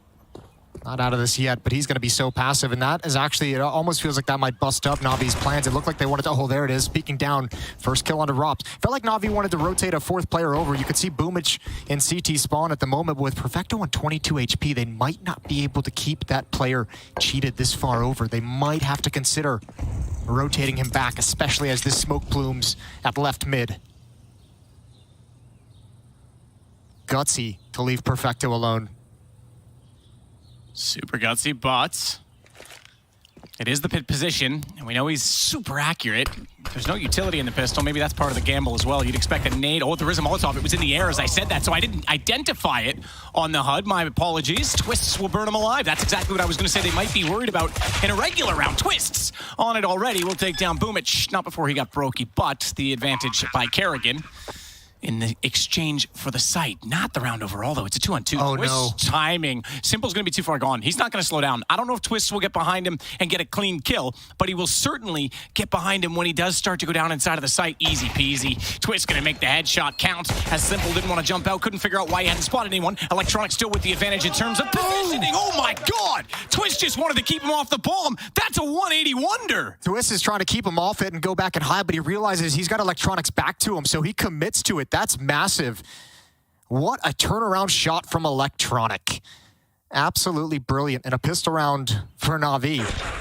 Great job all the way through. I thought this might seal it. Twist with 3 kills in the round, just couldn't find Electronic. Look at this. You don't see this every day. Twist recommits and Electronic just a quick one-tap. Shout out to Boomich as well. The flashbang over pit to the back of pit behind Perfecto's back, blinds the player that's meant to clear him as he's evacuating the Molotov, allows him to get that kill, and even though he burns alive, Perfecto getting one with 22 HP is fantastic. Deep mid smoke. Remember, we've seen Simple do that run boost to peek around it and peek towards ult mid, so that might be setting up that play as we go deeper into this game. If they keep seeing that smoke and not use, they might get lulled into a false sense of security. That's the philosophy behind it. So Twists with all the kills, but none of the glory. No, yeah, exactly that. Gets onto the AK. Try and do something of it. That banana. We often talk about this, though, in the Counter-Strike landscape. The better buy tees despite losing it because of the bomb going down. Simple will be certainly aware of this fact. Especially when you're up against someone like Kerrigan. You know he's going to call for it. Yeah, he even mentioned in that interview, he's like, it's always the same against Kerrigan. I don't know if I'd believe that, but in Simple's mind, a battle of individual prowess and knowing they have to be on point. Boomich and Perfecto to defend. They do have a Molotov. It's going to be dropped down right now. That's going to buy time for Simple. That's 7 seconds. Bring Simple over. He's blocked off by the smoke for the moment. They're running low on utility. Still one flashbang left, and Boomich is going to go down. Good spray from Brokey through the smoke. Simple can't get anything. In fact, he loses his life. Brokey with the kill, Perfecto to respawn, but Twists comes in with the AK and finds another, making it now a 2-man advantage. Electronic and Bit this time may have to back off of it. Flash out, quick peek, MP9, nothing up close. Can't imagine, yeah, they're even already spotting him. I can't imagine he gets anything and bothers with this round, so he'll back off Brokey. Just clearing the close angles. Bit's gonna sit there in case they push that far forward. Kerrigan's gonna take the opportunity to grab that M4. Good find for him. Good little upgrade. That's probably as well by Bits sticking around because he's expecting the bomb to explode and push that gun that direction. That's why he's still checking the angles, but he's going to realize right now that M4 is long gone. Yeah, joke's on him. It ain't there anymore. He might go for a little bit of a search. Yeah, he's checking the body. Someone's already grabbed it. Little scavengers. 1-1. As Faze respond immediately with the rifle buy against mostly SMGs for Navi's defense. They're going to be forced into a low buy. The 2 MP9s that they bring forward. Imagine you'll see some Deagles, 5.7s, P250s, upgraded pistols pop out on Simple, Perfecto, and Boomich. Unless Simple wants to save for the AWP. Which he does not.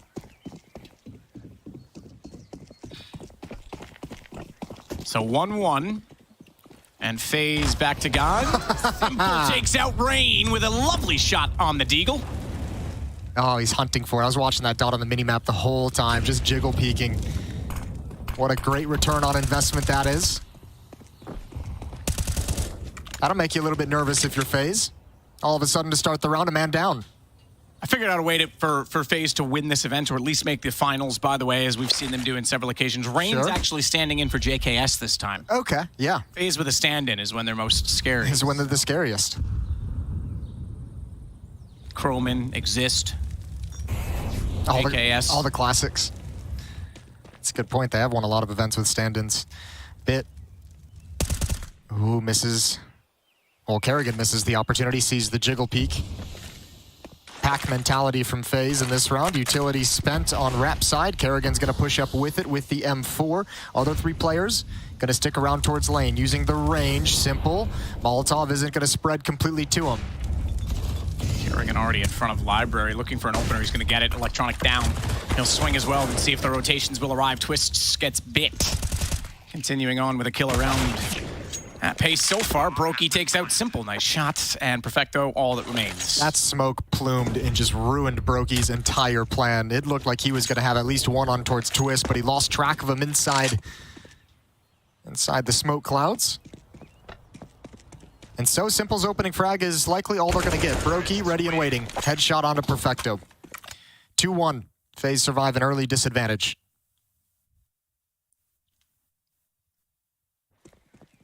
And still going to be pistols, at least for Navi.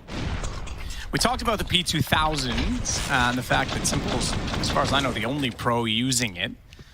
I was going on about magazine size. Someone sent me a DM, and I don't often acknowledge. Okay, here we go. You know, people that send bits of info they think is correct. And usually they're wrong, but this is a good point. The P2000 actually has better movement accuracy than the USP. Okay. That could be part of it. It makes him a harder target to hit while he's still running, and maybe he has faith in his shots. So that could be part of it as well. Mac-10's got pretty good moving accuracy and a great bonus money. Great cash bonus for getting those frags. So 4 kills on Rain with the Mac-10. He's up to $7,300, but so is Rops. Twist is all the way up at 8,000. Money early on for Faze is great. They've only lost the 1 player in these 2 rounds following their second round victory. Now we get into the rifles. Still no op on the Navi side of things. Light on utility for Bit and Simple. They've got no smokes, just a flashbang apiece. No head armor, on a bunch of these players as well. Keep an eye on that smoke, that deep smoke middle. We've seen Simple get run boosted behind it before. We see a lot more teams throwing it so they can get aggressive with utility. Maybe push down to alt middle. This is, man, the pace right now from Faze as Rain gets underneath the atrium, picks up a weapon upgrades, and tries to hold off. But that smoke, if they continue to throw it, Navi is the only team we've seen actually utilize it with the AWP. They don't have one this round, obviously, so weren't going to, but it is a tell, and we can certainly keep an eye on that. This is why I'm so happy that Haku actually asked the question about what's it like going up against Kerrigan. What are your thoughts on it? Because Kerrigan as an in-game leader is just one of those guys who's not ever afraid to go off book, to go off script, to just kind of call something based on feeling. And this is a brilliant timing in a round where he knows that they're likely missing some utility. Go challenge up mid. There might not be a smoke there, and when they don't see it, obviously, it's very fortunate now that they made this call happen when Navi's trying to set up a boost that absolutely deletes him. Just to note as well, 3 kills for Kerrigan that just won the round. He got all 3 of those entries. Yeah, we spoke about him as well. The last matchup, they had 29 frags for Kerrigan in the best of 3 at the end of the group stage in Katowice. That included a double overtime on the 3rd map, and remember him even tweeting out publicly about what a horrible game he felt like he had, and obviously there's a little bit of a feeling of wanting to show a better form here. Quick tech pause coming in. Tortoise shell glasses. The tortoise shell glasses? Oh, I gotcha, yeah. Texture. Yep. The coloring of them. And it's, you know, usually a sign of wisdom and sophistication. Or Henry G would have you so believe. I get it. It does part that look to me a little bit. I mean, maybe Henry's onto something if the in-game leader is going to be wearing it. Could be true. I don't think you'd see a star player wearing those turtle shell glass frames. No. They're going to be wearing those, the black frame. Although in-game leader as well, so. All right, listen, just... Maybe so all of our theories on in-game leader fashion are maybe just... in-game leaders, the only ones allowed. Now on. Here we go. Quick tech pause over. 4-1. All right, coach, thanks for the tips. Huddle out, and they're off. Going back and forth a bunch, it seems. No one really decisive in direction off spawn. But either way, Twist's already inside of the banana position, gonna put his own pop flash into play, potentially activate him out of that corner. No deep utility in terms of Molotovs thrown that direction. There was a nade to tree. Twist down to 56 on that nade? Was it? There's 2 trails. Was there 2 nades? I only heard 1. That's the second. That one's far. He took a lot of damage considering I thought that went to the tree side.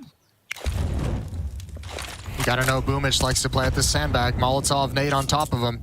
27 HP for Boomich. Flashbang as he jumps up. Nobody's there. Twist is going to hear the sound cue as he drops off, but Boomich is going to back away. Twist will hear that as well. So likely calling out the top banana is now clear. Kerrigan turning the corner. Looking to challenge, has the angle, and Perfecto's shoulder shows, but he gets into safety quickly. No real pressure over at the A bomb site. Just now a bit of utility is thrown out. No bodies really coming up mid. Smoke on Rap side. Molotov towards lane.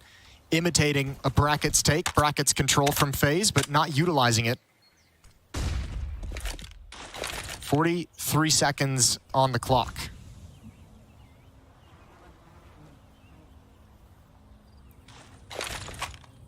No early picks either side in this particular round. That's certainly been something Faze has been benefiting from. Ooh, I don't know if that's the smoke he wanted to throw. It hits the stairs, but it is going to make things awkward.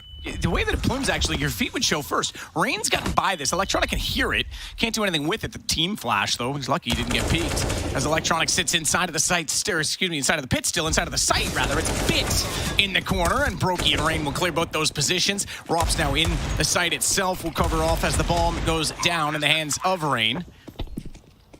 Actually, going to be turning it back, doubling up, getting on the board, getting rolling as well. I said it was Rain that was planning. It was Brokey, so Brokey's going to actually swing out toward the bracket side, the atrium, and Simple, the last alive with a deagle. Probably not going to make a play for the round, but might try and get an exit and find some guns here. He's got those 2 FAMAS down in lane, which I think is Brokey's kind of got his eyes on those at the moment. The question is Simple want to try and deal damage right before the bomb blast. Brokey's going to back away at some point. Or push forward into Simple. He's going to push forward all on his own, and he's got Simple. Simple never expected it, just wanted the FAMAS. 5-1, real quick, real early for FaZe, and not just the lead in terms of scoreboard. Look at the lead in terms of economy. All 5 players from FaZe before the buy in this round were sitting at 13K, right around there. Yeah, that smoke's a weird one, right? It looked intentional the way he wanted it to plume. I'm wondering if from his perspective, because it lines up weirdly, like the circulation of it, the radius of it with the cart, and you might see their feet coming through it before they see you because of the height difference. It looked like it was misthrown, yeah, but then when I saw his perspective, I thought that might actually be quite intentional. Might have been a Bob Ross level accident. Happy little accident. Hop on Simple. Peering towards mid. Has spotted nothing just yet. Slow pace banana control. Boomich with the smoke. Perfecto at the B bomb site has a Molotov as well. Trying to set up the sandbags play again. This time a Molotov to prevent any escape for Boomich. Flashbang comes out. Oh, that time it's perfectly designed. Oh, the Molotov to follow it up as well. This attack is split. Kerrigan sees a gap in the smoke. He's going to try and take advantage of it, but Boomich has already gotten away. Good play from Boomich and Perfecto. Another man advantage for Navi. Another one indeed. Trying to get another round on the board after winning a pistol, but being shut out since. Still, if you're FaZe, you've kind of counted the utility, right? You're like, okay, they just used a Molotov. They used a smoke as well. Probably not a whole lot of nades, and they'd be correct towards this B-bomb site. Simple still has not budged. He doesn't really have anything to slow this down, but he does have a pop flash. If he was closer by, he could bomb it up into the sky by the roof to blind them as they came in, but indeed he doesn't. Kerrigan get a Molotov towards Boomich's position. That's massive. He's so low. Good opening kill from Kerrigan. They're going to stream into the bomb site. Kerrigan at first orange just goes down. Perfecto holding on as long as possible. Simple's here with that flashbang, but it's going to be way too late. Way too late, and Rain's got the kill and coming in with the plant. So again, despite losing the first pick, it's going to be FaZe that gets inside of the site. Bit, smoke dissipating. We'll try and catch them on retreat and removal. Gonna need to hurry up if they want to go for this at all. There's no kits in play. I can't imagine. I think they're just going to hold this one out and try and get exits on it. I say that, though. There's still getting a bit more aggressive. Simple. AWP looking toward the site itself, but the smoke off indicates that they want to use that for their escape. Yeah, defensive smoke to back out and save the weapons. So Navi still not deterred by this 5-1, now to be 6-1 lead as soon as the bomb goes off. Still playing the economic game to make sure they can continue fighting. Pretty simple T-side so far for FaZe. That's netted them this massive lead. Well, Simple hasn't had a CT side, so yeah. True. 6 rounds straight after losing the pistol for FaZe. Looking good here on Inferno. Rain, 8 kills. Brokey, 6. Kerrigan, 7. Twist, 6. So everyone's distribution good. The interesting one is that Rain's been quietly going about business. One name yet to be named in the killing column, and that's Rops. All good. I don't think he cares. Fine. Yeah, I don't think so. It's just interesting because normally you'd expect him to be right up there. But he's only died once as well. That's the crazy thing. That would have been the pistol round. And importantly, he's got an MVP star because he planted the bomb. Ah, yes. He has $14,000 though. 0, 1, and 1 as we hit round 8. Not bad. Thanks for showing up, Rops. Here's your paycheck for being in the server. Yeah, right. Do I get paid yet?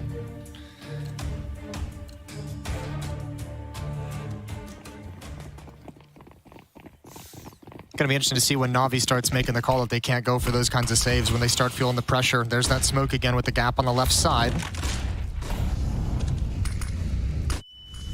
Simple blind, but doesn't care.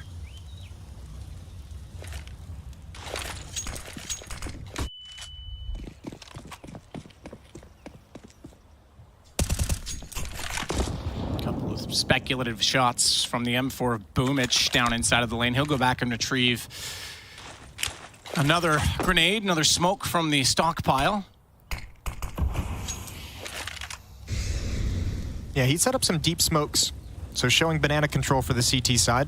Kerrigan and Rain cautiously taking control of brackets, just the pair of them. Rops is still up in holes. Kerrigan's getting a little peaky. He's feeling confident. Oh, that actually forced him back. That Molotov, he thought it might have been a flash, I think, at first in the air and looked away from it. When he did, he took a step, and if he hadn't, I think he gets peeked from the close player in that situation and goes down, so a bit back to the site instead. This is tense. It seems like both players wanted to get aggressive towards lane at exactly the same time. That's going to make for an awkward read of what's happening across the map. Kerrigan's going to shift. Smoke out to cover off Simple. It's not quite. It's going to go. Oh, it does. Okay. I thought it was going to go in more to the arch when I heard it land, but Kerrigan will now get access to the arch at the very least. Does he want to go through this? There's no one that's going to flash his side. He is. He's going to go straight through that. A second one as well. That means he can try and get in through library. A bit's aware of it, looking that direction. Having gone by Simple, he may have gone undetected. That's what he was hoping for. Rops on the board now. He'll get Simple down inside of the site. Twists find Bits, who only got one more once they arrived. Once Kerrigan had gone down. Only one solitary kill coming in, and the bomb planted again for FaZe, looking at 7-1 if Perfecto and Boomich don't think of this one as an ideal opportunity, and they're going to back away. Wow. What great trading coming in as well. And that's a good shift in the defense. Simple gets smoked off, gets into the bomb site. You have Bit hop up on the box to watch for that play through the smoke. They got that. They neutralize Kerrigan as he comes through, but everyone else is going down. That meant Electronic kind of had to be a little bit more spotty, a little bit more peaky than he probably wanted to be. I don't think he wanted to be initial contact in that position, but the defensive shift forced him into it. And Simple gets caught, I believe, looking at lane while the attack came from Palace, or from Halls.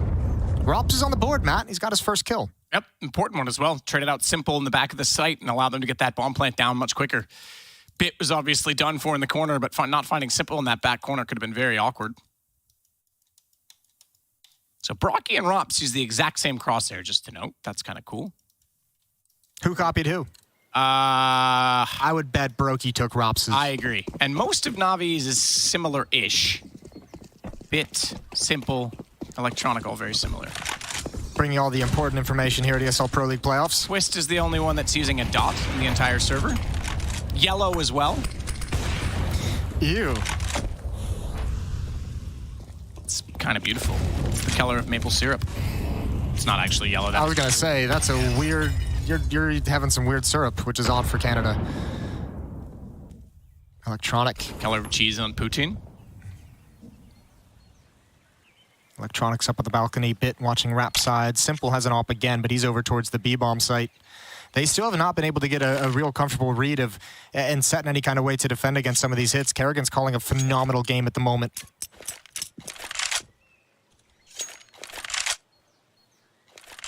And they're really leaning on the economic superiority. Slow playing with some of their utility.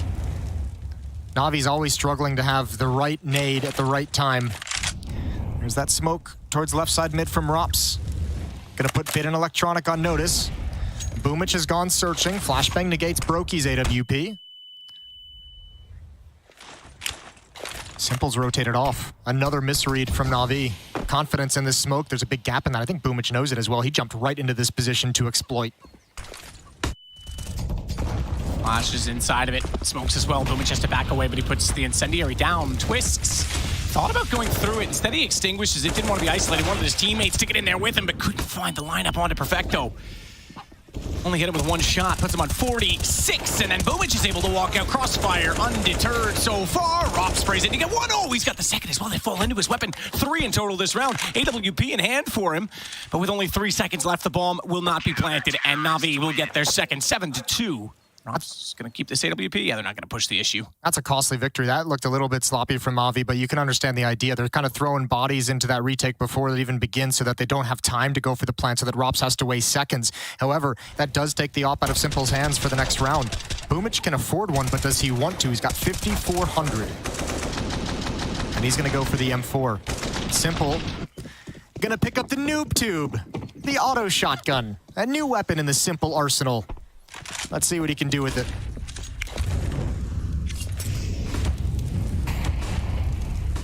Boomich, you're standing in flames, my friend. Down to 45 HP, and that was from his own situation that he could have pushed through, but was expecting him to be more aggressive, and without the molly in play, didn't want to get that low in the lane. He will get Twist, who came through the smoke thinking it was safe. Good to see Boomich kind of exert his will, though, at Banana in this round to just really dominate, put down Twists, and just say, I have Banana control. This round, you have no access to it. Challenging for it. Navi looking for their second in a row. Towards Bit and Simple, or excuse me, Perfecto towards Spawn. Bit's gonna find a kill right through the smoke. That's from Library. Bombs dropped. Rain has to get aggressive to pick it up. Pre-firing into the smoke, trying to keep these defenders at bay. Oh, almost found Bit there. Bit's lucky to be alive through that smoke. 3 on 5. Looks like Navi have stabilized. Simple with that auto shotgun still has not been put into play. Just, I know Twist has cooled off a little bit. He was at 6 kills, I think 4 rounds in. He's only on 7 now, and in the last round, couldn't quite get that lineup onto Perfecto. That might have made the difference in the round as well, so it's very easy to go cold when, you know, even though you're winning the rounds and things are going your way, if you're not able to get anything, and then suddenly you're put on the spot. Rops has certainly recovered from a slow start, but again, as you mentioned, he wouldn't have been upset by that. Was not dying. It wasn't like he was struggling. He just wasn't needed. He might be now, as he's going to come out from the apartment position. Smoke already on the corner. Shotgun dig. Simple down below is going to get 2, and Bomb will fall to his feet. Brokey up close, can't do anything with the AWP. Good old shotgun action. Heads up play from Simple. Really well done just watching the other side of that smoke. And you would have seen that here. He would have seen that if he was watching tape, watching film. Because remember, the last time we saw FaZe play Inferno, they recovered from a lot of awkward situations with Rops just lurking out of those halls along that balcony. He was able to find plenty of openings to bring the round back in FaZe's favor. So Simple steps up. The Alligator goes to work. He's got the op now as well. Picks it up off Brokey's cold dead hands. Not going to be it. I thought, again, keep an eye on that smoke. He didn't even go that direction. He's over toward Banana right now. So no need to get aggressive for Boomich, but nades. Kerrigan and Twist, that op down already. Boomich has to grab it and run back with it, so he's already rotating around. Oh, that's so much counter utility having to be spent to slow down any kind of hit that might be coming. They had no idea. They had to dump a bunch. Twist is actually in a pretty decent position if he wanted to peek in, but with the man advantage.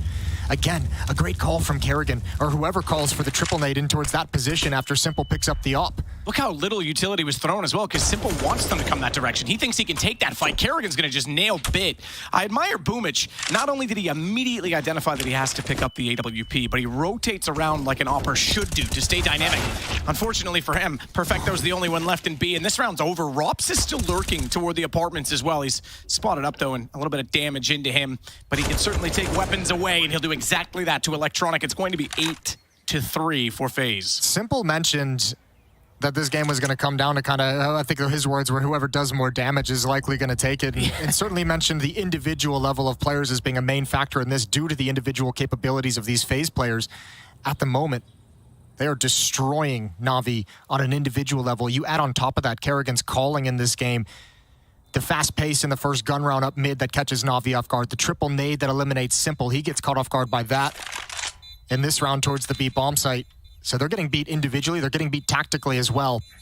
And that's why Faze is sitting at a 5-round lead, 8-3. Still plenty of money. Navi have not dug into this extra cash in the pockets of Faze whatsoever.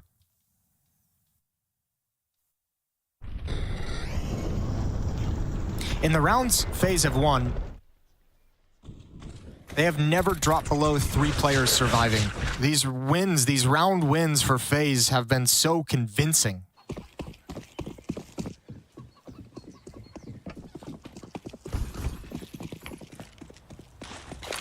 Electronic with a deep nade, hoping to do damage at the bottom of mid. Little tickle twists.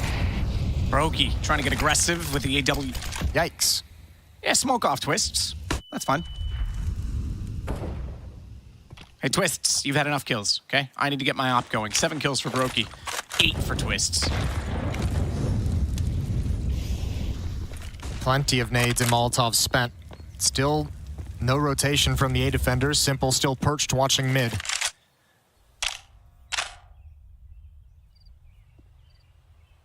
Four smokes and a Molotov. Plenty of flashbangs for Faze for the rest of this round. There's a decent amount of utility as well. Navi's done a good job of holding on to their Molotovs.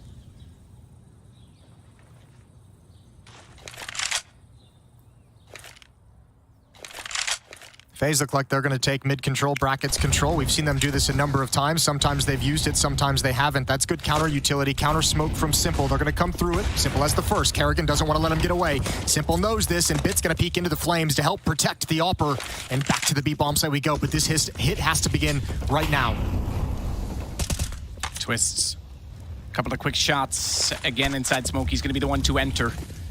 He's got coverage on his right side at Coffins. No one will be above that. He's already gotten into water, so they won't be able to peek him from there. But a flash out, he's able to detect and evade and a gap through. Looking for Perfecto, but he comes into a crossfire. They peek it together. They use sound perfectly, and Perfecto and Boomich shut out the site 8-4. Oh, that's got to be a great feeling for Navi. Finally they survive with all 5 players. A very clean win, and this time they were able to, as I mentioned, hold on to their utility. You can see the impact it had. The smoke towards the B bomb site that slows things down, doesn't let them know Perfecto's position. Twist had to be very cautious and considerate of where the peak was going to come from. A follow-up flashbang from Boomich over the top as well. Just very nicely played from Boomich and Perfecto at B, as well as Simple and Bit over towards brackets. Oh, Simple's going to use it this time. They've been setting this up throughout the half. Brokey's ready for it. Never caught snoozing. And I mean, part of that whole Boomich is blind as well. Oh no, Kerrigan countering everything. Bit going to find the kill. Bring it back to a 3v4, but there's only one defender at A. That's Electronic.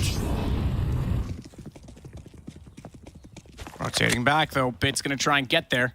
Perfecto with him. One through Arch, one through Library. No one in the pit side, but no one pushing out yet from Faze either. And Electronic going to go all the way around, knowing that if they don't have the pit position, he can still get aggressive. Still trying to cut this off using the Atrium. Set up a crossfire as well with Bit, but he's smoked off. Shoulder shows. That's going to be enough. Rain, knowing he fired into it, knowing he was down the lane, capitalizes. He's trying to find a headshot. He had the lineups right. He had the positions right. They just wouldn't give it to him.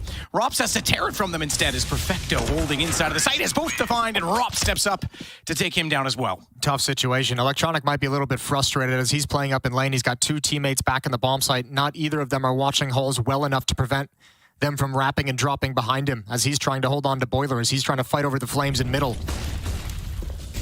Gets completely caught. Great opening, though, from Faze. So hard to recover these 3v5s, even when you rotate everyone to the right position. And Perfecto, you can't blame him. He had to try and find a 1v1 while his Molotov was still burning. 9th round for Faze. 2 remaining in the half. Navi trying to keep this as close as possible, trying to withstand this beastly performance on the T side. Nade down, Twists tagged to 78 again. He's been playing in that pocket. That nade a little more direct. And it's the big bad boom, the sonic boom he's got to go against.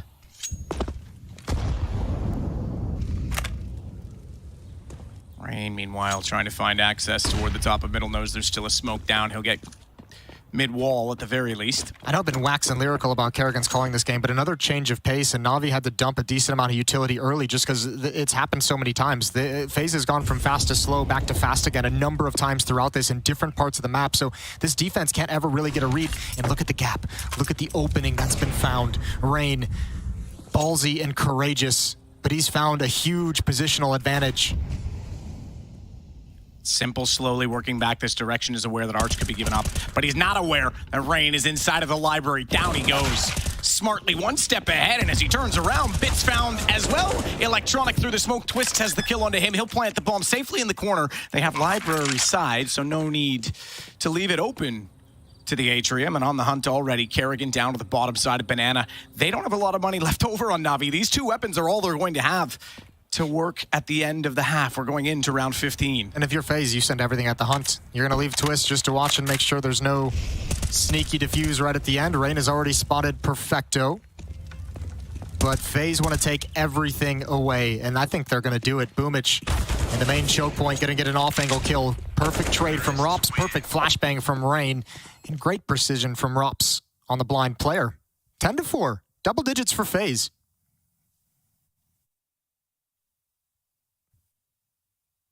Navi coming in this looking a little lethargic. They haven't been able to stop anything. They haven't really been able to slow FaZe down. Even rounds in which they've found some opening kills, FaZe has done a phenomenal job of recovering in them.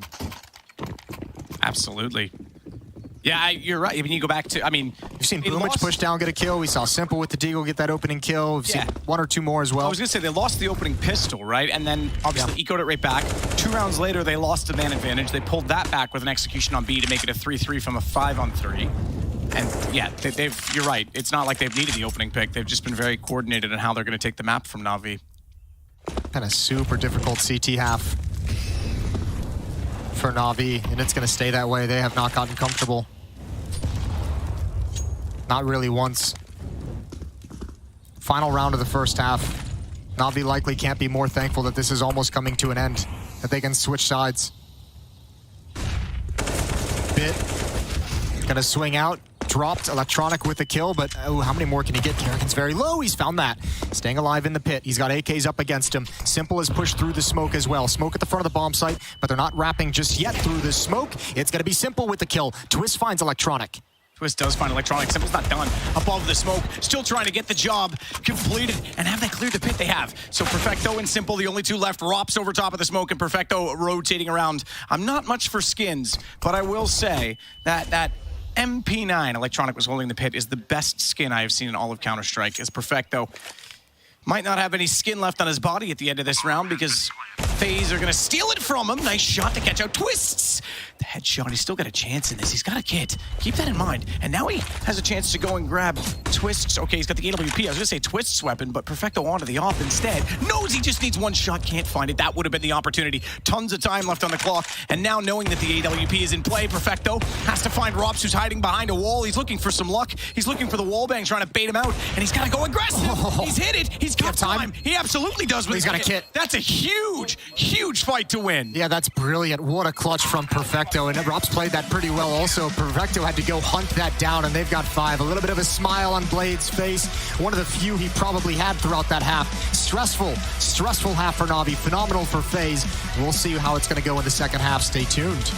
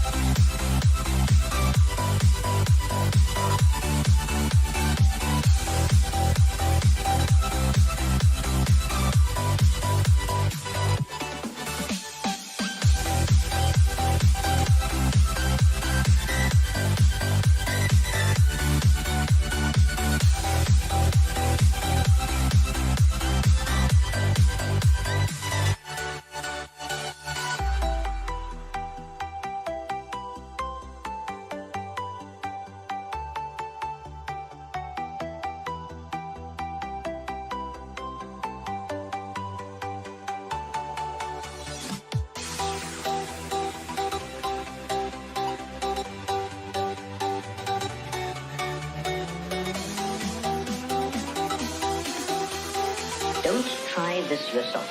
It's extremely dangerous.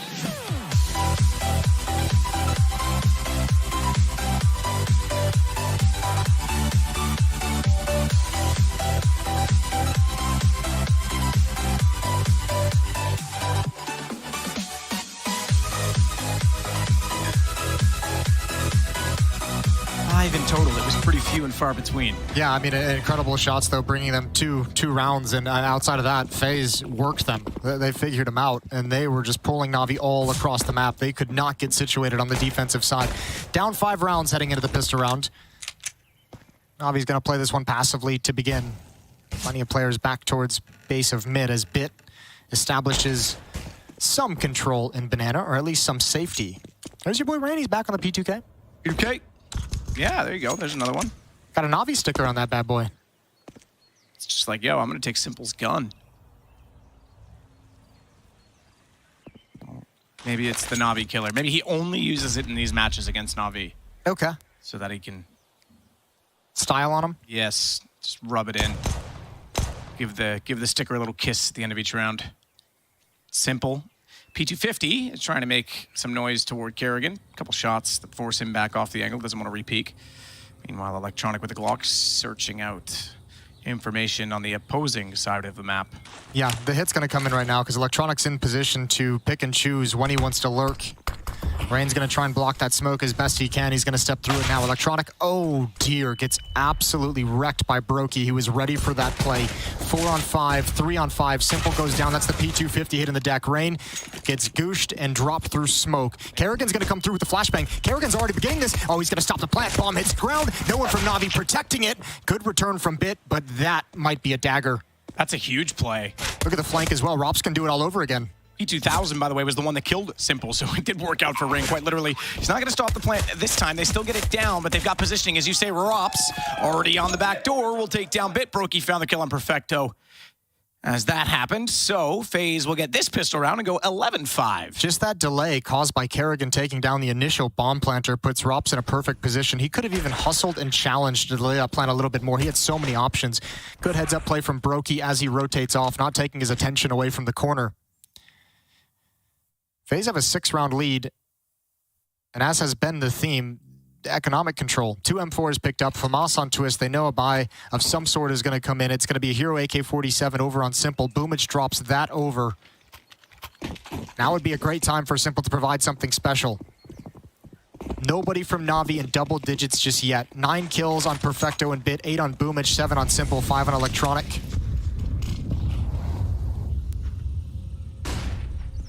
Meanwhile, all 5 players of Faze in double digits. So Simple was right. This match is coming down to the individual performances. Unfortunately, the best individual performances at the moment are all on the Faze side. Yeah, whoever does the most damage will win is what he said. And unfortunately, that's not always true. But in this case, very much so. So maybe he's a bit of a savant, a bit of a prophet. See if he can profit in this round. He's got an AK. The hero weapon. Kerrigan on the offside. Pushed down already, a nice steep incendiary that'll hold them out a little bit longer as well. A minute still to work with. Smoke on top of it, a little bit late, didn't quite extinguish immediately, so there's a bit of a time period in which it blooms, and that's when they jump through. But that's when Kerrigan, standing there at the ready, will take them down.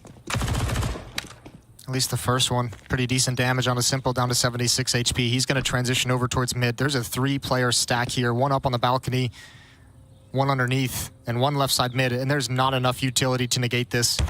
Only 1 flashbang, and there is no way. Simple even looked up towards the balcony, didn't see anyone. Rop slides out a little bit further, is able to get 1 cheeky kill. Bit brought down, and Brokey's gonna hunt him down. There's Electronic pouncing, but too little, too late, although he does have a FAMAS in hand. Rop's ready, Perfecto. That AK coming to play. 2 rifles, 3 on 2, winnable situation. He's blinded, but no one spots him. No armor yet. Electronic down below, though. This is Kerrigan that's easily should be taken down given the HP situation, but you're right, no armor. And as he backs off, Kerrigan baiting with noise. He gets caught out by Brokey, and they can't actually collect Kerrigan. That running MP9 too quick. Yeah, the drive-by. Usain Bolt. Well done. AK-47 picked up and salvaged for Kerrigan, who gets a double kill. Brokey with 2 kills as well. Faze with a commanding 7-round lead, but another buy going to be coming in for Navi. That plant helps out massively, and also they only spent money on 1 AK-47, so Boomich will go down to something like a Tech 9, maybe a Deagle. He liked the P250 in the first half. Everyone else going to have the AK-47s. Navi running out of time to get back into this game. Running out of time to start a comeback.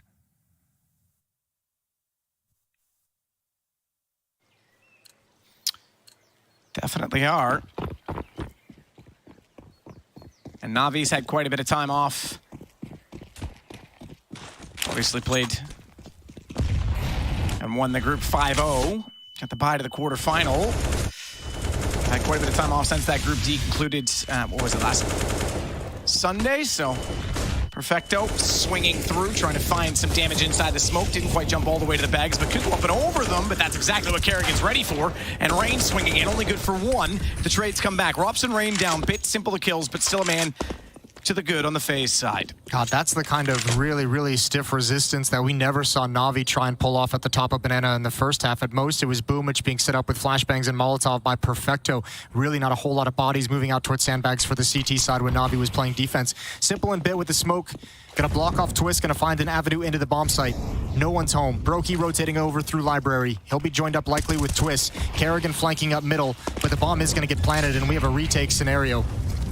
Simple, getting away from the Molotov. Doesn't want to burn alive while putting that down, only on 31 HP. It'll buy a bit of space to set this retake up as they're going to get closer. It's all on Kerrigan's flank and halls. If he finds Bit over in Graveyard, that's everything. It's a tough angle, tough ask. A few different headshot positions he can peek from, and he just holds the bottom of the stairs. They're going to try and boost above smoke. Twists, drops down, noise made. And given that it's a falling noise, you may even expect that there's 2 there.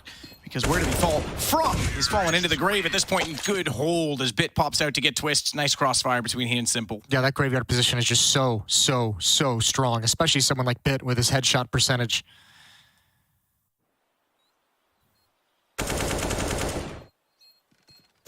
Finds Kerrigan as he crosses over. Kerrigan kind of, it looked like he didn't even really necessarily want the peek, or maybe was taking a wider peek than that position, wanted the information of where Bit was, but he doesn't get away with it, spammed through the door. Faze, finally going to be in some monetary troubles. That's a new experience for them in this game. It's taken 18 rounds to get here. They do have an op in Brokey's hands.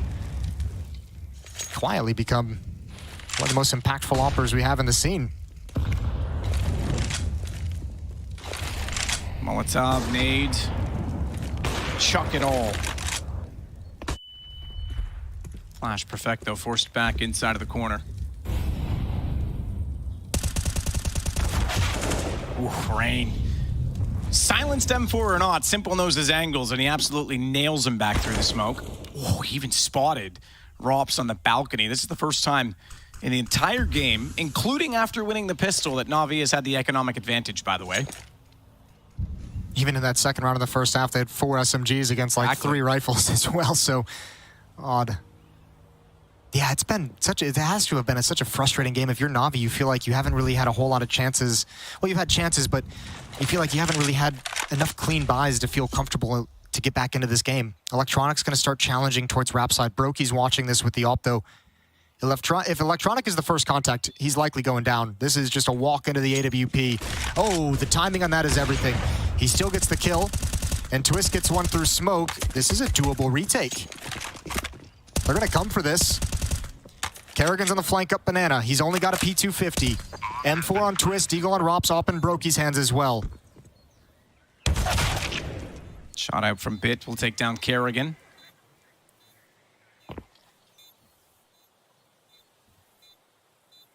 I wonder if they're going to commit now that they've lost that player. Looks like they just want to back off and survive the bomb blast. Simple wants to take the weapons away. He's going to push forward. Bit's even got them locked in.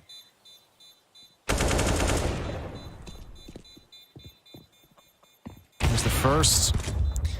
Well played from Brokey. You wouldn't expect that angle, would you?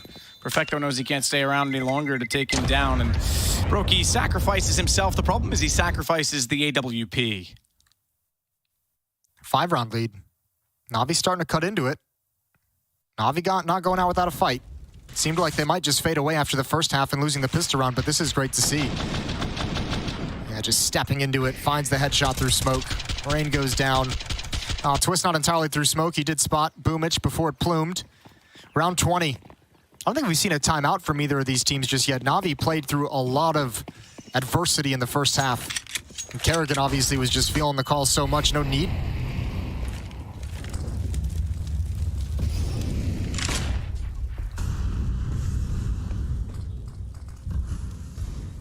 Electronic wants to be first around the corner this time. This is where that shot went through the smoke in the last round. The nade trajectory suggests someone else is in that position. Rops removes Simple with perfection. Now he's got to fall off of it. And when they go hunting, Twist is able to back him up. Electronic falls next. Meanwhile, back over at B, Boomich trying to distract and hold the two players inside of the site at Bay because Bit is working out. Look at this 1-2 punch. Yeah, fair play from Bit. I don't even mind that play. He thought he had one. He knew he had to thin it out. He could have never expected the second player was going to be there, so it takes a big risk and obviously doesn't work out for him. But Navi was running out of options. He had to see if he could catch them before they're able to fall back in towards safety to punish the retreat from lane. Infecto needs to look up. But he's got smoke in his face. Faze have found some solutions in a very low buy scenario. 3 players here as Rops is watching in mid. Navi's hoping their silence would force someone to rotate away. Twist is even all the way back by T Apartments just to make sure they can't save these weapons. And Navi's starting to back off now. Twist might have a role yet to play. Twist gonna sneak it around Kerrigan. Perfecto couldn't land it on the AK. Slow to find it. That's twice Kerrigan's just been running and gunning on that MP9. Oh, Boomich slips the net. At least for the moment. They're hunting. If he can get away from underpass. Gonna stick in it. Turns around. They're gonna drop to find this, and Kerrigan gets him right at the end. Good sacrifice from Twist. It's like they could smell him. 13-7. Searching for the rat in the sewers. Nobody likes a rat. Especially not a Tarkov player. Except snakes. Okay, a good point. Maui likes rats. Confirmed. Timeout taken. Blade trying to get a little bit of life and energy. One last adjustment, perhaps. I think with this kind of a deficit, you have to at least put an AK-47 on Bit. He's got 5,300. Throw that hero AK-47 on his back. See if he can provide you anything. Navi running out of options and running out of time. Round 21. FaZe looking to take a 1-0 lead in this series. On their map pick, obviously come in with a phenomenal game plan. Been very effective. Absolutely has. Back to the pistols this time. Kerrigan gonna get aggressive. Taking that unicorn pride all the way to the bottom, baby. He's gonna try and run and gun and spray some more. Just absolutely removing Perfecto with such gusto.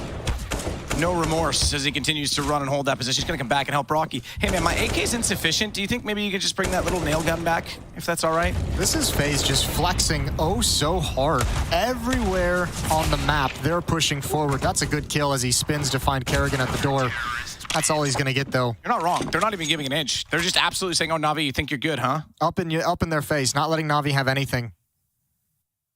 It's one way to mess with the confidence, mess with the best team in the world. Just don't let them breathe. Can very quickly go the other way, but you'd expect Kerrigan to be ready for that too and be able to react and adapt. But this is no, full gas right now from FaZe. Another timeout taken from Navi to talk over this incoming gun round. Again, going to be a little bit sparse on the buy. A few players really struggling. Simple force bought the armor Deagle in the last round. He's going to buy Deagle armor again here. So no rifle on him. There's push down Banana. There's push in halls. There's obviously a push down mid and attention towards ult mid.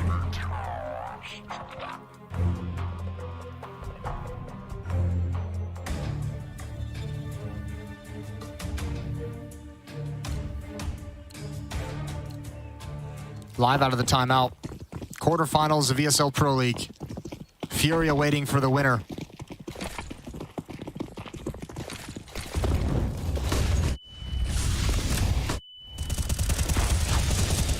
Kerrigan perfectly pushing again. He's only good for one, but Rain is right there, and he finds two. Not only did he get Electronic, he got Simple in that exchange.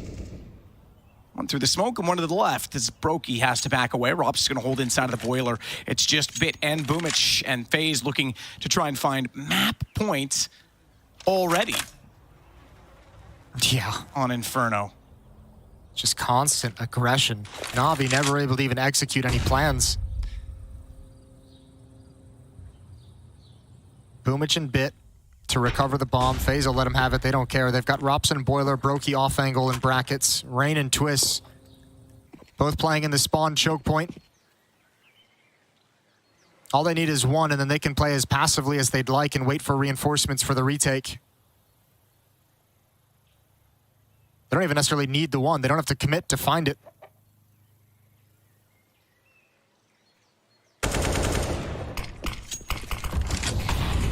Bit trying to get inside of the site. Smokes off the Molotov because he was lit ablaze. Gap inside of those two smokes, and Twist makes no mistake to take his head clean off.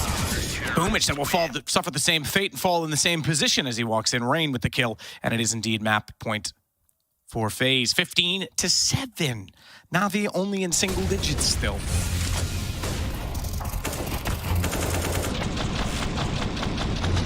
And they've looked very strong in Pro League. There's no question about it. FaZe looking excellent today. Yeah, we were just commenting last night that it was good to see Navi after obviously the Katowice performance from Navi coming into this group stage looking revitalized, looking like they had a chance to kind of get their mind off things and take a break and come back in solid form. Yeah, even took a bit of a break between the group and now we're going to Amsterdam. Ooh, that's a fun afternoon. Yeah. Okay, well, FaZe have 8 chances to close this out. They've looked so good, but let's not extend this if you're just watching at home. If you're a FaZe fan, don't get too excited. You know Navi's going to recover between maps. Absolutely. If you're a Navi fan, don't get too worried.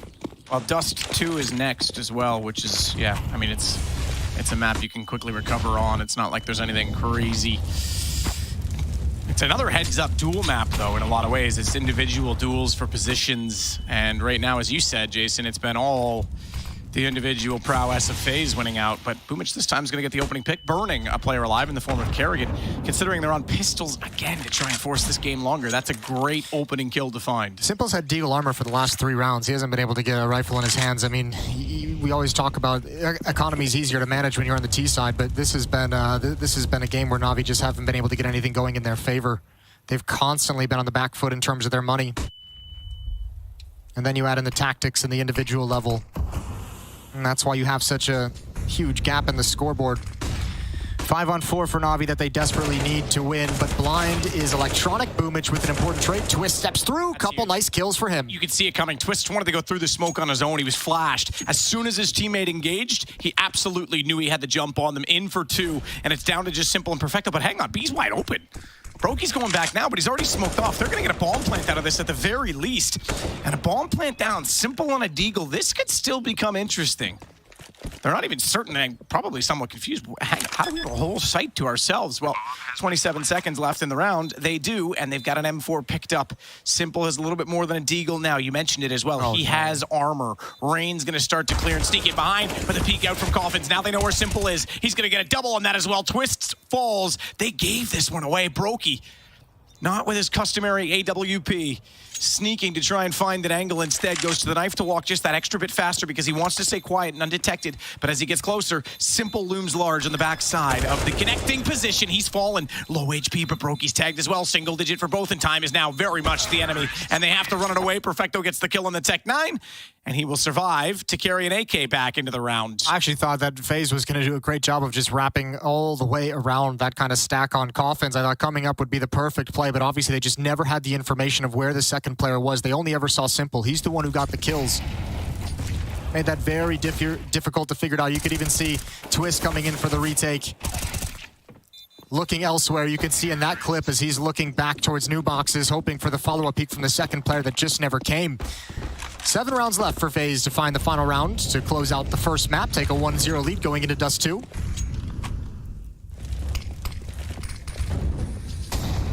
Perfecto pushing up. Molotov going to be put out. He's on his own. Easy kill for Kerrigan. Simple does step through. Oh, he's on a rampage. Yep. He's got Kerrigan stuck in the corner, and he's going to find that for sure. Relentless in pursuit. Trying to create something in a desperate situation. 17 kills. You're right. He's definitely motivated now. Wants to try and bring this back level all on his own, it seems. Brokey's the only one on the server. Oh, I take it back. Excuse me. Kerrigan's got 21. He's looking excellent. Electronic, by the way, 2 in the opening pistol. One of them was absolutely stunning. He has 6 kills total. Where's he been all game? Simple. I'll tell you where he is right now. Pushing CT spawn behind his smoke. Wants to run these guns down. Wants to firmly give Navi the advantage and keep Faze forever away from that 16th point. I want to give Electronic a little bit of caster support. When playing that pit position, Kerrigan worked him so much around the map. It felt like, you know, even when they went B, the hits were so convincing that Electronic didn't really have a chance to get involved in the action. When they came A, the trading was so good. Electronic was always in really difficult fights. Brokey challenging to take some guns away right at the end, and he's got 2. Simple pushing forward. AWP is important to keep in Brokey's hands, and Simple will not move around the corner. 9 to 15, 6 more chances for Faze.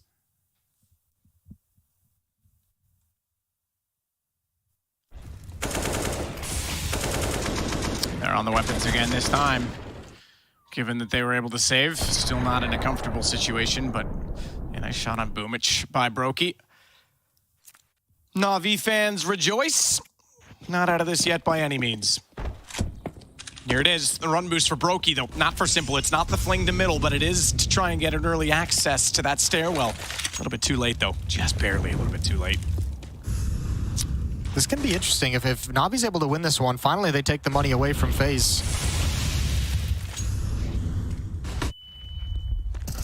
Electronic is going to go down. Good peek from Twist. Again, Faze challenging all the choke points. When attention is at the B bomb site, they're flash peeking towards mid. When attention is on mid, they're throwing bodies out towards sandbags at the B bomb site. Faze having a very aggressive and dynamic defense. Brokey now rotating over. He's found Boomich out in the open. 5-on-3 for Faze. A phenomenal chance to close out this map right here, right now, and shut this comeback down. Bit pulling it ever so slightly closer and back toward Navi, though, as he gets ROPS and some map control. He'll head to the front of Library. From there, he's got to worry about Brokey on rotation, but it's really only Twist that holds the A site. Again, a bit of an over-rotation, and caught out is perhaps Faze. Brokey even getting desperate to fire in through the smoke. They know now where the AWP is. Twist's gone. That is the site. Oh, Simple was found through smoke. What a great grab from Brokey. Fortunate grab from Brokey. 35 seconds left on the clock. Molotov going to be put out inside the bomb site. Plant will not be delayed. Bit trying to cover, trying to look over the top. Retake's going to come from lane. I think he saw him in Library as well. So I think he's going to expect that they're going to give that up, given that he didn't peek after it. There's no further utility. Kerrigan's down below, though. Bit needs to be absolutely spot on with when he peeks, and that bomb's so far in the corner. If they're able to get him fast enough, get Perfecto down quick enough, there's no way Bit can do anything other than try and peek it out, but the crossfire's too strong. Brokey left in a 1-on-2, and he's not going to go for it. He's just going to try and do damage at this point in time, get his own AWP and run. Oh, that's a 3 versus 5 one by Navi. Again, you mentioned it as well, the over-rotation, leaving Twist all alone. The pick from Simple was absolutely magnificent. That's a frustrating way to go down if you're Twist. How about Chicken? Yeah, Chicken. Oh, he teleported out. He was, see, he came right back. Changed color somehow, but he was fine. He's fine. Magic bomb. It's a paint bomb. 15 to 10. And no more money for Faze. All they have is this AWP in Brokey's hands. Now, they have some losing bonus built up. They've got 3 rounds of it, so they can invest in a small light armor with some upgraded pistols. They can challenge for this round in a couple different ways, bring some tools to bear. That's a great pick as Kerrigan is actually coming in for the retake, excuse me. And then just a phenomenal job from Perfecto inside the bomb site, staying alive, grabbing that one player. Brokey, the run boost again, deep mid. Saw an elbow, but didn't get a clean shot.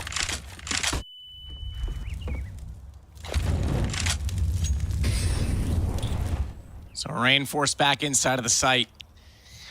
Faze giving away a few too many rounds. The last time these two teams did play, in an ESL event in particular, was Katowice, not in the playoffs, as I mentioned at the start of the show. However, start of the series, I should say. However, they did play in the groups to determine who would get the bye to the semifinals. Very similar scoreline on Mirage, and FaZe was unable to close that out. Navi came back, I think, 8 rounds in a row, took that to overtime, and then won the game. I messaged Kerrigan after and said, man, oh man, just keep your head up. You guys are going to be fine, because he looked absolutely devastated by it. And then they, of course, went on to win the event. He'll have that in the back of his mind. They can't give this away to Navi again. Likewise, Navi's going to be thinking, hey, we've done this before. Let's keep going, full gas. Well, Kerrigan had 29 kills in that series, as we referenced previously. He's got 21 in this map alone so far. So I guarantee that was in his mind as he prepared and warmed up today. That's probably been his full focus on recovering and have a better showing here today. Individually, it's there. The calling in the first half was there as well. Twist spots one, but the other two are so close, he never had a real chance. Brokey gonna line up with the op, and the Molotov steps into it. Oh, a double. That's unreal. They've got a shot. They've got a chance now. Although low on HP. 2 in the flames? That's silly. The fact that he sticks that out, he goes just for 1 and gets a double for his efforts, that's huge. He's still in this with the AWP, 28 HP, bits on 10. This is suddenly a winnable situation by the most audacious and bold play in the world, but he's not ready for Bit to be that far forward. He did pull the gun out, but not quite enough. As Rops knows he's low, we'll try and swing around behind him. There's ample opportunity to win the round if he finds him quick enough, but Bit's going to evade, and I think that's going to be it. There's no way Rops can win it now. Rops' goal is to get that op. And the tough part is, Bit can't really protect it. He has no HP. He is going to have to bail out far away from the bomb site. In towards Boiler, he's going to discover the location of Rops. Simple, going to come in next. Rops wants to get that AWP, not going to have the opportunity. And Simple just lets it lie. Keeps with the AK-47. Navi just 4 rounds back. It's been 4 straight for them. Faze running out of chances to close the map. As we talk about, yeah, this is great. It's the only real chance they had of winning the round, and that's one of the things that's made Brokey such an exciting opera as well. He's willing to take those massive, massive risks. I was going to say, we're talking about Katowice, let's go back to it, because Faze has been in this situation before, albeit from the other side of things. They had the massive comeback on G2 in the grand finals. Yeah, that is true. They have proven that they also can come back. The point is, they know it. Both teams know it's possible, and both teams need to play accordingly right now, because Faze cannot afford to give this away. This one's for elimination. And remember, they just dropped a 5-on-3 just a few rounds back. And they did it by over-rotating. Again, we saw that in the 3-on-3 as well when they went toward B and Simple picks up the M4. They're just getting a little bit ahead of themselves. Good find from Rops this time as he gets bit down in the apartments. Good damage as well on Perfecto and Boomage, but Kerrigan and Rain are going to have to be very sharp right now over at the B side of the map. Yeah, when does Twist choose to start cheating over and rotate? He doesn't have any nades for support. Nothing in his pocket. Rain is boosted up. Kerrigan holding the Molotov. He's going to hear the footsteps. Molotov coming out. There's no smoke to extinguish it. That's going to split it. That means there's only one player running through, and it's Simple. He gets dropped by Rain up above. Now it's desperate. Now it's near impossible. Another Molotov rains in. That's from Brokey. 50 seconds on the clock. Navi have a time if they want to run back and consider the other bomb site, but at least for now, Boomich is going to see what he can find. Smoke clears towards spawn, but they can't do anything about it.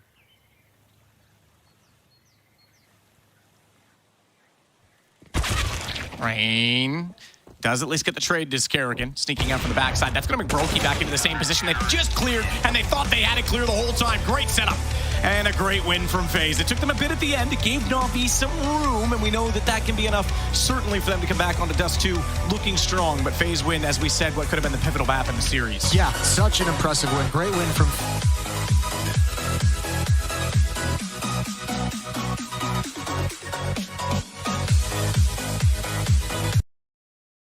Inferno, I actually had an interview with Simple before the whole series started, and he said that you guys will not surprise each other because you've been playing for such a long time against each other. Do you think he's right? And it's like, oh, it's going to be all up to who's actually better mechanically. I mean, true. We kind of knew which maps it's going to be. We have played each other a lot as well in practice. So we know each other's styles, and it comes down to winning the clutches, I would say.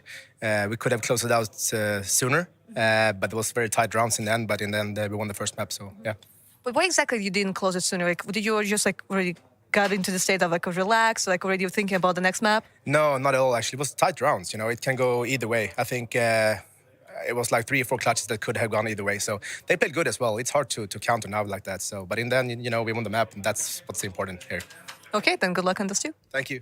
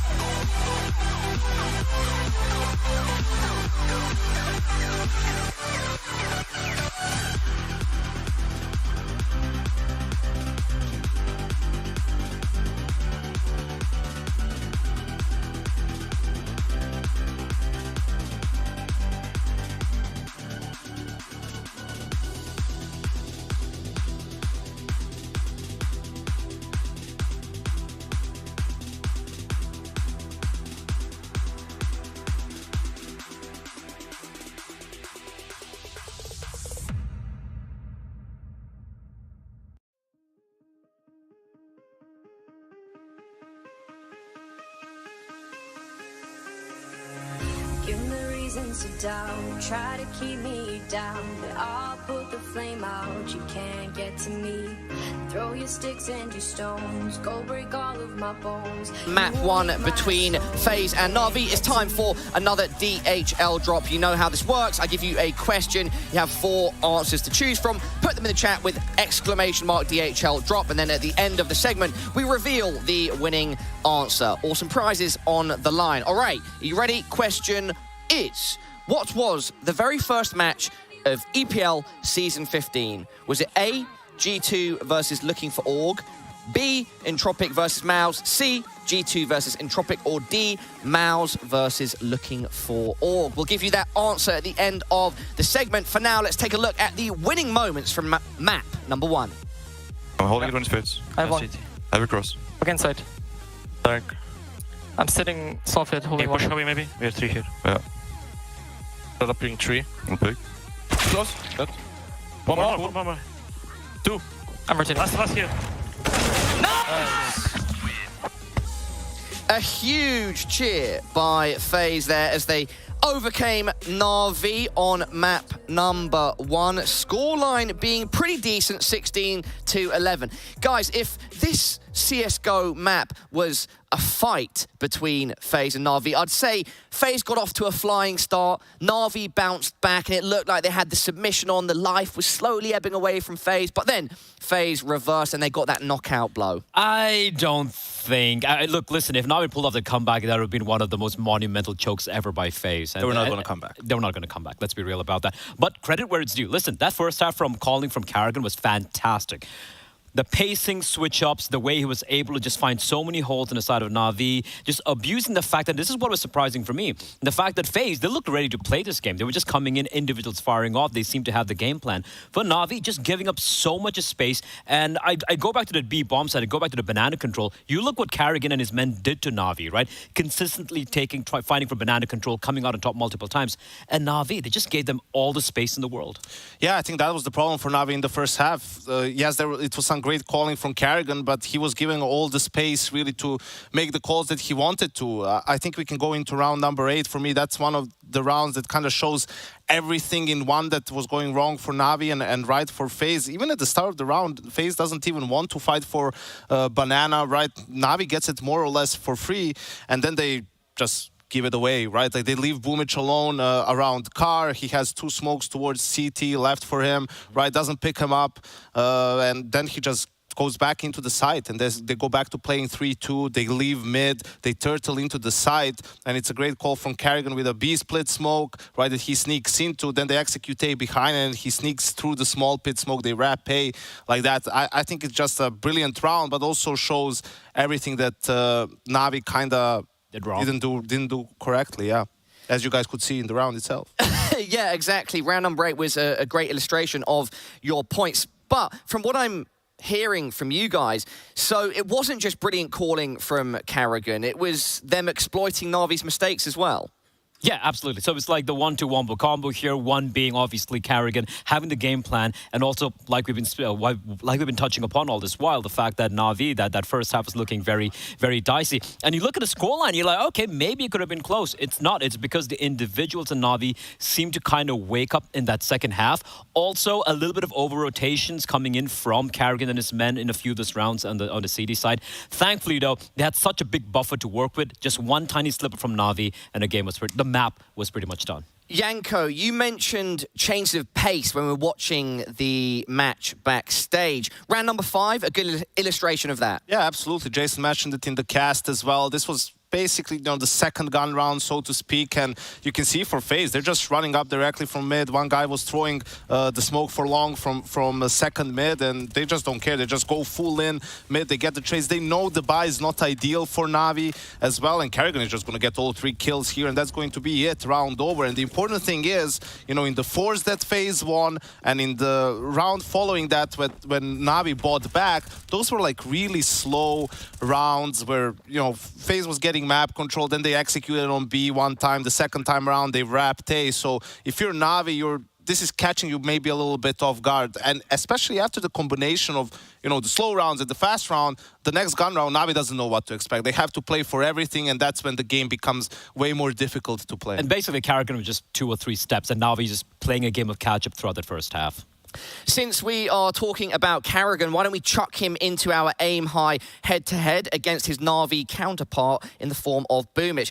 It seems like maps like this, where Karrigan can go off, he has a great impact and it adds a lot of value to Faze. The one thing Karrigan does a lot of times for Faze is how he just throws himself ahead of everyone else, right? Even though we talk about Rain being the hard entry and all that, Karrigan's going to be jumping on in. And it's 50-50 at times. Sometimes he'll go in, he'll gather some information, but he's going to die. The trades are not going to be taking place because it's in such a weird position. But this time around, he was very efficient. We saw that in those highlights as well, getting multiple opening kills, out-dueling a lot of the Navi players. And if Karrigan's going to be stepping up like this, man, Faze looks scary then. Final point from Janko, by the way, before we move on. Just like a little bit more sensible version of art, right? Like he does rein himself in a little bit more, but yeah, always the X factor for Faze. Guys, thank you so much for your thoughts. All right, everybody, it's time for that DHL drop answer. Remember, the question was, what was the very first match of EPL Season 15? You can see on screen to my right, not to my left. The potential answers were G2 versus Looking for Org, ENTROPIQ versus Mouse, G2 versus ENTROPIQ, Mouse versus Looking for Org. The answer was, drum roll please, A was the answer, G2 versus Looking for Org. All right, everybody, up next, it's map number 2 between Navi and Faze. It's Dust 2. Do not go anywhere.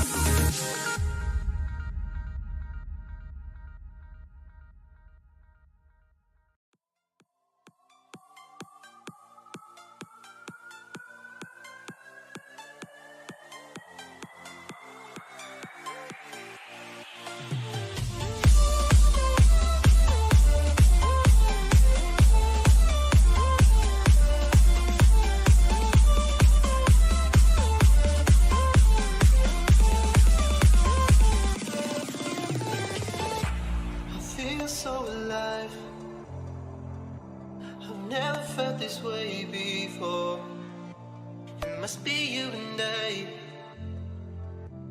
It's got me thinking about us more. It's these bright lights, they put me in a daze, and I can't stop but think about the way that you move around up and down on that stage. It's your future vibes.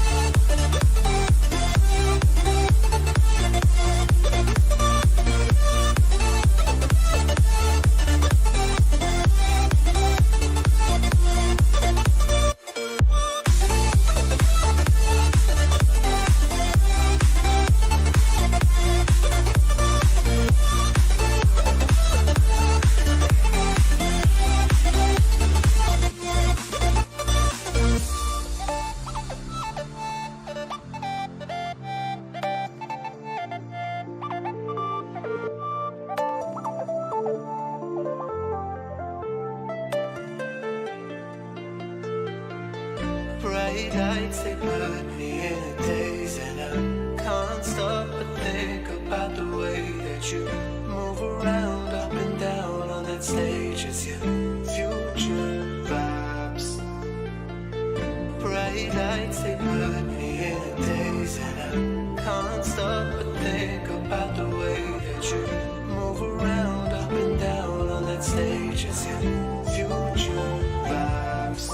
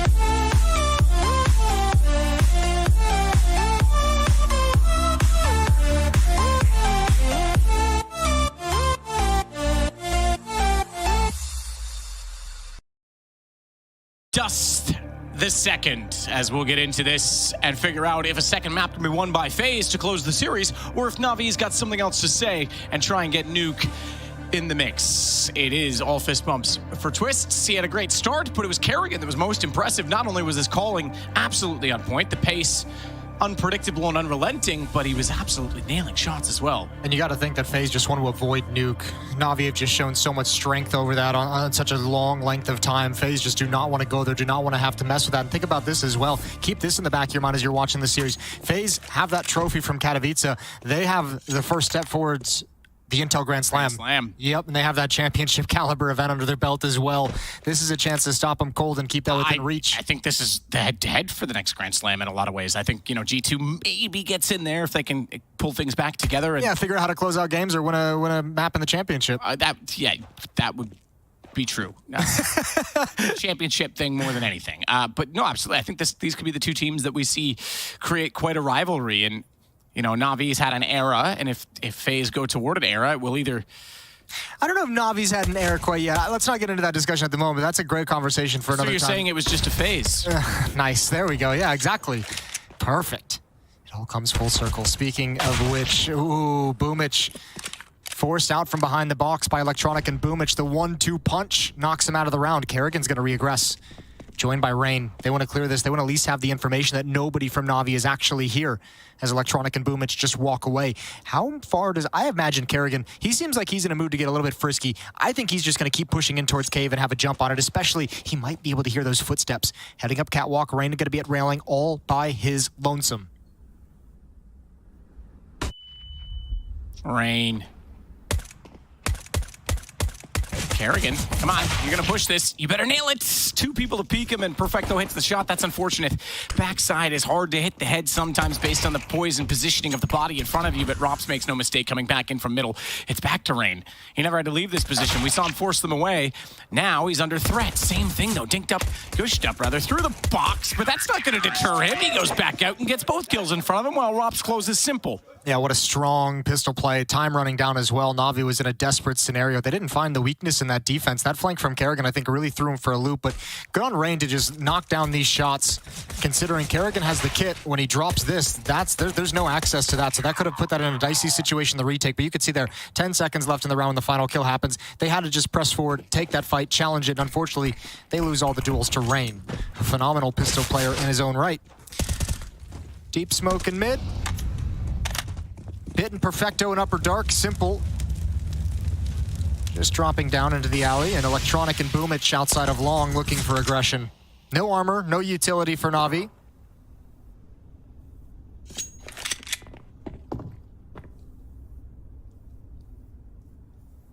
Simple. Looking down toward the doorway, will continue to walk in that direction with Bits close up to it. They've cleared tunnels, they want middle.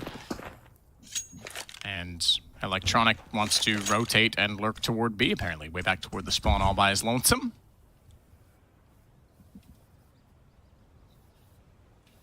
Rops in the window position. Has Twist watching the tunnels to his right, so he can afford to stare down toward. Peace. Middle, okay. Peace.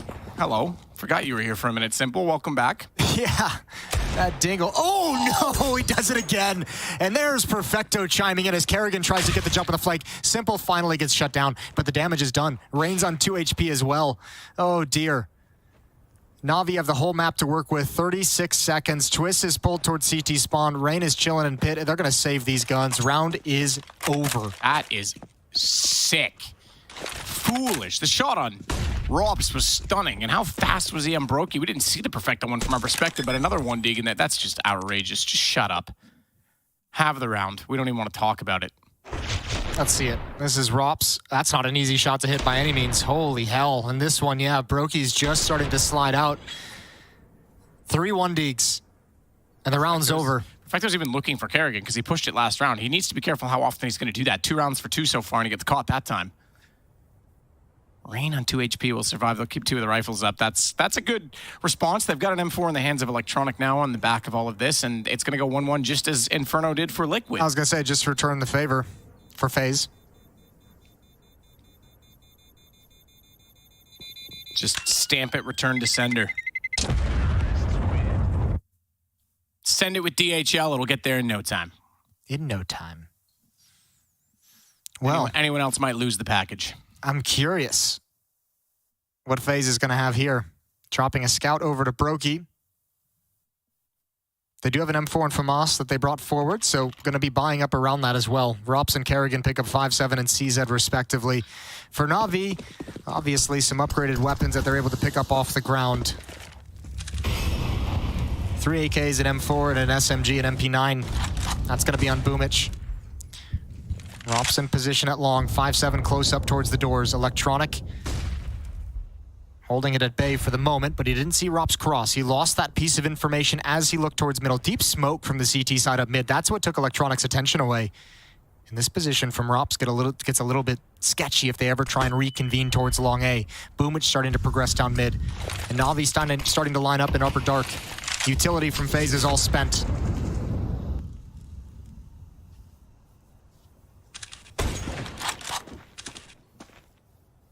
Brokey.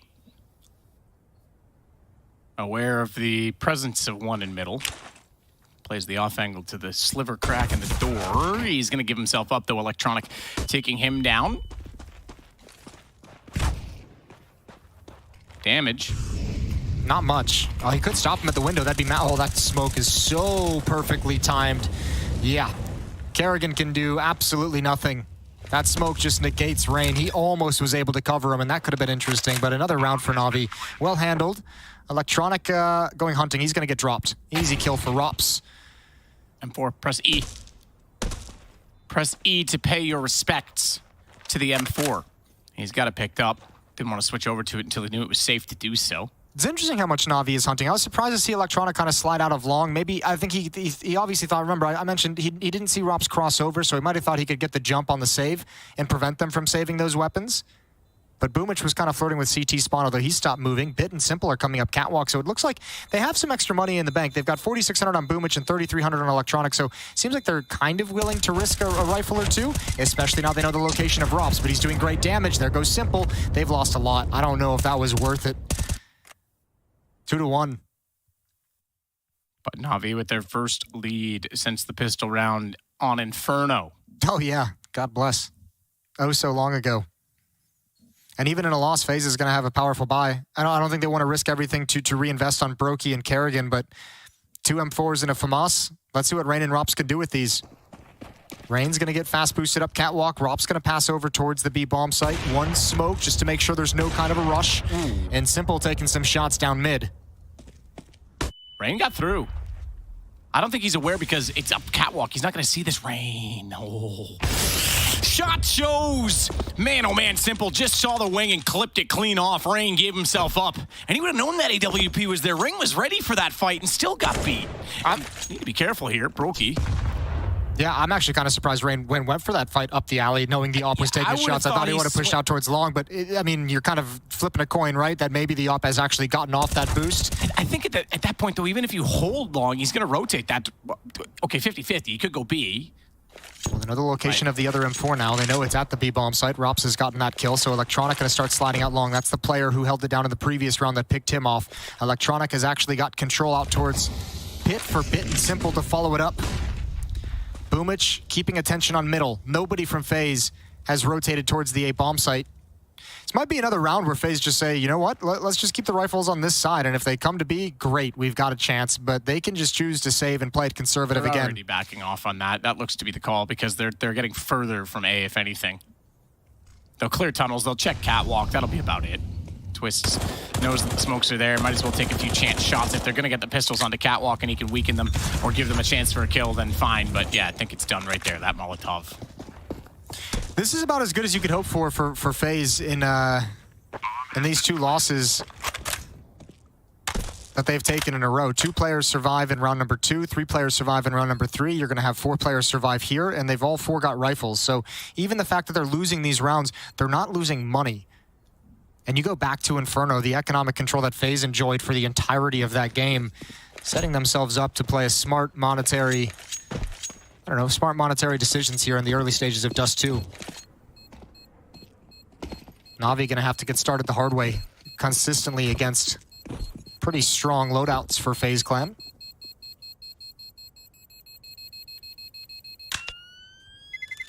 Boom. Goes the dynamite. That's still one of my favorite clips of all time. It's wonderful. It's not bad. I agree. I don't know why Rain takes that fight. It's an op staring down a lane directly at him. It's not like these guys can't flick that fast. So why do you need to face it? You already had the map control. Yeah, it's just the option he chose, right? Could have stayed. Well, he chose wrong, Jason. Yeah, I mean, look, that's certainly an argument to make, but it doesn't always go the way it's designed. Electronic behind the Molotov, going to try and keep an eye on anyone crossing those double doors. Bit's gonna... he's at least probing towards mid. Okay, he is gonna walk out. He is gonna be bold. Rain's being a lot more passive this time, has Twist coming back down as well in towards CT, so that's a double position. They're gonna boost up in the firebox. Twist will be the elevated player in that situation with Rain all the way back to where he was born into this round. Smoke will bounce and land perfectly on the ledge. Give them a chance to work out from catwalk. Smoke thrown. Secondary flash, but this is why you boost, because Twist has the angle. Good for the first. That'll slow them down. Now they know they're going toward the window at B. In B, Rops is locked inside of the closet. Tough position for him to play. Reverse door angle that's been now in play for so long, though he's able to spot Electronic, weaken him up, and Twist will know he's held out at scaffolding, so when they work through, they need to be looking that direction. Rain gets the trade, but I think that could have been cleaner. They were too worried about double doors still. There's no smoke here. Simple could actually challenge if he wants. Oh, he's tagged up Rain. I thought that might have been a double. They almost lined up for him through window. Bold little jiggle peek. Bold jiggle peek, but it's going to add more damage. He's down to 11. Simple had to hold the wall, Rain's in, and he knows it now. He's in trouble. There's no way he even goes for this. He's going to try and flank all the way out around with bomb. 24 seconds.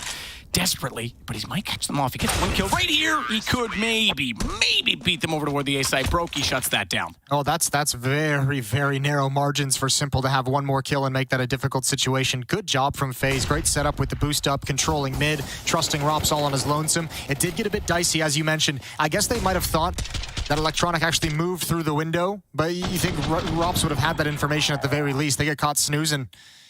3-2, the lead is whittled down to just 1, and a double op setup now for Faze. Brokey with 1, Rops with the other. Molotov in position, incendiary to be technically correct, of the CT side. Rain trying to hold them out at long. Electronic already through that, so too is Perfecto. And Perfecto's the closest to the corner. He could swing very quickly. Brokey's got to be careful on this. Saw the knife get pulled for a moment, thought maybe he was going to try and book it toward the ramp. Molotov down. He's already lost his supporting teammate in Kerrigan. He's got to smoke himself off. That's going to give away his position. So Rain, getting desperate and aggressive, jumps down to help him in that situation. They can go for the elevator boost as the rotation comes around for Twists. It's going to slow down. Navi's going to have to hunt for kills. Tactically, having a tough time with no flashbangs left. This is interesting, though. You have that aggressive toward long, and you already smoke Brokey out, all of the utility, the damage. Rop says, screw B. I'm just going to hold middle. He's in a prime position for a flank here and may even get a free one if they elect to rotate back after Rain gets 2 kills. What a hat trick for him. Simple's gone and Perfecto removed. Twist gets the kill through the doors, but Rob's had great positioning in that. Yeah, he says screw everything. He had to have heard the footsteps on Catwalk as well, so Rain was in just an absolutely great position and just phenomenal shooting as well. Trading a little bit sluggish from Navi coming around that corner. This is the last flashbang they had to get that opening kill onto Kerrigan, who never found the safety to fall all the way back. But it's all Rain from there. 12-1 on Rain in the first 6 rounds, averaging 2 kills per round. Rob's going to challenge up mid. Simple. Relegated down to the scout. Deagle's otherwise. Perfecto gets a small tag onto Rain down to 64. But long access is denied by the Molotov.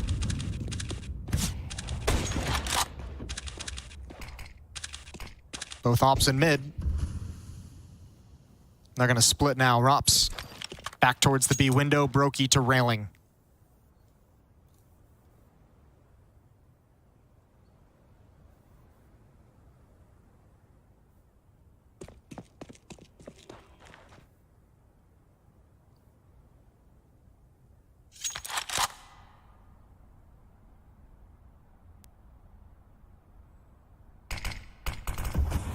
Smoke.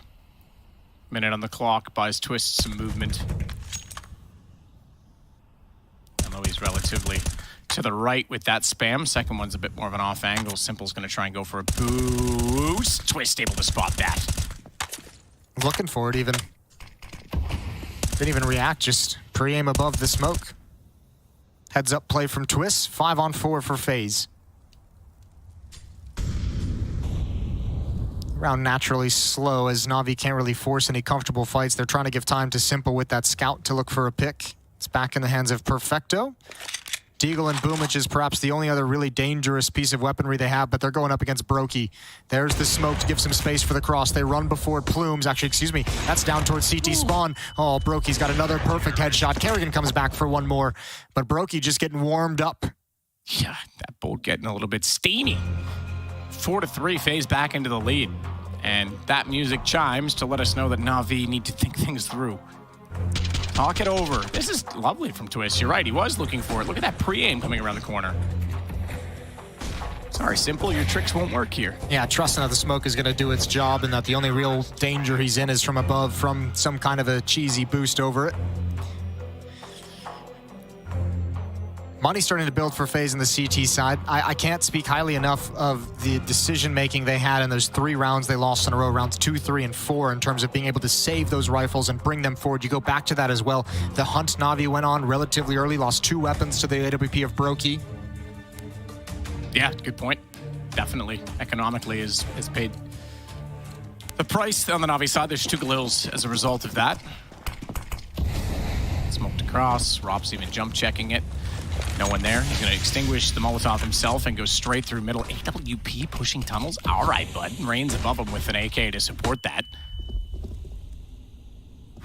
This, okay, I'm into it.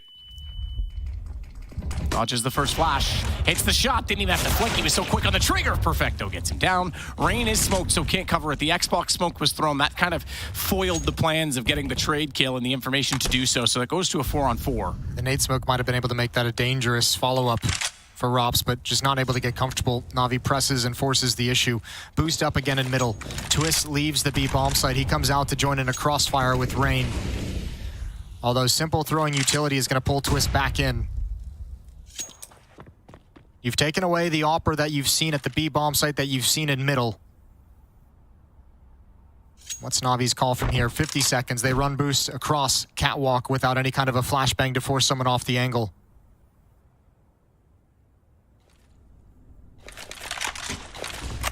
Mid to B split, that boost up from Rain could have an impact again. Smoke down. Again, though, that boost in play. Brokey trying to throw a nade in. Actually tickles Rain, gets 2. 1 better than Twisted on the FAMAS. Better weapon in the AK. Perfecto turning back, though, is aware that they're going to be boosted in that position. He's locked in by the Daihatsu as he has to work his way back out. And Simple has to try and get inside of the site. Twist holding by the car this time. Wide angle. Knew Simple was going to try and do something clever and speedy, but he's one step ahead again at B. Oh, and Twist let out to get more aggressive on the angle. Simple was thinking he was just going to hold his position, and he was kind of pre-aiming head in hand. I genuinely think that right now Twist is when he knows he's peeking Simple, he's thinking that. He thinks, all right, I know this guy likes to peek fast and flick. I'm going to go the opposite direction. By the way, I've just pressed tab. Yeah. 15 kills for Rain. The next closest is 6, and they're leading 5-3. Yeah, he's having one, and you can't enjoy the body language we're seeing out of Navi right now. Obvious frustration after the first map getting shut down. Here on Dust 2, the scoreline isn't bad at the moment, but it's been 4 straight for Faze, and it's been pretty convincing 4 in a row. Again, Navi in this 4-round streak has only killed 2 players maximum on Faze in any of these rounds. So Faze feeling very comfortable with their game plan, and again, a new look. Twist in the B bomb site, Brokey in middle with the op, same with Rops. And they're sticking around. Brokey will have a chance to challenge the scout of Simple up on Catwalk. There's the slide out, there's the kill onto Simple, and Rops has the other one. 5-on-3. The ops doing work. Oh dear, that's not ideal. Brokey's there for the save. Rops misses a shot as he's still slightly moving, flustered by the flashbang. Rain waiting, standing on the car. It's paper thin, so you might as well have used it to get an elevated position. It makes that headshot much more level, as shown. Man, he is having a game right now. He's accurate. He's feeling it. This, I mean, I'll get to the point in a minute. Let him finish his sequence right now. Let's not take away from him as he takes down Boomich. I asked Twist once, I said, of all your teammates now that you're in Europe and you're playing with legends on Faze right now, who's the most impressive in practice? He said, Rain, hands down. He said, that guy mechanically is unfriggin' real. That's a pretty consistent thing that pretty much all of Rain's teammates have said at one point or the other, that Rain's mechanics and his aim and is just so actually insane. And it's funny because, I mean, so many of his other teammates historically have gotten the attention. You think he's played with Nico, now he's playing with guys like Rops and Twist. This is the Rain that was, when they were at their best, though, with the previous lineup, with Nico, with Olaf, this is the Rain that was a big part of it. We used to call him the cornerstone of this team. He didn't get credit. I think part of it is because he's just such a laid-back personality. Quiet, yeah. Quiet. It's similar to Naf in a way. The guy does silly things in the server, and sometimes it just, shrugs it. Like yesterday, he has that clutch, and he goes, yeah, my heart rate didn't even raise. It didn't even change. Well, that's not exciting, Naf. Tell me you were going crazy. Right? Then I'm going to be like, oh, I love you. No, it's all part of the persona, isn't it? Absolutely. It's all part of the legend. Upper dark. Perfecto bit and Simple. Boomich is going to be close towards middle at the moment. Setting up a left mid smoke at the corner. Make Rops a little bit nervous. You want to put it into perspective right now? Navi combined have 14 kills. Rain has 17. Yep. Just beating him down. Twist tucked into a corner. Rops is pulled out of the bomb site by that smoke, but he's going to trust Rain. He's going to come back in support. He wants to take the attention. Just one kill would be everything for Rops. That's massive. They don't have the manpower to check left. Twist is going to get a freebie. Oh, Simple. The shot's baited out. Twist gets legged, brought down to 1 HP, but Simple can't complete the kill. And Twist just has to make himself a small target. Is that a leg or is that to clip through the wall? Might be clipped through the wall to the chest. Yeah, either way, he's on 1 HP. He's got to try and bait them in at this point in time. They've lost the heavy hitter in Rain. Oh, my lordy, lordy, lordy. This is not a great look for Navi at the moment. I mean, they must have known he was in the corner. I'm not sure what he's expecting. That's a clean kill for Electronic, finally finishing him off. Has to get the bomb back, but now he has to go forward into the site as well. And Simple needs to hit some stunners. He can't do it. He only gets Rops, and Brocky removes him immediately. Electronic, 1-on-2, both outside of the mid wall. That lets him put the bomb down. Knows one's inside. He heard it, and he's going to spray it through. Window as well. He's got the information, but Kerrigan's got the AUG and the aim. It's going to be 7-3 for Faze. That's either a miscommunication or a lack of communication between Kerrigan and Brokey there. So fair play to Kerrigan. I think Brokey thought he was going to either be following him through the window or coming through that smoke at the same time, but they fluffed the coordination, and that gave a pair of 1v1s over. Thankfully, Kerrigan wins his duel. I think Boomich obviously just trying to, like, I guess, bunny hop onto the bomb and pick it up and be able to bail out before Twist and the op can really react. But yeah, it did look a little bit silly there when he fails it. Timeout taken. Second timeout taken by Navi. 6 rounds straight for FaZe Clan.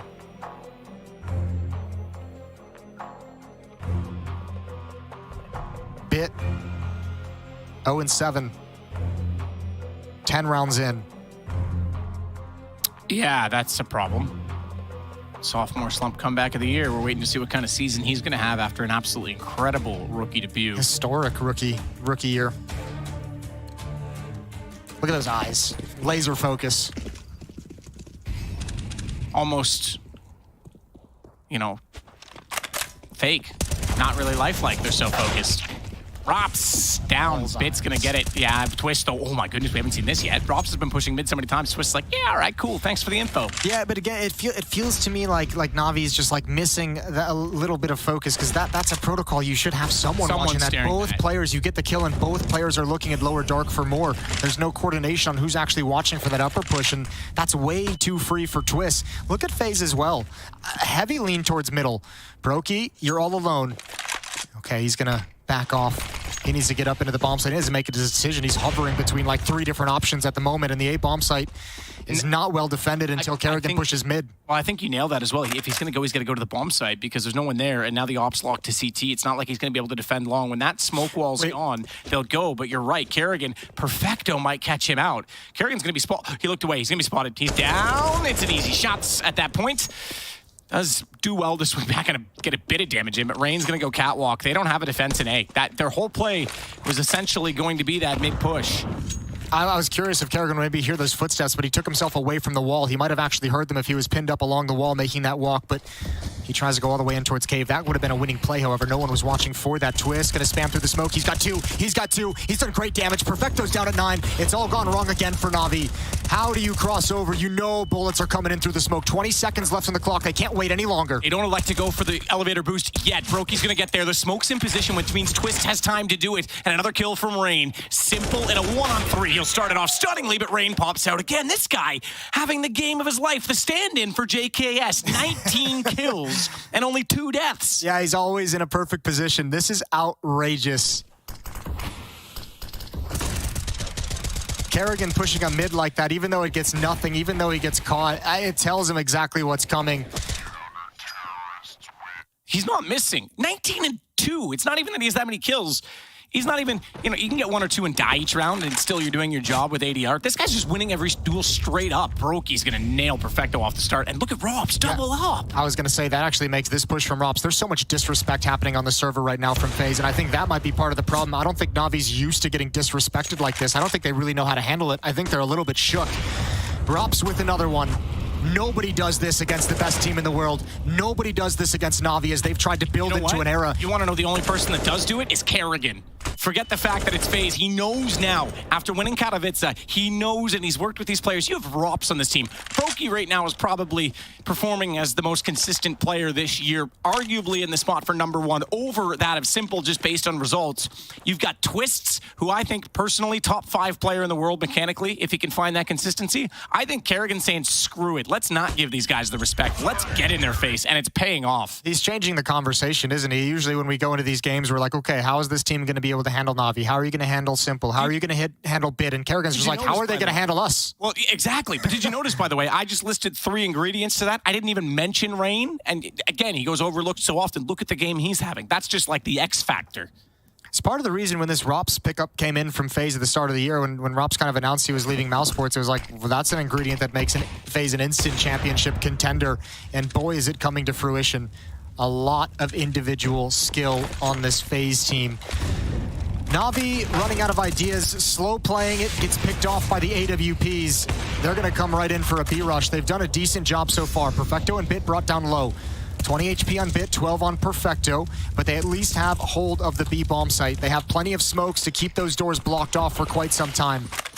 Double nade going through, trying to land those in toward Closet in case anyone swings to that position. It's become far more viable in both holds and post plants for this exact reason. You can see the cross to the window. You can see the access to the door, and this might be a round for Navi, finally answering 8 in a row for Faze. But I'll say it, they got so much utility. That's exactly, and so much money. They're definitely going to go for it, but inside the site, low HP Electronic unexpectedly near the window. What a shot. Brokey as he goes through with the no-scope, but the double peek position from Double, stack inside of the site. Rain still alive. Of course, he's the one left over, but Simple will finally euthanize him, and it goes to 9-4. Yeah, all that utility that Faze had to spend, all those Molotovs just went into positions that Navi wasn't actually playing in. That's a bit of a rough outcome. Nice attempt on the retake. You had money as well to throw at a round like that. due to some of the smart decisions you made earlier on in the half. Those are typically tough retakes, and frequently we saw teams, even in even man situations, just elect to save, but the utility and the money forces them forward into the bomb site. Navi finally able to put a stop to the run. It was 8 rounds in a row for Faze. Long play. Navi has picked up the pace. Slow wasn't working. Fast has gotten you 1 round, but this time it's swept aside. Kerrigan with the all-important trade to hold on towards long, but Navi's coming right through this. Kerrigan's got a new position out towards blue bin. Bit goes down. 1 player's already out. That's perfecto. Kerrigan using the entire magazine. He's still got Brokey's AWP in support until that smoke plumes. That's a good smoke, though. Gets him out. They're going to jump in. Little did they know Brokey had actually gone past the edge of the wall, so he was able to spot that. They couldn't even catch Kerrigan. And Simple's being chased right now. Who chases Simple? Who puts this man out of his comfort zone? He's got 100 HP, mind you, so let's not roll around out of this guy's mind. But they know exactly where he is and what he's up to. Don't give them away that easily. Kerrigan and Brokey both go, but Rop's ready. This is both maps now. Like, philosophically, FaZe come into this and have obviously had the conversation leading into this series of just like, look, we're going to take every inch of map that Navi lets us have. Everywhere we're going to be aggressive. When you feel like you have the moment, when you feel like you have the space, push forward. Don't give Navi the room to operate around the map. Don't give Simple room and time to find his picks and find his fights with the AWP. This is awesome to watch. And Navi, you can just feel it. Out of ideas. B-rush into a long rush. You know what, though? I excuse Katowice because of the circumstances of what was going on and is still going on in the world. But this event is going to be a wake-up call for Navi. They are going to have to go back to the drawing board. Well, they were very, very vocal last year saying one of the reasons they were even able to elevate to that position is because Gambit had such a great start to the year. They felt that rivalry actually spurred them forward. This might be one that does something similar. We'll have to find out, but at least for the moment, look, they're still in this game. As much as we're talking about how awesome this is from FaZe, Navi's just 6 rounds back, and if they can steal away this final round, that would be brilliant. Be 10-5 again, just as the last map was if they do at halftime. Close call at the mid doors. No one willing to budge, although I say that Rops is starting to slide. See if he can get anything in it, or if he's aware that Simple's so close. You know Simple's waiting for timing. Bit's already at the boxes at B. Perfecto's walking out. They know they have that position to themselves. Rob sees that. That is a hard shot to hit Simple. This is his cue. He has to go and support the players inside of the tunnels, but Twist has already moved over, and that's going to make things extremely awkward for Simple, who doesn't have utility, and Twist will win the duels. Rops will close it out. 11-4 for FaZe on Dust 2. Yeah, that's something special. What a great first half. FaZe is going to be happy. We saw Navi throughout that half looking stunned. We'll see if they can wake up during this break, and we'll be right back with the second half.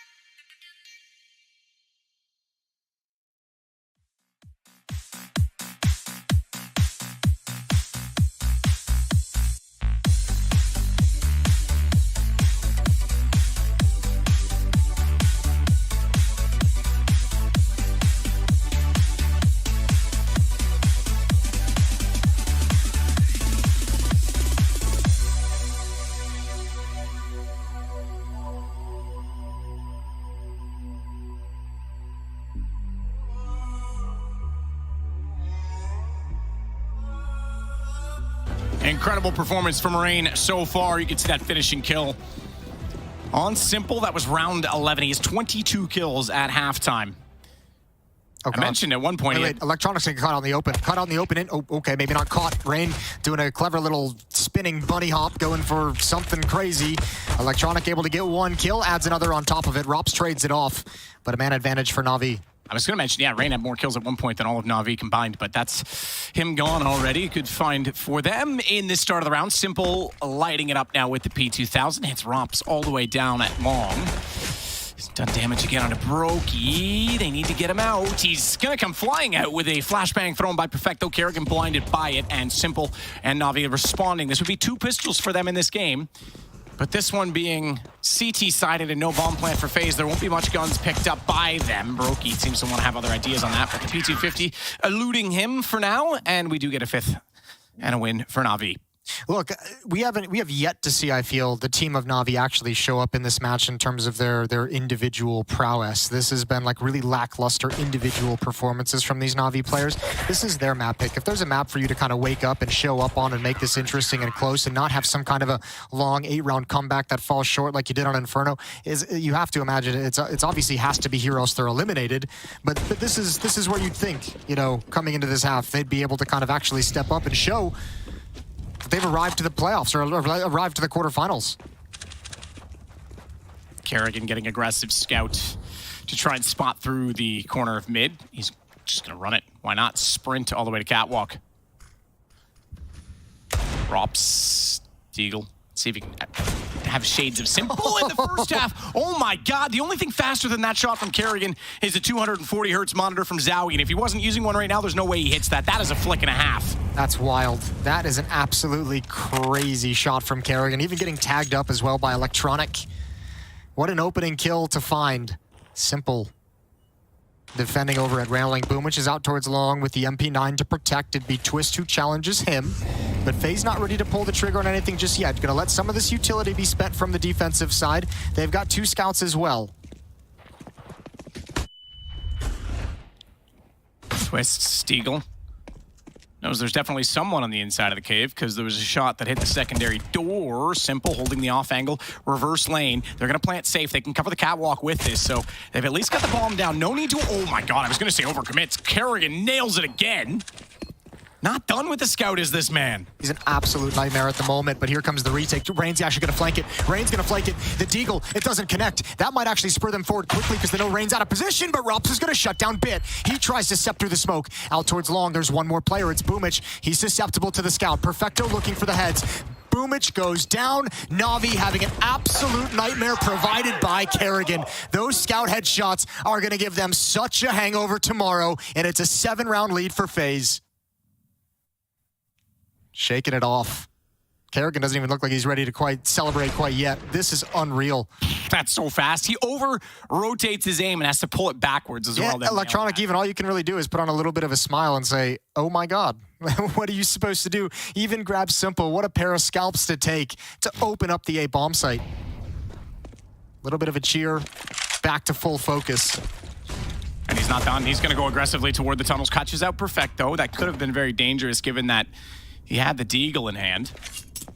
So they do return serve. Exactly what Navi did to them in the first half. They turn around and do back, and it's what they did on Inferno. So the second rounds, no one, aside from the second half of Inferno, no one has converted a pistol round yet.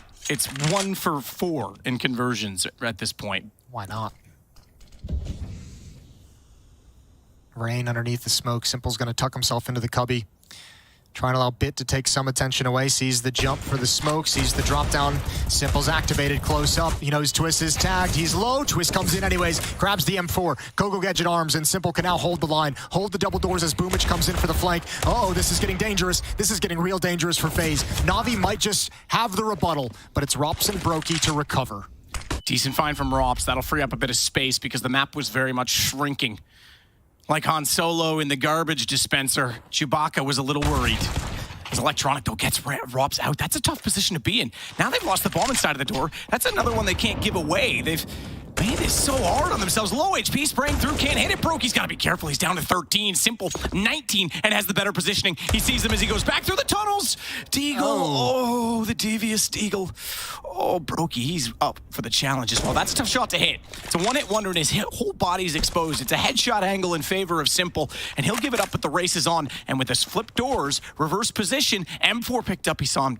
He had to have seen it. It's going to tap it. It's going to fake plant. Oh, Simple's going to lure into it. Is he? Smarter than that. Simple. He's one up on him. He could have re-peeked it. Brokey goes back. He's not done with it. Oh my, the game's on this guy. You want to battle for number 1 this year? Who is Zywoo? Because it's Brokey and Simple one-on-one. That's an amazing clutch. How often do you see Simple miss 2 Deagle shots like that on a low HP player and lower dark? Tough. That's really, really painful. Oh dear. The response from Faze, they recover. Navi needed that in this comeback, 13-5. You can't buy in this round if you're Navi. All of a sudden, Faze is going to be so far ahead. It's 3 USPs, a P250, and a Deagle on Simple. 13-5. I mean, this is a ridiculous. Everyone was predicting Navi in this series, and rightfully so. Brokey's going to start it. Simple's gone. Boomich as well.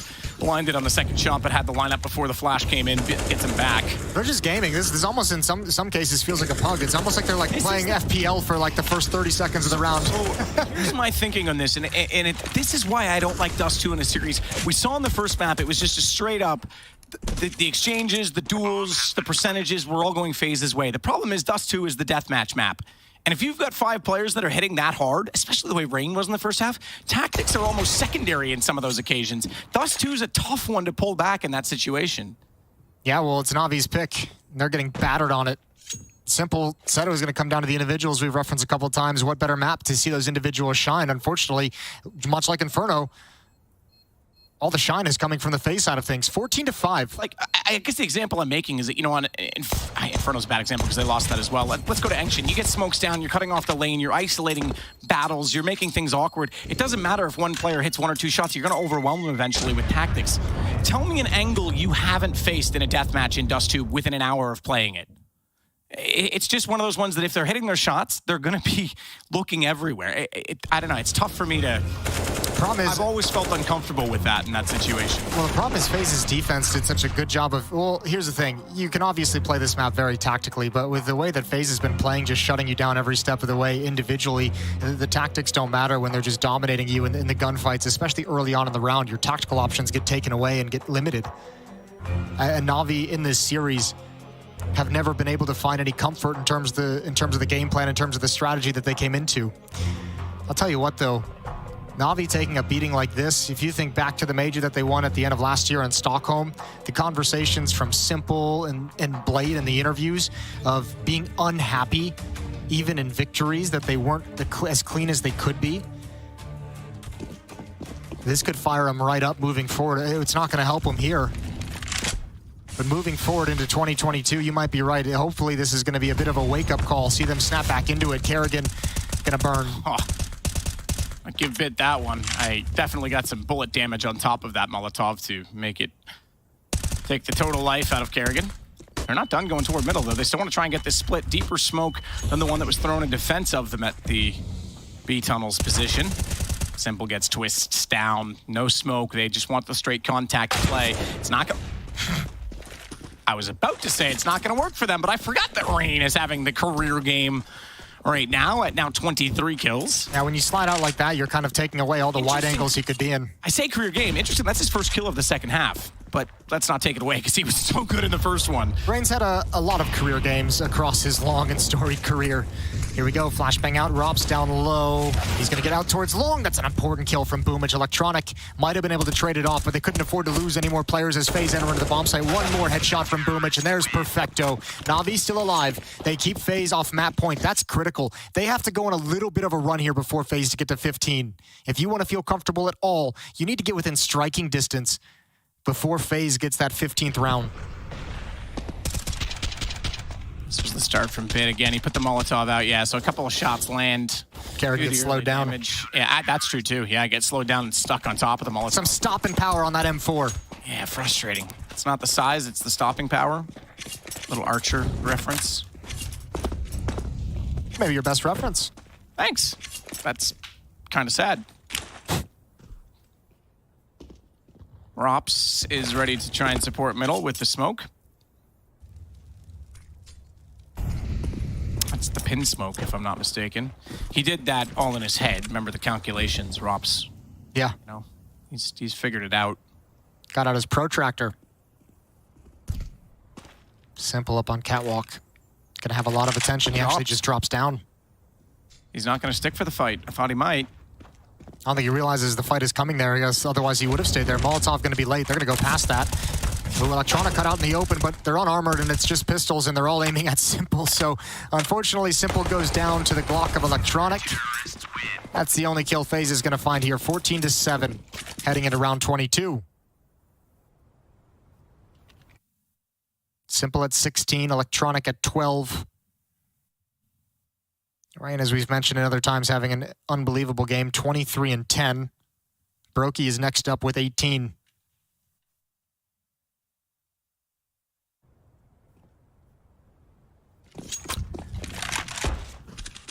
Brokey going for the op shots in middle. No one there. Smoke already covering it out. Simple's going to get aggressive. Here we go. This is what we need from him. Exactly what the doctor ordered from Navi.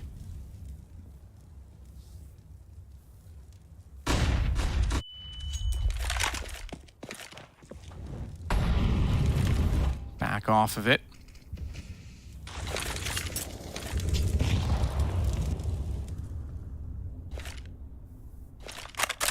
Don't need a protractor to throw it from that position, do you, Jason? Nope. No tools required. Well, a mouse, that would be. And maybe a keyboard. Okay, fair play. Simple. Molotov is going to come out. He's going to counter it, but again, it's late. Kerrigan's already beat it. Doesn't want to challenge, though. They beat it, yes. They're ahead of it, yes. But they haven't really... Well, they put a second one, to be fair. I think Electronic threw that in support, but they're not going to go on that. He's isolated. So they still get what they wanted out of it and delaying the take. Double smoke? Yep. Set up that wall, but Electronic's behind it. Kerrigan's going to come through. Oh, he turns early. He turns early, but Kerrigan didn't hear the silencer. Kerrigan had no idea his position. His audio might have been obscured by the flashbang as well. Just a little bit. Op is out. Simple's got a double. Shuts down half the attack. It's just Twists. Man, oh man, Twists. He has bomb. He can make a play for this. He's switched to the AK. He's got to be quick about planning that if he wants any chance of trying to hold off his sight. Electronic knows. Flash comes in. Simple, or excuse me, rather, Twists is done. He's desperate to get that bomb down. And Navi now with number 8. Nice double from Simple in the middle stages to take away the mid-prong of that attack. Allow his teammate to go 1-for-1 on the B bomb site and make a 3-on-1 very, very easy. No smoke in CT spawn. Even knew it was coming. They wanted Simple to shoot at the first player, I believe, who didn't swing wide enough, and Rops was going to grab the angle with the AWP, so they did want to challenge that, it appears. Down to just a 6-round lead. I was going to say scout for Kerrigan. We already saw how effective he was in that in the second round of the half, but Bit this time makes no mistake taking him out early. And if you're Faze, I think you might want to take a timeout in this next round and just talk things over. Remember, your priority has got to be avoiding nuke. However sluggish Navi has been in these first 2 maps, if they start waking up now going into the third one, if they somehow steal this round and come back in this game, oh boy. Oh boy, would that create such a tense third map. Simple peering up mid with the off, tagged by the scout and even picked off by Rops with the second scout. No real danger yet. Was that a clean miss or was he aim punched on that? He has armor, so I can't imagine, but either way, he's down, he's gone. I think it was just a clean miss. It happens. It does. I mean, it happens a lot if you're me. But Electronic is going to try and make amends for it. Looking for the third headshot. It's Brokey that's going to pop up. No scope him down and tries to go further than that, but Bit is ready for it. 9 now for for Navi. And we all often say the comeback becomes possible. We start to believe when they hit double digits. Yeah, but this is great. Now 4 in a row for Navi. They've dug deep. They've put a stop to the Faze run. Now they're going on one of their own. CT sides looking strong for both teams. How long can Navi keep it up? In the first half, it was 8 rounds straight for Faze once they got a double up setup going.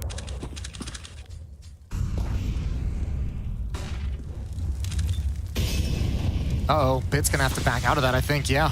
What a great Molotov from middle. Bit needs to run. Simple needs to give up the angle now. Another molly towards lower dark to make sure his teammates can get out. Delay things, delay some control. Kerrigan's across top mid. Over to green box. Navi's going to rotate into a more standard default-ish setup. Simple playing car in between the bomb site and Pit. Boomich outside of Pit and Electronic inside the site. Perfecto and Bit both playing inside the B bomb site. And Faze have mid control as Rain is perched on Xbox. Smoke thrown.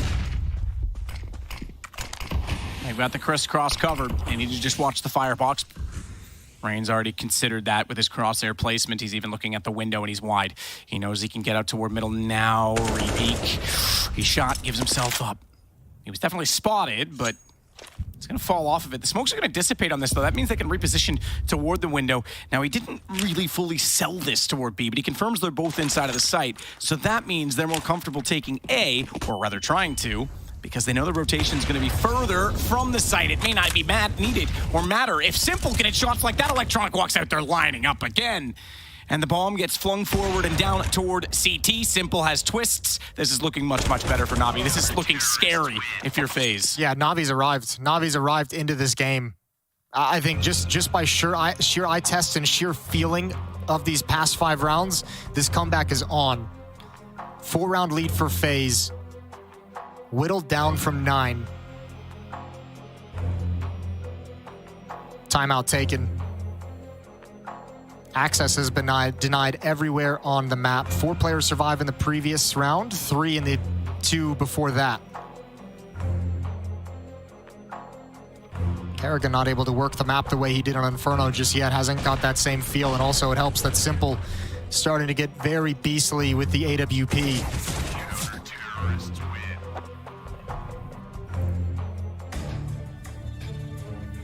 Gone a bit quiet on the Faze side. Yep. Need some individual prowess again to pop through and win out these duels. Get that 15th point. Yeah, that would be such a sigh of relief. Once you ensure that you can't lose the map in regulation, you can play perhaps a little bit looser. It's a nifty little off angle for Brokey. Optimistic angle, hoping that someone's just going to give it to him, but don't think you'd ever suspect that one walking up toward top middle. And you're likely walking as well to be silent if you're sneaking the map that hard, so chances are you're going to be slow and therefore give him time to react in that. Ops firing back down toward the mid doors. Bit is on the other side of them, no damage done, just trying to figure each other out with a bit of cat and mouse. They're going to go right back at Simple Electronic again. I don't know if I'd want to the way that they're both firing right now. Well, let's find out. Nade's coming in. Electronic gonna move behind the smoke. He's got Rain. One's dropped down towards spawn. I don't think Electronic noticed that. I don't think he realized that he turns and checks. That's a nice win. A tough win, but an important one. Rops has lurked out towards long. He's found by Boomich, and Simple's up, rings out again. Brokey, the last alive, taking shots, and Boomich helps his team out. And Navi starts getting a little bit loud. Actually, I think that was Robin. Now that I think about it. Did it sound like Robin? It was English. It was English. Definitely not Ukrainian. But they definitely need to get it moving. They're absolutely right. I mean, even at that time, Kerrigan gets down below. Previously in this game, Kerrigan gets that kill. I'm not sure that it would have amounted to the round, but it's just a small sample, as you say, the eye test, if you will. And a shot rains out from the AWP of Brokey. No success on it. They're going to rotate that over instead. They're going to activate Twist. Flashbang comes in. He puts out the Molotov, but he's spammed down through smoke. Now Navi's starting to get a few fortunate kills go their way to make things easier. Out mid we go. Kerrigan trying to pick up the pace, but the Molotov forces him back. Great play from Bit. Great defensive utility to buy himself some time. Flash. He's trying to force this split. Flash over the wall. That was just support middle. Rain gets the kill on it. Bit kills Kerrigan in the site. Perfecto's the last. Oh, I take it back. Bit won that. I thought he was going to go down. Brokey. Good shot. Rain will pincer. And Bit's gone. They have the B site. They need to hurry about the bomb, though. Simple's going to try and catch the cross with a shot through, but watch the tunnel's rotation. Already in position. Boomich takes one shot. Now, whether or not they heard that being silenced is another story. And Simple's given up on the AWP. He wants to get aggressive on the clutch, on the take, and Boomich wants to join him. They want to try and go together. Where does he put the Molotov? That's the big question right now for Boomich. He wants them to be nervous about that smoke when it clears, but both players going to be retaking from doors and window outside B until Rain pounces. There he is. He's back. I was not expecting that from Rain. I thought they'd play Brokey with the low HP as the bait and Rain to cover the wall. He swings on it with the information. He said he'd gone quiet in the second half, maybe in terms of volume of kills, but certainly this impact is very loud. He got the kill on Electronic as well earlier in the round. Huge win for FaZe. They put a stop to the run. The run is cut short at 6. And FaZe have 4 chances to close out the map and the series, make their way to the semifinal. They'd be facing off against Furia, who've got to be shaking, and their little booties watching this one. Simple with the deep angle towards top mid. Bit as well, double up setup for Navi. Simple sees nothing.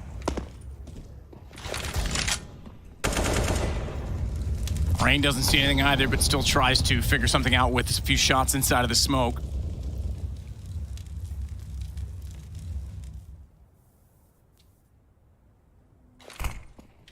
Bits hold. Ooh. What? Okay. Rain's just like, oh, you want to shoot at me? I'll move out of the way. That one to jump over the next bullet. Hardcore. Insane. Oh, that's a nice boost. Off angle, you don't expect that often, and Rain does get caught eventually. Yeah, tough angle to deal with. There's a couple nifty little boosts you can do. Boomich is the next one to be called upon. Simple trying to hold the line as best he can, but they can swing wide on Boomich.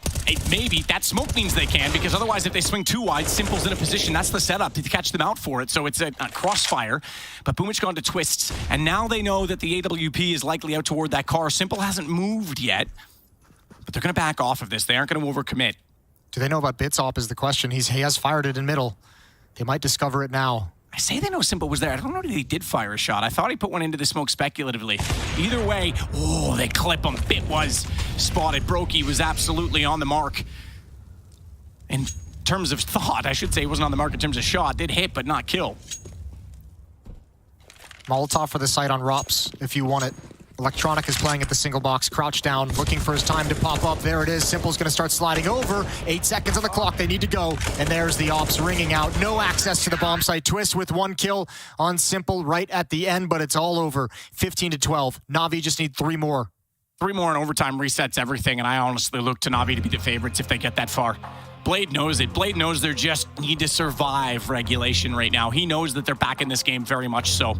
And it would totally switch the mentality of FaZe. So this is a big timeout for them. 23 kills on Simple, 23 kills on Electronic. They've had a lot of attention given to them at the 8 bomb site, and they've risen to the occasion a number of times.